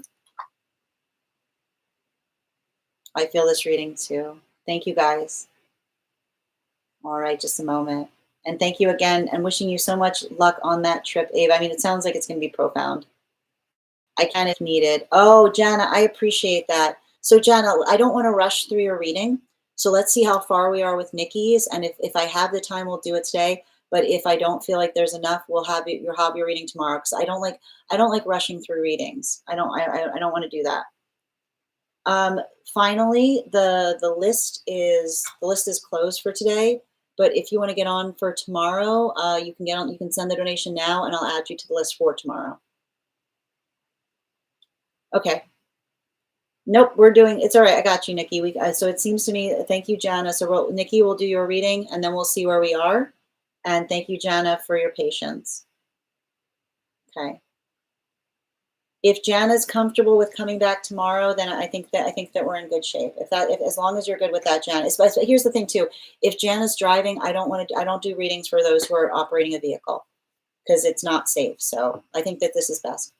Can you let me know, Nikki, if you would like a general or if you have a specific question you'd like me to answer? You said you want to do the same thing. You want to do the similar. You want to do the hot tea reading, the hot tea, the hot tea in terms of the same one that Bridget did. Yep, I got you. Okay, perfect. And I'm just going to pin up. And thank you, Jana, for your patience. You'll definitely have an additional card tomorrow. All right. Let me pin up. Guys, make sure to give Nikki some love. Can I get 4 cards, please? Yes. The observation of that situation. Yes. Okay. 2 cards in the lesson within the relationship, and now what you're ready to receive. Thank you.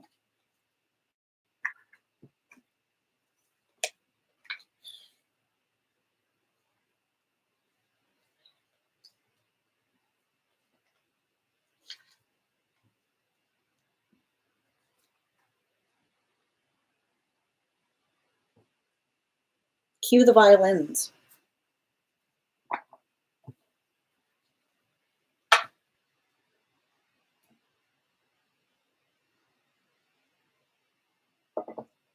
I keep on hearing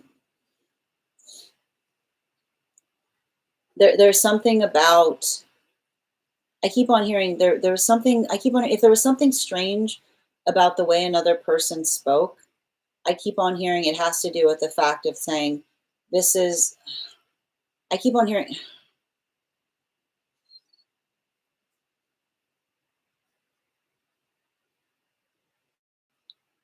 when I hear cue the violins, this is what happened to me. And the reason okay, and it has to do, okay?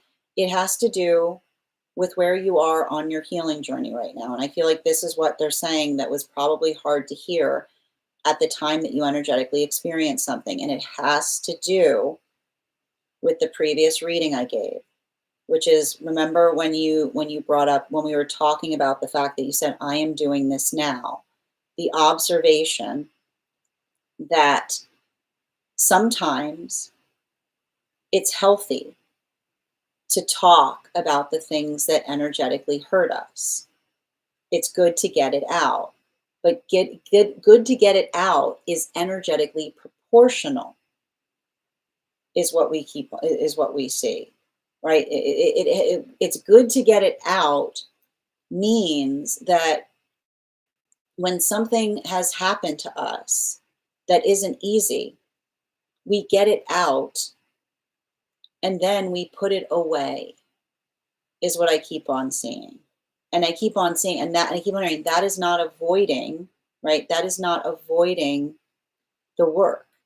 That is the observation of sorting through something that is very confusing to energetically resolve. And that's why we do the work proportionally, which is like, again, you articulate upon it. You talk a little bit about the progress you've made upon it. You talk about what energetically hurt you with empathy for the situation, and then you put it away, which is the space by which you're able to put it back. But I keep on hearing, like, be wary of the one whose wounds are on display, which is like the space by which another person is constantly talking about, talking about all the people who have it out for them, who constantly talking about everybody who's like I keep on hearing like the person who believes that when everybody wakes up, they're all looking at them and going, I'm out to get you.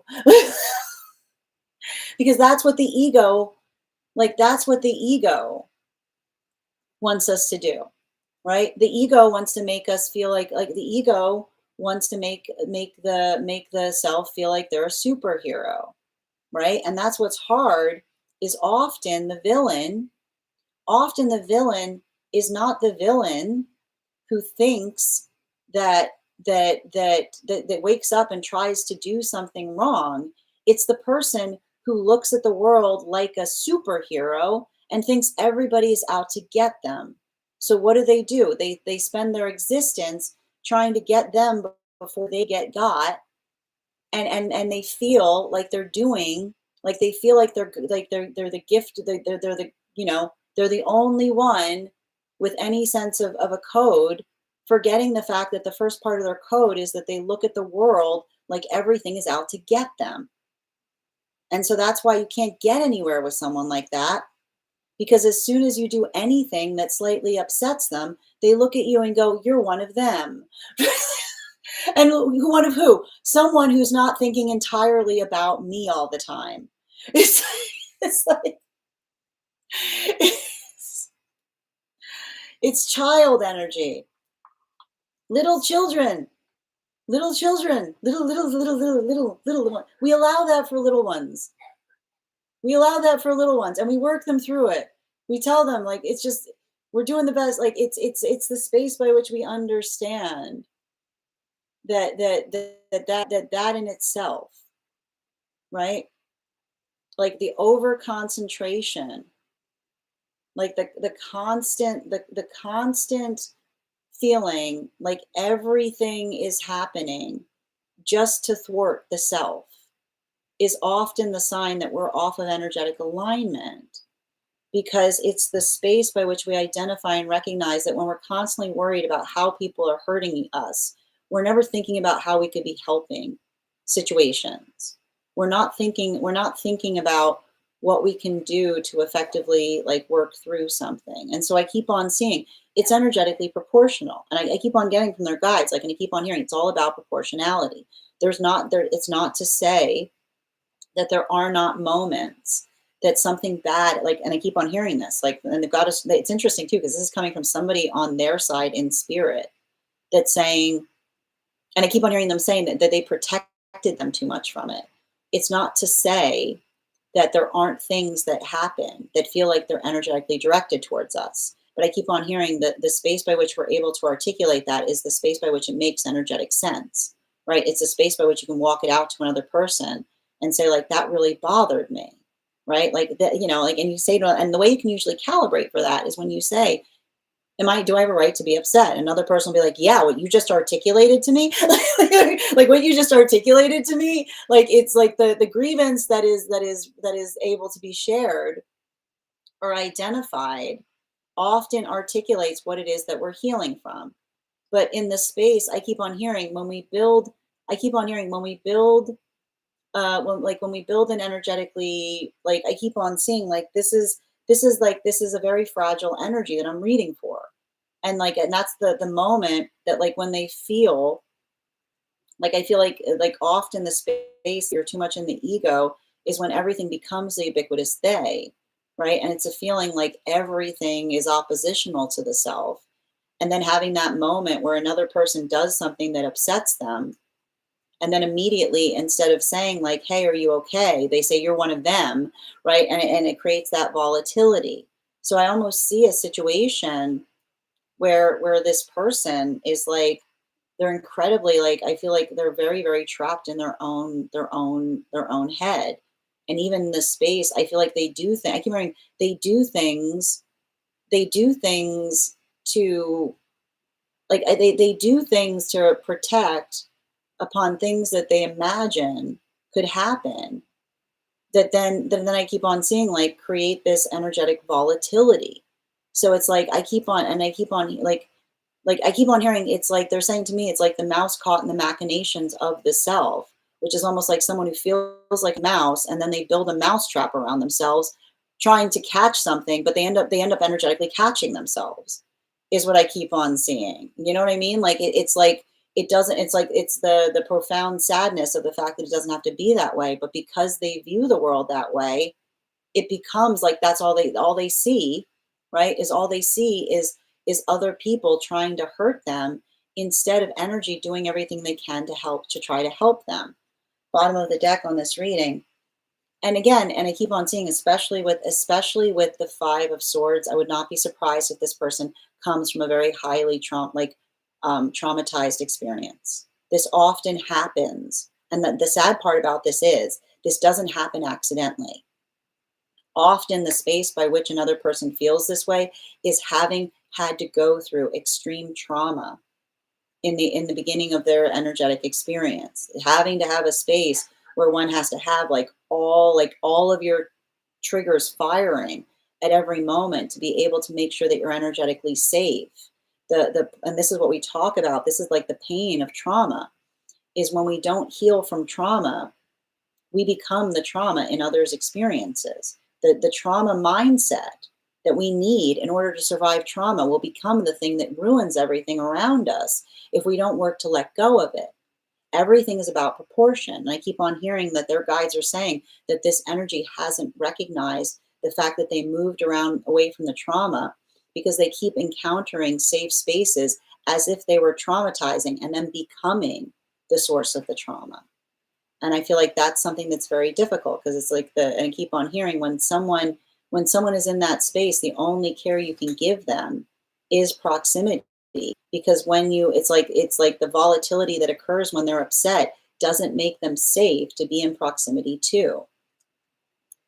And I feel like it's painful because, like I keep on saying it, I would not be surprised if you had those moments of horrible things happening just in the moment that you were trying to like lay hands on someone, like the moment that you're trying to help, and they say get off of me, or they suddenly react and be like, and get into that space, like that is the sign of someone that has not worked to heal the trauma, and they're effectively like in creating that wound in others around them without energetically intending to.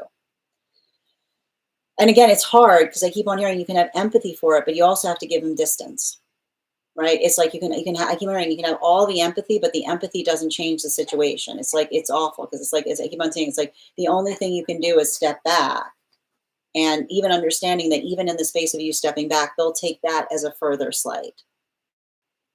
Thank you so much for having that reading with me, Nikki. And if this message connected to you as well, it's very common for those who need these messages to be here to experience them. We are doing personal readings. The list is now closed, but we will, if you want to get on the list for tomorrow, you'll be the third person read for. I'm going to take a moment to read over the comments that came through as it was reading. Finally, as I said, the list today is closed, but if you'd like to book a private reading with me, or if you'd like to get on the list for tomorrow, I'm happy to read for you then. But I ask you to please stop repeating the same comment in the chat. It's not polite to those trying to communicate. Thank you. Yes. I was earlier, but not now. Yep. Thank you, Janet, and I appreciate that. I appreciate your patience, and you'll be the first person, you'll be the second person read for tomorrow. I thank you in watching, and this is why I would not be surprised. Yeah, again, they're watching me. They're watching me via platform. Weird energy in the bushes. Give me the tea, Sin. I'm Mama Bear. I'm trying. I'm trying to Mama Bear in a nice way. Yes, that does sound like my ex. Everyone else was always a problem and causing his problems. They can usually tell when someone's not having empathy for what another person might be going through. Yes, this is so exhausting in a globalized world, but easier than ever I mean, I have to point out, transactional world does kind of create that feeling of not having empathy. Very much so, very immature confirmation. A lot of, yeah, absolutely. And Mrs. P, thank you for sharing the live. Always appreciate when you guys share the live. And thank you for tapping. I appreciate you, Bridget. This resonated instead. This resonates instead of fragility. I'll look to choose profound delicacy when sharing needs.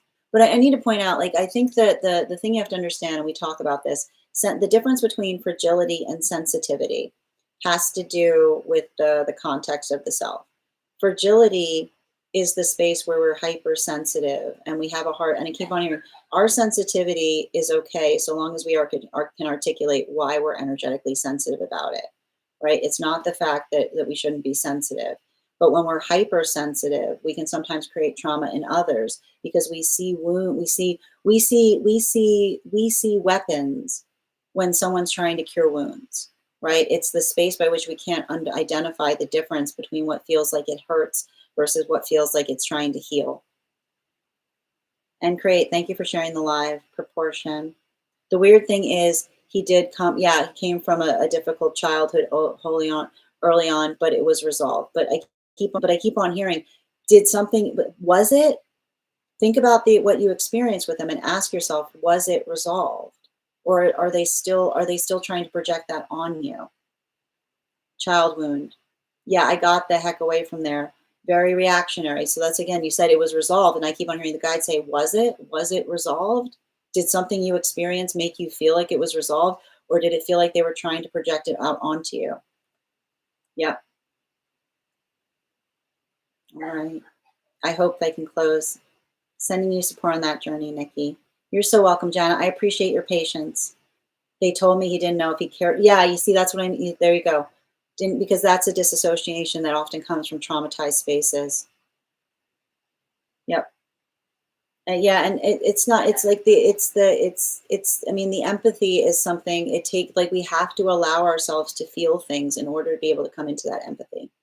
And the problem is often when we're in a trauma space early on, it makes us afraid to feel things. So, and I keep on hearing you can have empathy for it, but also provide proximity. My friends, we've reached the conclusion of our reads today, and thank you again, Nikki, and sending you support on that journey. As I mentioned, we will be honoring the Superfan one card readings tonight at 3 p.m. PST, 6 p.m. Eastern. If you would like to become a superfan to be eligible for a free one card reading, go ahead and just subscribe, and we'll see you there. I want to thank you guys so much for being here today. If you became a superfan today, welcome. I would encourage you to head over to our subscriber-only Disco channel. Introduce yourself to the collective. You'll also find in the perks section a special coupon code to give you a discount on our tarot class subscription program. I want to thank you guys so much for being here today and sharing these messages. Huge thank you to my followers, old and new. Thank you for being here and sharing in these messages. Huge thank you to my subscribers. You're on, or my super fans. I prefer subscribers. Your ongoing support means the absolute world to me. And the biggest thank you to my mods. I hope you guys have an absolutely beautiful day. Please take care of yourselves. Please take care of one another. And we'll do this again tomorrow. Have a great day, everyone.